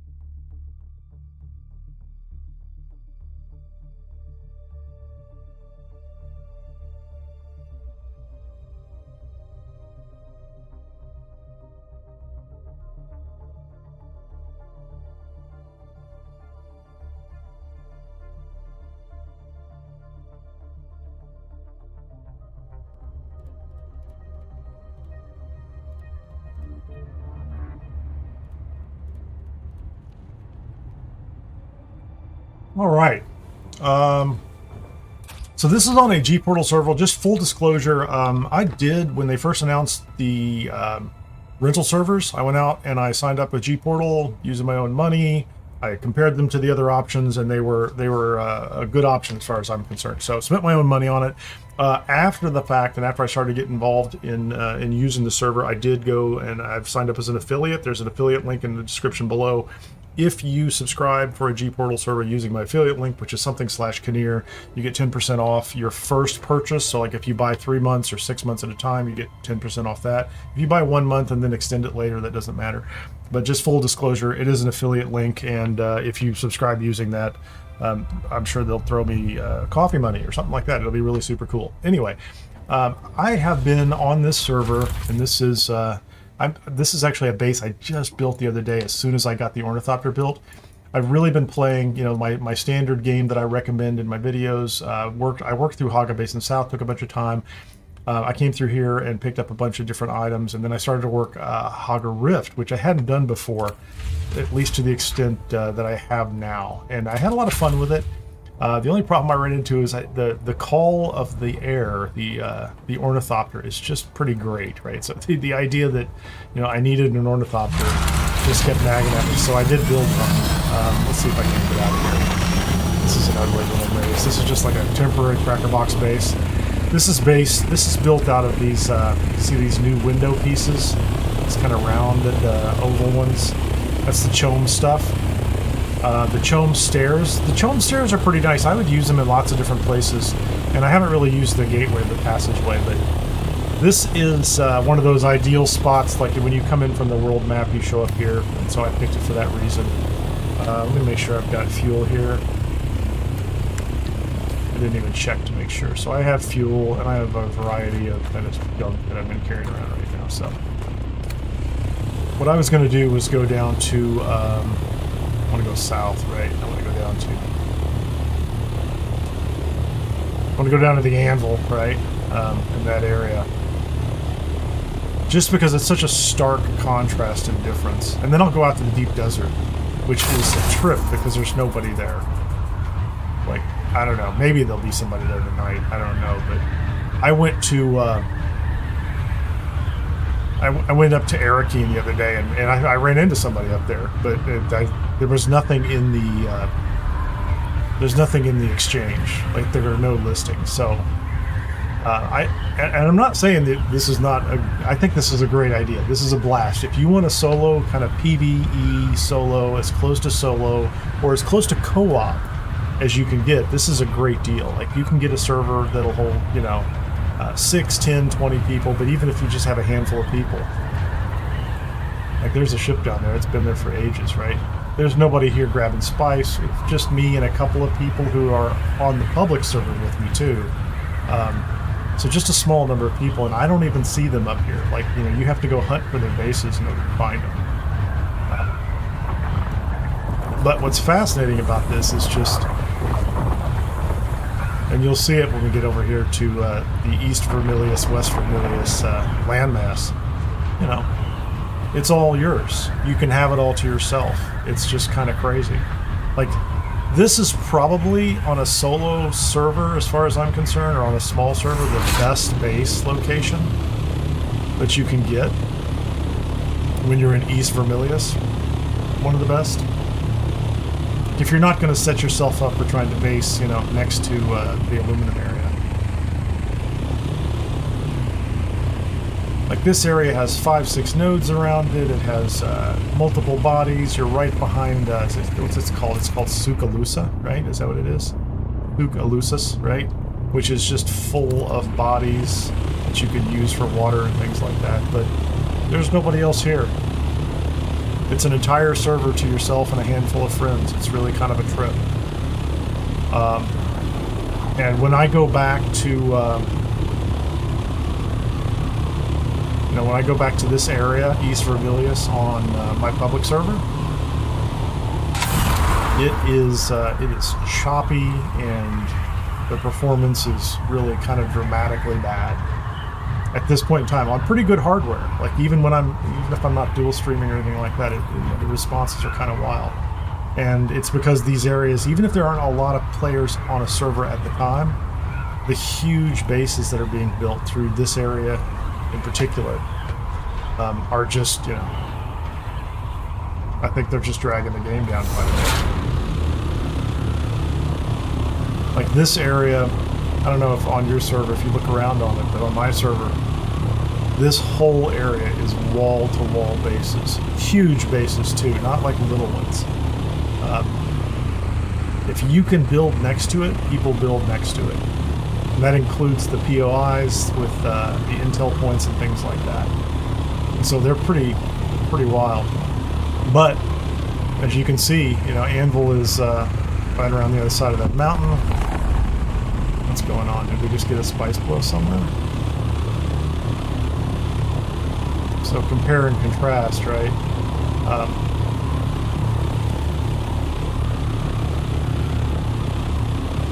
Can't see where it's at, but there's nobody here on it. Like, if you want it, there's 600 spice sand. Every single spice boat that comes up is just you and your buddies, and that means you can actually accumulate several thousand spice sand a day in Haga Basin without much trouble. I don't even know what that was. And there's not much going on. And then the other side of this is in Haga Rift. And I had not done Haga Rift as a base location before. Well, I had put one on the edge, like a lot of people do, right? So you put one on the edge between East Vermilius and Haga Rift, or, you know, El Janub or something like that. And I hadn't put one up over here before, but this time through, I put one down inside the rift. Oh, that's another point. The PvP ships are not really a lot of trouble. You know, like, I don't know that I've run into more than a handful of people in the PvP ships, and none of them wanted to PvP anyway. They were just kind of there doing something. But you're not looking over your shoulder at all, if that ever concerns you. And so you just go in, and the enemies are slightly tougher, and you just take whatever loot it is. And I'm trying to figure out where I left my base. I have another base over here, 500 meters away. 200 meters away. Is there another level up above? Up above. I don't think it's up above. No, it's gotta be below. Yeah, this is it right over here.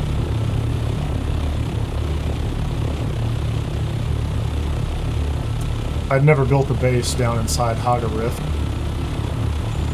But there are a lot of benefits, especially when you are in the pre-ornithopter stage. So I think I'm just going to land here, right? And I love this location. So I'm just put that away. Is there anything in there? Okay. So I brought a buggy over here, and, you know, a bike in my vehicle backup tool. And this is all the CHOAM stuff, right? So this is kind of cool. It's good stuff. I probably should, just for the sake of showing it off, here's the other item in the CHOAM set. Let me find it. Where's the CHOAM? That's it right there. That's the observer passageway. Let's get rid of this door, and then let's put the observer passageway right there. I don't think it'll alter this, but so now you have this, you know, you have these little CHOAM observer windows. You can kind of see through them. I am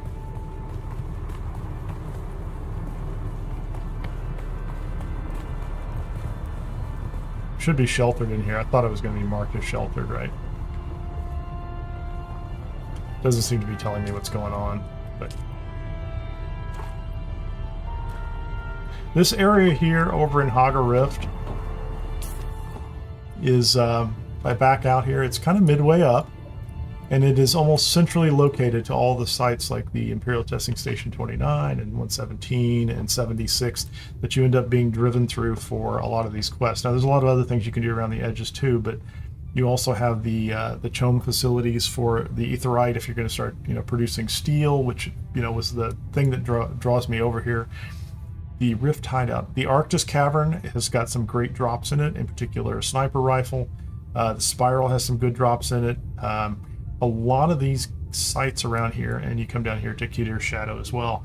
You can farm these sites and get, I don't know if I'm wearing Kill's still suit right now. No, I got the Maracab still suit recently, but I was wearing Kel's still suit for a very long time. And this is a great area. The problem is, on a public server with a full population, finding spots down here I found to be challenging. Like, there are spots that are kind of in between, but there's so many things that are tightly packed in that finding places to build bases is a little challenging. Now, you can build up top without any problem, but if you want one of these base spots down here, you'll find yourself like this is a better area, right? Like, this whole area is great for bases, and it puts you close enough to, you know, all sorts of different things that you might want to go through. So, like, this is a fun thing. But the moment I could, I went ahead and I made the jump over here, and I ran Sentinel City, right, as part of the quest line in order to get the industrial pumps and get the pieces for the rest of the ornithopter. Anyway, it's quite the place when there's nobody here, and it's a very different game loop. And I think what that means is, get up in the air here, get past the engine startup sound.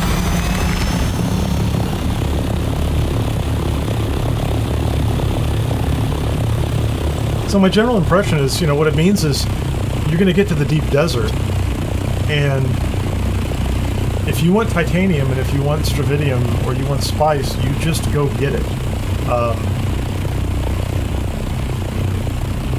Just from a raw numbers perspective, you look across the G-Portal servers, people are paying for their own servers, so they don't have to optimize the way that let's say Funcom has to optimize, right? They don't have to get 40 active people on a server in order for it to meet their financial model. You pay for a server, and it's yours, you and a couple of friends. Or whoever you want to bring on, right? On my server, I have people from the channel who are members on YouTube or supporters on Twitch as well, subscribers on Twitch. At least that's who I prioritize. I do open it up to people who've been fans of the channel for a longer time or have been actively involved in Discord and things like that. It's not a hard line, but I do try to prioritize because there's only so many spots. But you know who's going to be out here with you, and you know kind of what it's going to be like. What's also interesting is there are 3 configurable options for a Dune private server that affect gameplay. The first one is you can turn the sandstorms on or off. And the default, like the regular game, is on. But you can turn them off, and so there will be no sandstorms in the game, and therefore if you had a base and the shields went down, it's not going to be destroyed by sandstorms. The second one is you can turn taxes on or off. And I did turn taxes off because the sandstorms are enough, and you're going to have to log in and do that, but I didn't want to have to grind and make money. And I didn't know early on if that was going to be a problem. I don't think it is. But without a Landsrad that's active, and I haven't actually done that here yet, it's kind of hard to tell if that's going to be a problem, to be frank. We can go out to the deep desert. So I don't know what the lands red's like, and if it just opens up every week and you could go work the quests and make your 40 or 50,000, maybe taxes aren't a problem. And then the third option that you can configure on your server is whether you want the, they call it safety zones, and what it means is that your server is not all PvP. You can turn it off, and you can have an all PvP server if you want. And I think that means including all of Hawk Basin, but you would have to turn it off for your server. And then the people that are in there that way. And so I guess my impression so far is that there are the population density is so low on the servers. They have a lot more servers that roll up to one deep desert, but the population density in the deep desert is also extremely low, from what I can tell. Like, I couldn't find anybody yesterday. On a Saturday night, I couldn't find anybody.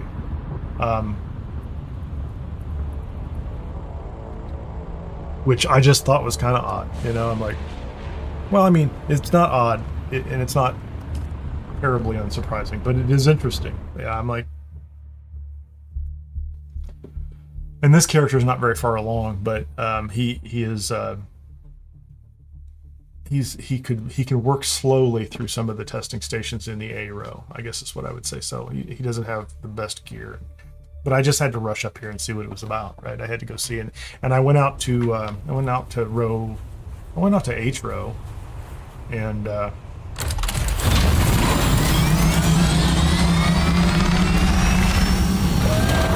I went out to the H row, and I didn't see a single base in the deep desert. So there are something like 100 sieges. Well, no, it's probably closer to 80 sieges on this particular world. And then there are many worlds, maybe 100 worlds or something like that. It's kind of crazy. There's a lot of there are 100 worlds out there, and this one has 80 sieges on it. And if you look at DuneStatus.com or something like that, the number of people that are on playing at any given time is very small. But they're paid for, so it's not like they have to I'm sheltered right here. I don't even have to worry about pocketing this thing. I don't think this site, oops, the wrong way. I'm not sure this site even has enemies in it. I did get one of these, the handheld life scanner, which is one of my favorite little toys. So it's a very different experience from when you reach the deep desert on a public server, because at least on our server, there are a lot of people that are active, not only in what they see as the PvP in game. There's nobody in this base at all. It's weird. So there's a lot of people that are active in what they see as the in the in-game PvP, which to them, unfortunately, because there's a small part of their population that thinks that means griefing and ganking people and things like that. Just if I see you, I get to kill you kind of stuff.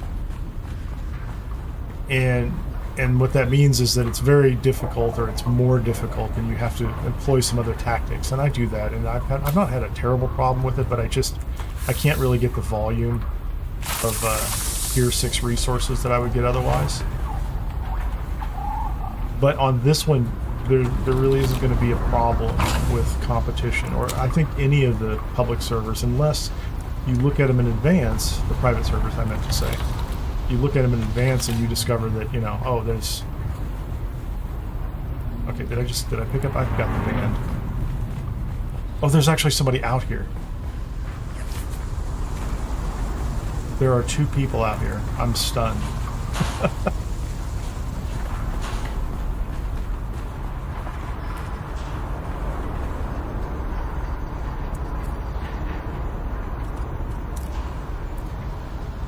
They're not going to like hidden character.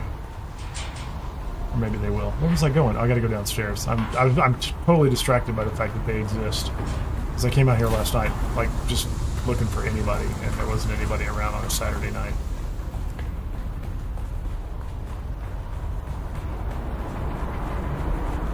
What are we going to get? I'm just taking regular loot. This place is empty. The rest of them are full of enemies, just like they would normally. There's no difference. It's the same. It's the same arrangement, so.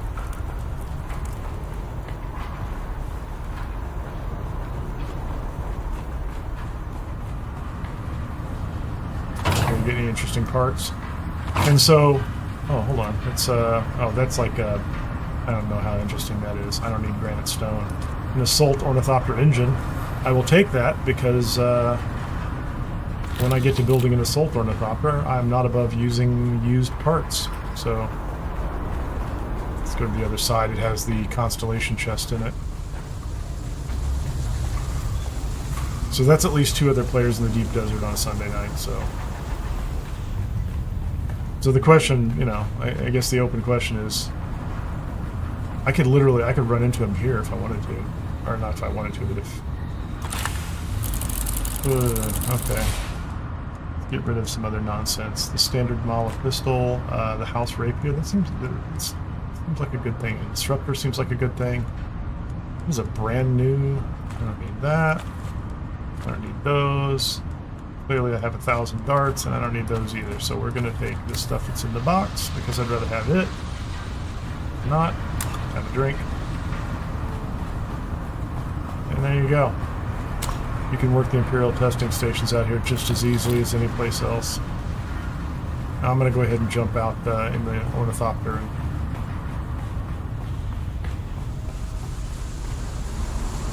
and go out into the deep desert. Oh, hold on. Oh, I don't need the extra darts. I don't know why. Habitually, I pick up darts everywhere I go. It's kind of ridiculous. Nobody needs that many darts. I don't even know if my... Yeah, that might work. That sounds like it works. I tried to say hello to somebody the other day. Oh, see, I hear an ornithopter. There you go, man. There's somebody out here.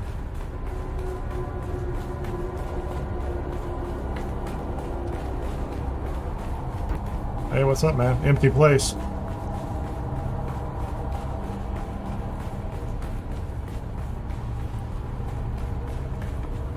Two at once. Hey, man, how you doing? Oh. I don't know if they have microphones live or not. Like, they're probably, like, not used to seeing people. They're like, there are humans here. I don't know. That's just my guess. I could be wrong. Somebody's going to come on and tell me, like, no, man, no, there's, like, tons of people out here all the time. I'm like, I don't know. I'm looking at the logon stats, and there's, like, nobody out here. I have too much stuff in my inventory. I would go out there and farm something, but I guess I could put it on me.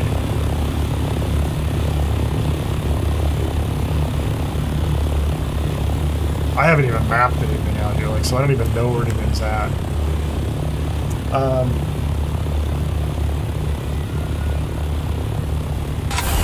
We're up in the air. Like, I just find this part to be kind of amazing. Like, after coming out here, there's an actual base out here. So I didn't see this one yesterday either. I came out here yesterday. That's the first base I've seen in the deep desert. And it's so different than, you know, where we just were on the public server. Like, you go out there where I'm taking my base down, and there's 6, 7 other bases on that one little stone island, right? I guess I need to... This is not a fast ornithopter, but this is... I don't even know if I have... hold on, let me get my glide set. Do I even have... oh, I do. I have... oh, that's awesome. No, we're gonna map something. I mean, it's gonna be gone in a couple days anyway, but...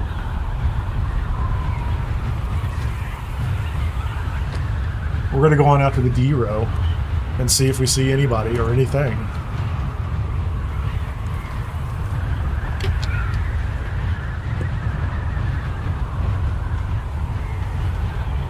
I just can't imagine somebody going through the trouble of loading up an ornithopter full of rockets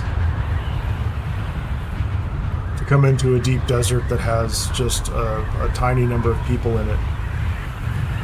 And the off chance they run into somebody and they feel like shooting them. I don't get it. Like, it doesn't seem like it's a thing.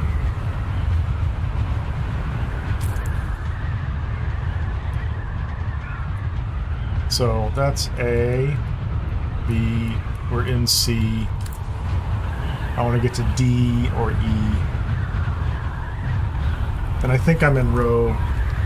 I don't even know which row I'm in. I'm going to say it's A5. It's either 3 or 5, I don't know. So we'll just find... We'll figure out where we're at soon enough.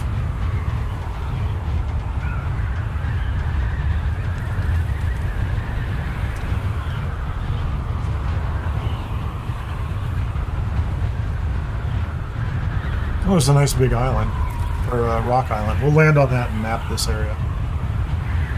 I mean, I think I have 9 probes on me or something, don't I? Yeah, and I'll go ahead and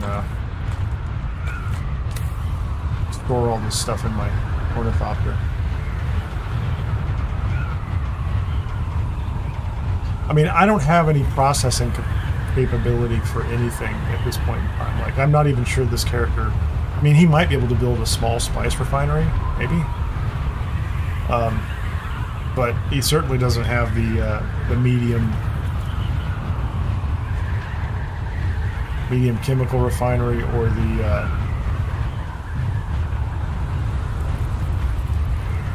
medium ore refinery for processing strontium and titanium.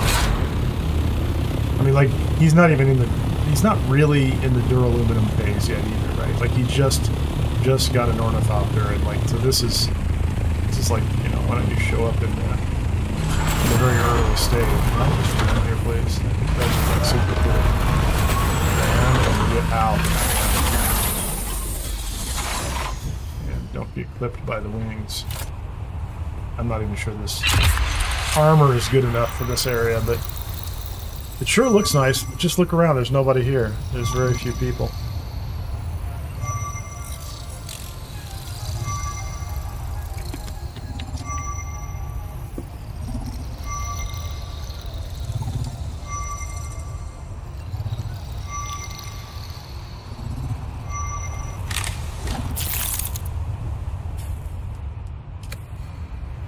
No, I don't want to do that. Sorry, that was not what I was looking for. I want to disable streamer mode. Like, no one, there's no chance anybody's going to stream snipe me.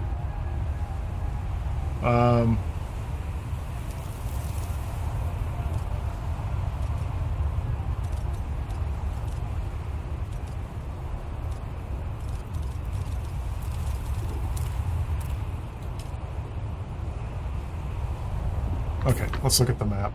We just cleared up D3 so we can see. So let's go to E. I don't know that there's anything in particular in E, so I went out to H2 last night. This is full of titanium and strontium. I can collect it, but I can't do anything with it. I mean, it's just...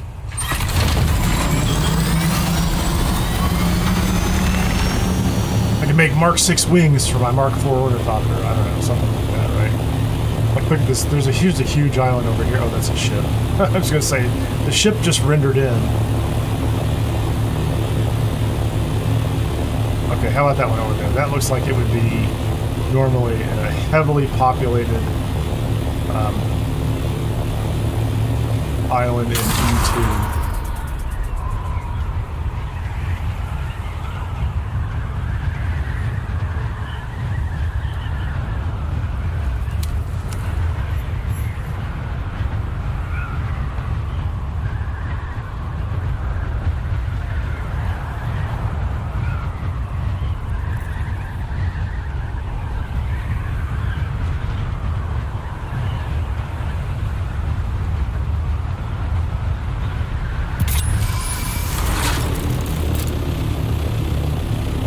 This place, any other public world deep desert would be full of bases.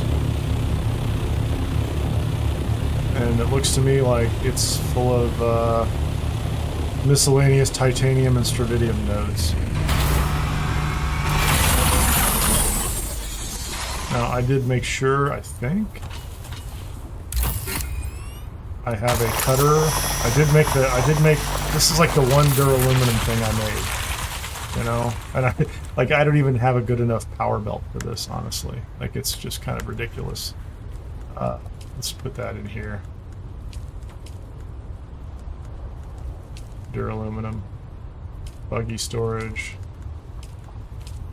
Oh, I do want that.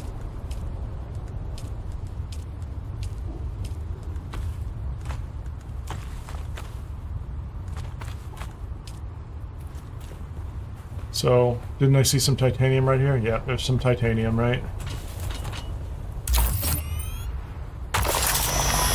So this is a much more kind of, you know, I'd say this is a much more solo, PvE, cooperative, you know, survival type experience. Is that spice right there?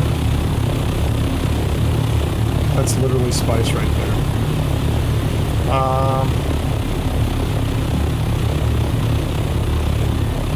I have to remember on this character, do I have, I do have soft step boots. I do have a compactor. It's not the best one. It's not ideal, but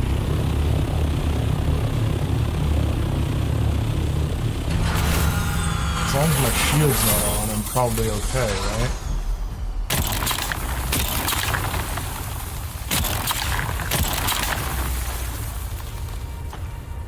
Listens very carefully for worms.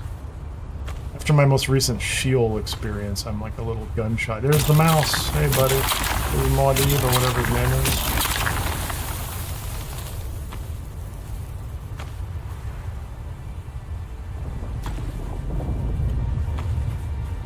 Is that a worm? I can hear it.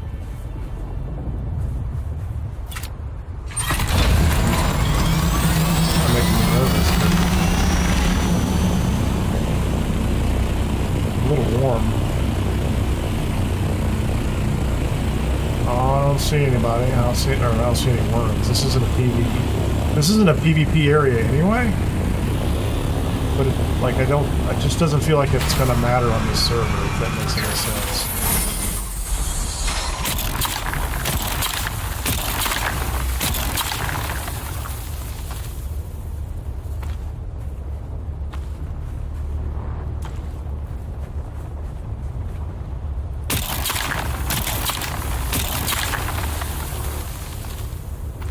That might just be sick. That might just be the sound of the wind.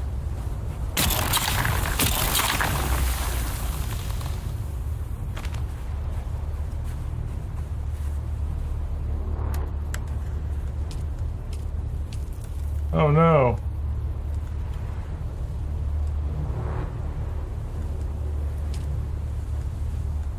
I'm gonna have to drop something here. Okay, this is going to be a problem.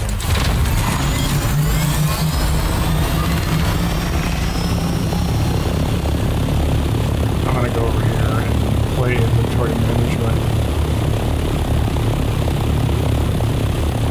If there's more titanium, so like, you know. Okay, so back here I can now drop things with some level of some lack of concern, right? So let's drop the ornithopter engine.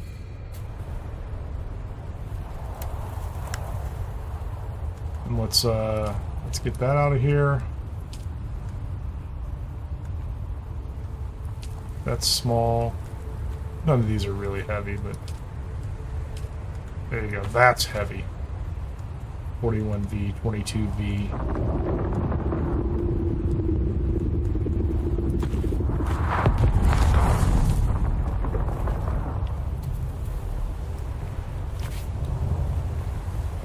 Huge spice bloom over there, right?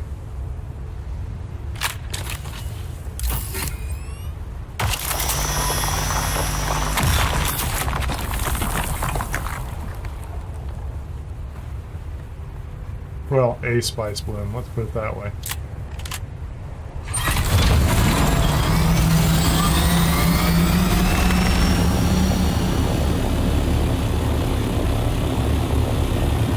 That is due west.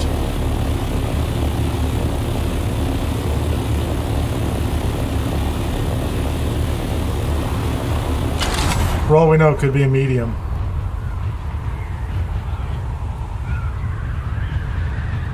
But I think, you know, and maybe next week, to the Coriolis storm, I'll come out here and do some mapping. Oh, there's a worm up here already. What's going on, man? That's just a small, and there's a worm here already? Yeah, I don't think I care about it. I don't know. That's not the...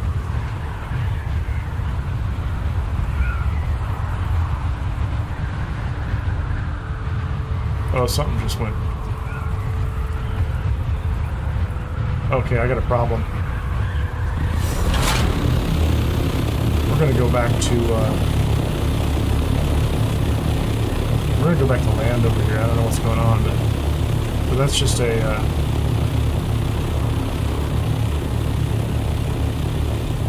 that's a small spice field. I'm not really worried about the PvP part of it, but the fact that my game just seized up a couple times is a little weird.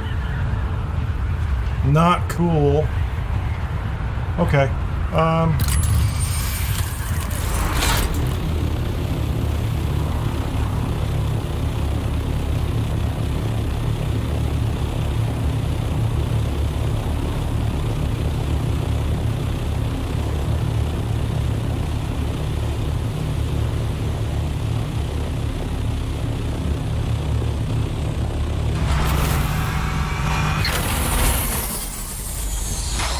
I did comment and nobody said anything back, so... Woo! Yeah, see, I need to upgrade my power pack to something that has... What's this gonna go to? 200? No, 250. 320.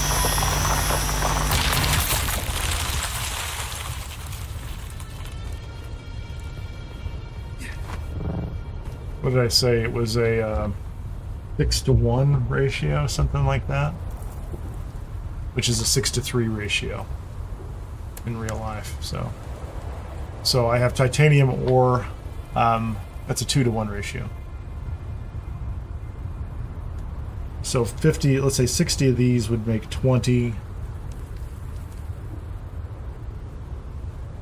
Yeah, so I would need considerably more titanium, but that's okay. And I don't remember what the exact number was that you needed, if it was like 3-to-1, so 3 converts to 1, and then it's 6-to-1 of these, so.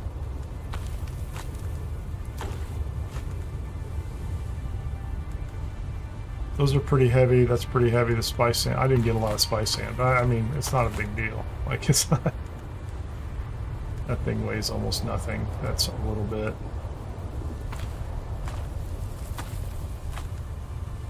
That thing weighs virtually nothing. Okay. Aside from the fact that I had some kind of weird technical hiccup there, I don't know what that was. Maybe that's temporary. This is what the deep desert looks like on a private server. A G portal. And there are many of them, so, you know. I don't know what the other two providers were like. I think you could do your research in advance to kind of see how many people are there, but, you know.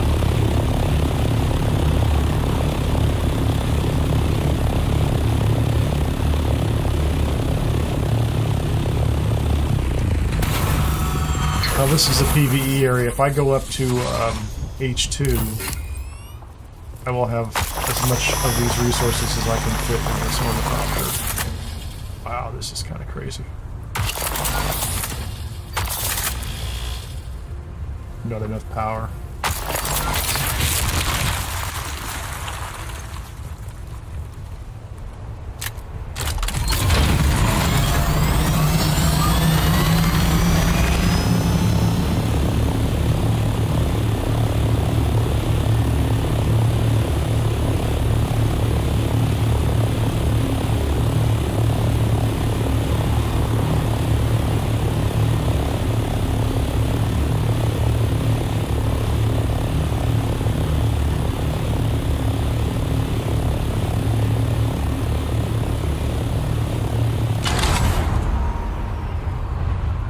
Question is, can I go back over here and finish that spice that I was on? But, you know, the secondary issue is there's not any contention for the spice that's out here. You know what I mean? Like, I can't count the number of times that on the public server, you would see a small spice bloom or something relatively close by, and by the time you got there, it's just like it down, you know, in Haga Basins. There's at least one person on it already.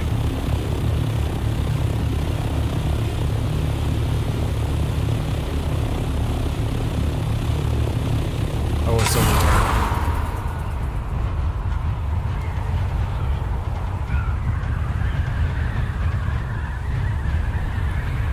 So I think I might do a little more on this private server on stream. I don't know what I'm going to do with it. It's kind of an interesting side distraction.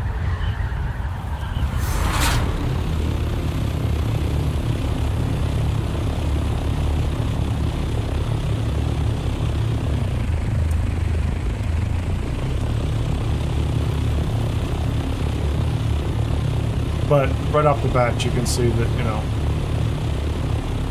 it changes the nature of the game. You can conceivably, you know, imagine getting to a point where you've built everything that you can build as far as the equipment goes, the fabricators and all that stuff. It just, I don't think it would take more than I mean, if you were playing pretty intensely, it wouldn't take very long at all. But, like, if you were taking your time and just kind of relaxing, you know, a couple of weeks, you know, maybe longer, building, you know, what you wanted to build, you know, upgrading to the large version of the spice refiner eventually, and, you know, just kind of stepping through each phase. There's another spice bloom right there, likely untouched, right? I think that's what it is. It looks like one. Is there a worm around? I heard one.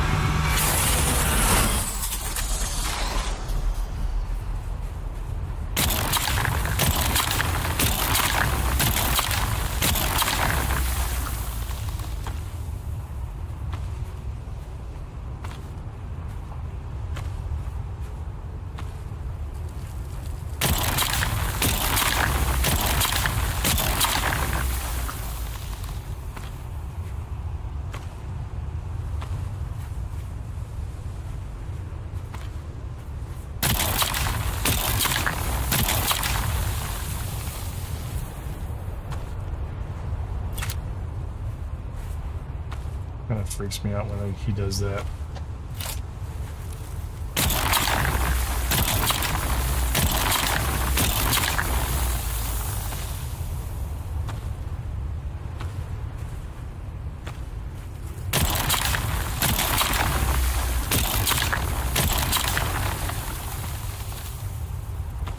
Try not to get too fast.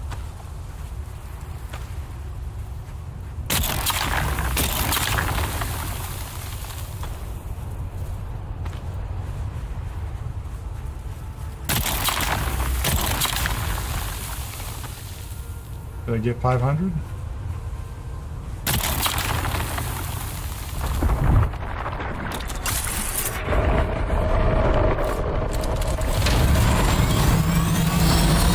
There he is. What's up, buddy? You didn't like that. Nice. That's perfect.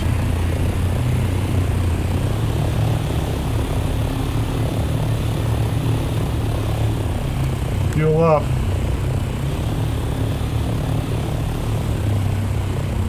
What did we get?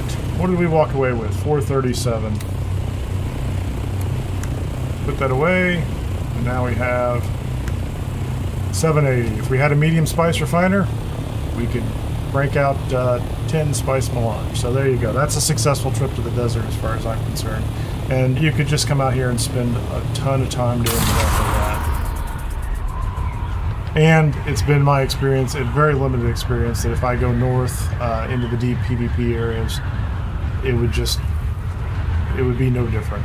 unless you ran into somebody. Like it would have to be a very unusual situation, right? I think it would be very strange for somebody to have signed up for a private server, to have then leveled themselves up so they could come to the deep desert, and then, you know, deciding that they were going to fight the only 2 people they could find, or ever how many. I think the public servers, you know, are like a funnel. You know, there are people out there that just they came to the game, they skipped through everything very quickly, or they got bootstrapped into it, and, you know, you only need a small percentage of the population on a particular server or in a world in a deep desert to change the entire tone of how the place operates. And I think that's happening.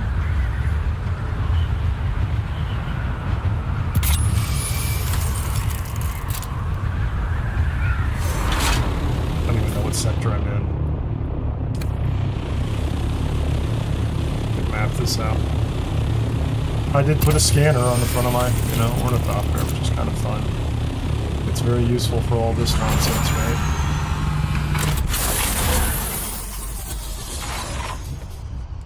Where's my probe gun, my survey gun? Cool. I'm at a high enough level to do that. I actually also have I don't want to swap anything out right now. I think I have a regular gun too, or regular scanner too.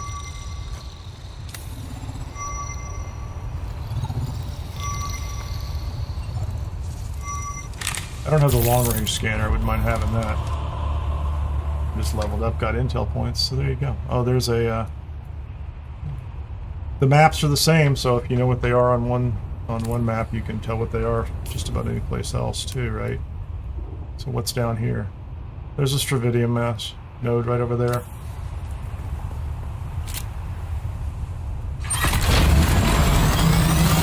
Hey, No Swear Gaming. I went out last night up to H, and I just flew around. I just haven't had much time. I haven't had much time at all out here. I just yesterday kind of gave in and made the ornithopter because I was actually trying to not level this guy that fast, right? I was just trying to, like, you know, take my time, you know, just, you know, wander around and see the sites and visit all the little sites that I hadn't visited before. I was trying to do all that, and frankly, last night was, you know, I just I stayed up and I went out to Mesa Terrell and I got the parts I needed for the ornithopter. Man, this is just a mess.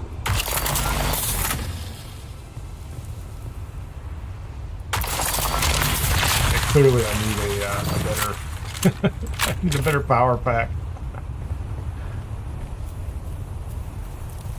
Yeah, it's a Mark IV. It's like the first one. I just made it, like, literally.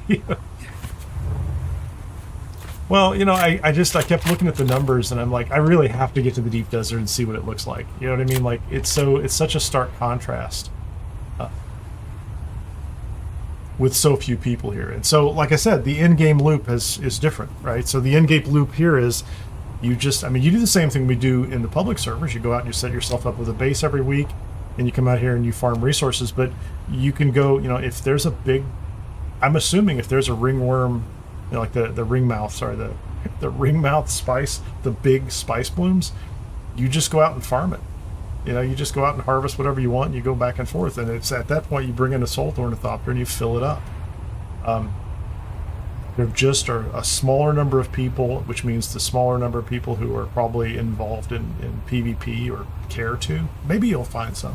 I think it's possible. But a bunch of these servers are literally marked RP for role-playing servers. They're like, you know, they've just turned off the hard, you know, they've turned off some of the harsher features, and they're just like, you know, people are just here to play. You know? So this thing isn't the fastest, but if that's the experience you want, it's available. And frankly, for me, and this is the way I am, like, if I get a game that I paid $50 for,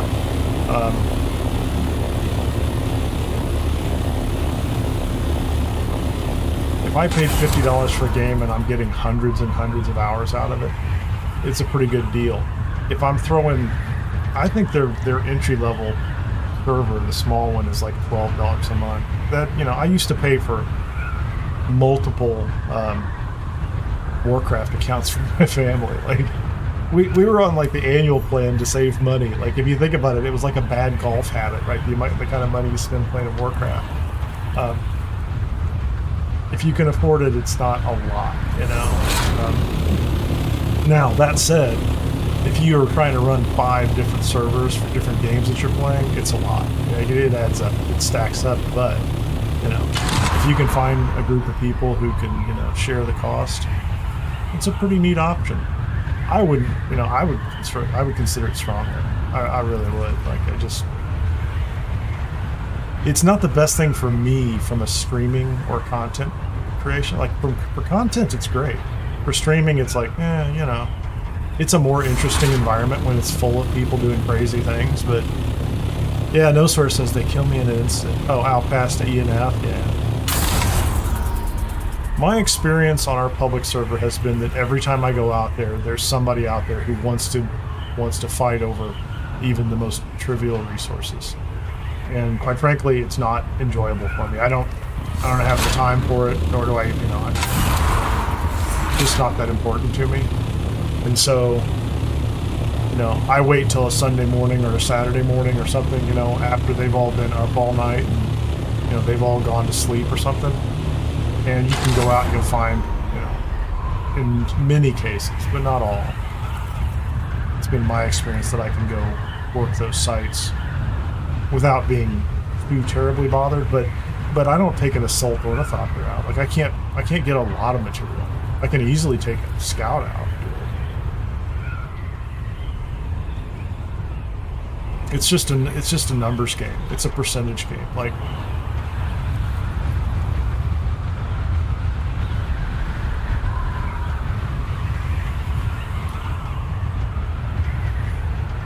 if you're on a busy server and you have a lot of people, there's a fair chance you're going to have some number of them that are, you know. I think this is where I want to go, isn't it? Yeah, I ought to be able to get out of here. I'm just going back to base. No Swear Gaming says, I'm solo player, one account, over 170 hours in the game. I don't know why I keep thinking 180. That's pretty fair. Did you buy the base game, or did you buy deluxe or the ultimate? Did you like start early?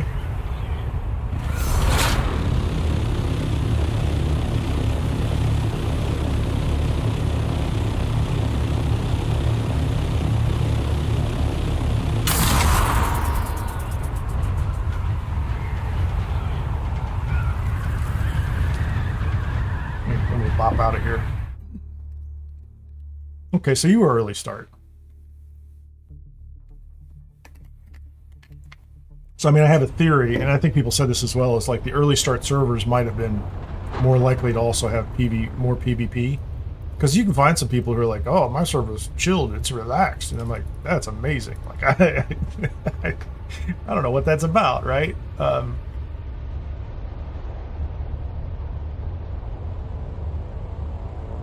Oh, okay. You didn't do like the head start. Okay, the head starts. So they opened up more servers afterwards, right? And my theory is that those servers would have been a little more. There would have been let's say, more variety in the game types.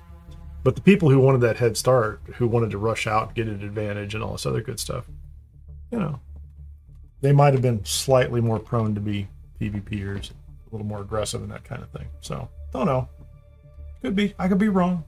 I could just be, you know, I'm speculating, but that head start, I think, for groups that were organized, allowed them to get out there and honestly, they had access to resources without as much contention to start with. That's the advantage they had, because they rushed out there. And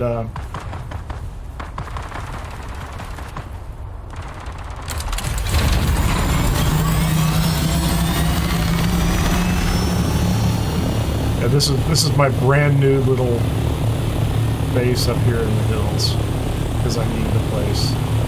It says I'm water sealed. Like, I haven't even gone in yet, but, you know, whatever. I have Penta shields. I just don't have... I need to go buy... Not buy, but I need to get the materials to get my Penta shield installed up here. But I literally... I just built this at the end of the night last night. So, like I said, brand new ornithopter. I rushed up to the deep desert to see what it was about and, you know, kind of check it out. And then I had a tiny base up here. Before this, I had a small base, like a lot of people. Like, you know, as you're coming up out of Western Vermilius, I put a tiny base underneath the rock here so that I could go get aluminum. And I just I was making runs from here all the way up through here, all the way back to here, which is fine. Works great. Just to get everything leveled up. And, you know, again, I can stop in here and do the wreck of the palace. It's got NPCs in it, and you have to fight them. But you know, nobody's going to show up behind you. The loot's always there, right? Unless it's somebody else on your server, in which case you probably can talk to them. They're like, "Oh no, I was just through there a little while ago. Don't go." Right? I did come down here once I got the ornithopter, and I started running these. This one has no people in it, but you know, it's got nice loot. You can get some really nice rifles out of there. This one is this actually has a pretty good fight in the front of it. That's a little difficult, but you know, I'm looking for, you know, a Mark V radiation suit. I've got a Mark IV. I made it myself, and you know, the map is kind of yours, and it belongs to, you know, you and you know, anybody else that's playing on it, right? And you know who they are, and so you kind of, you know, you have some gauge of it. And then the deep desert's not bad. Yeah, the chat out there, it's hard for me to say how that is. You know, on our public server, it's often like the same group of people, and I find that tiring. Like, I'm not interested in what they're sharing, and they're just chattering amongst themselves. This is like a social thing for them, in the sense that they don't have anything else going on, and they're just out there chattering with each other. They're not coordinating much. Some of them are just trying to lure people into places so they can attack them. Like, so, you know, you go out to the deep desert on our public server, and you know, it's people who are I would call them predatory, right? That's their frame of mind. They're not interested in PvP as a legitimate form of, you know, like human competition.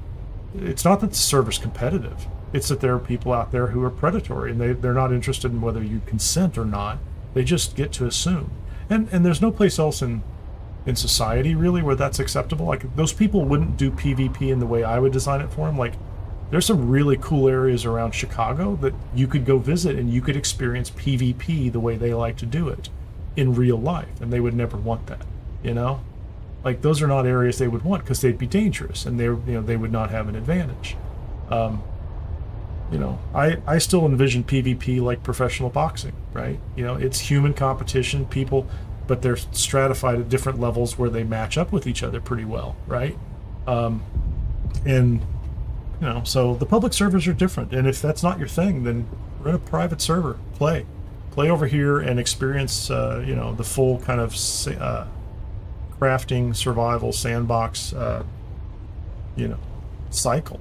Like, I play games like, I've put 1,000 hours into Valheim. I put, you know, a lot of hours into a lot of games, right? But I don't have a problem with playing the game all the way through and then restarting with kind of a different type of character, or trying to do it in a different way, building in different areas, that kind of thing.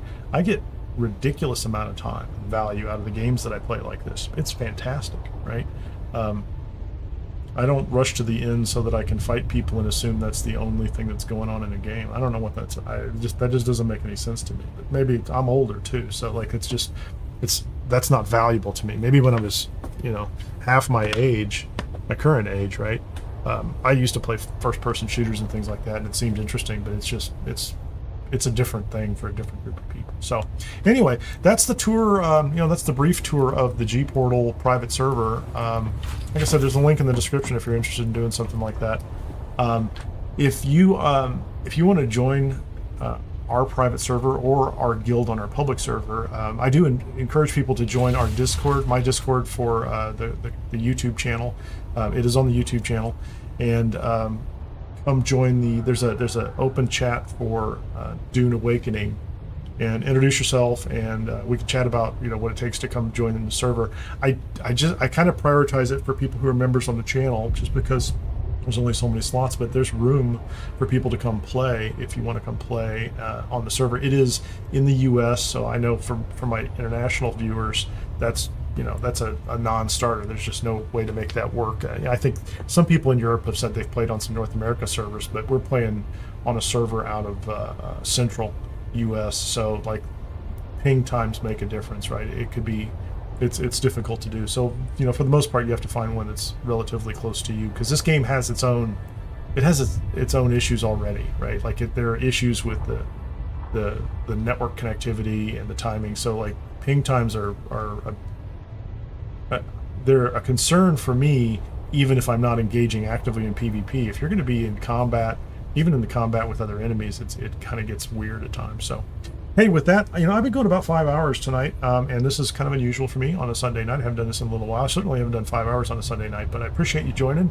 If you've been hanging out for a little while or a long while, I definitely appreciate that. If you'd be so kind as to hit the like button, that helps the channel immensely. It lets YouTube know that you like it, and it also encourages them to share it with other people.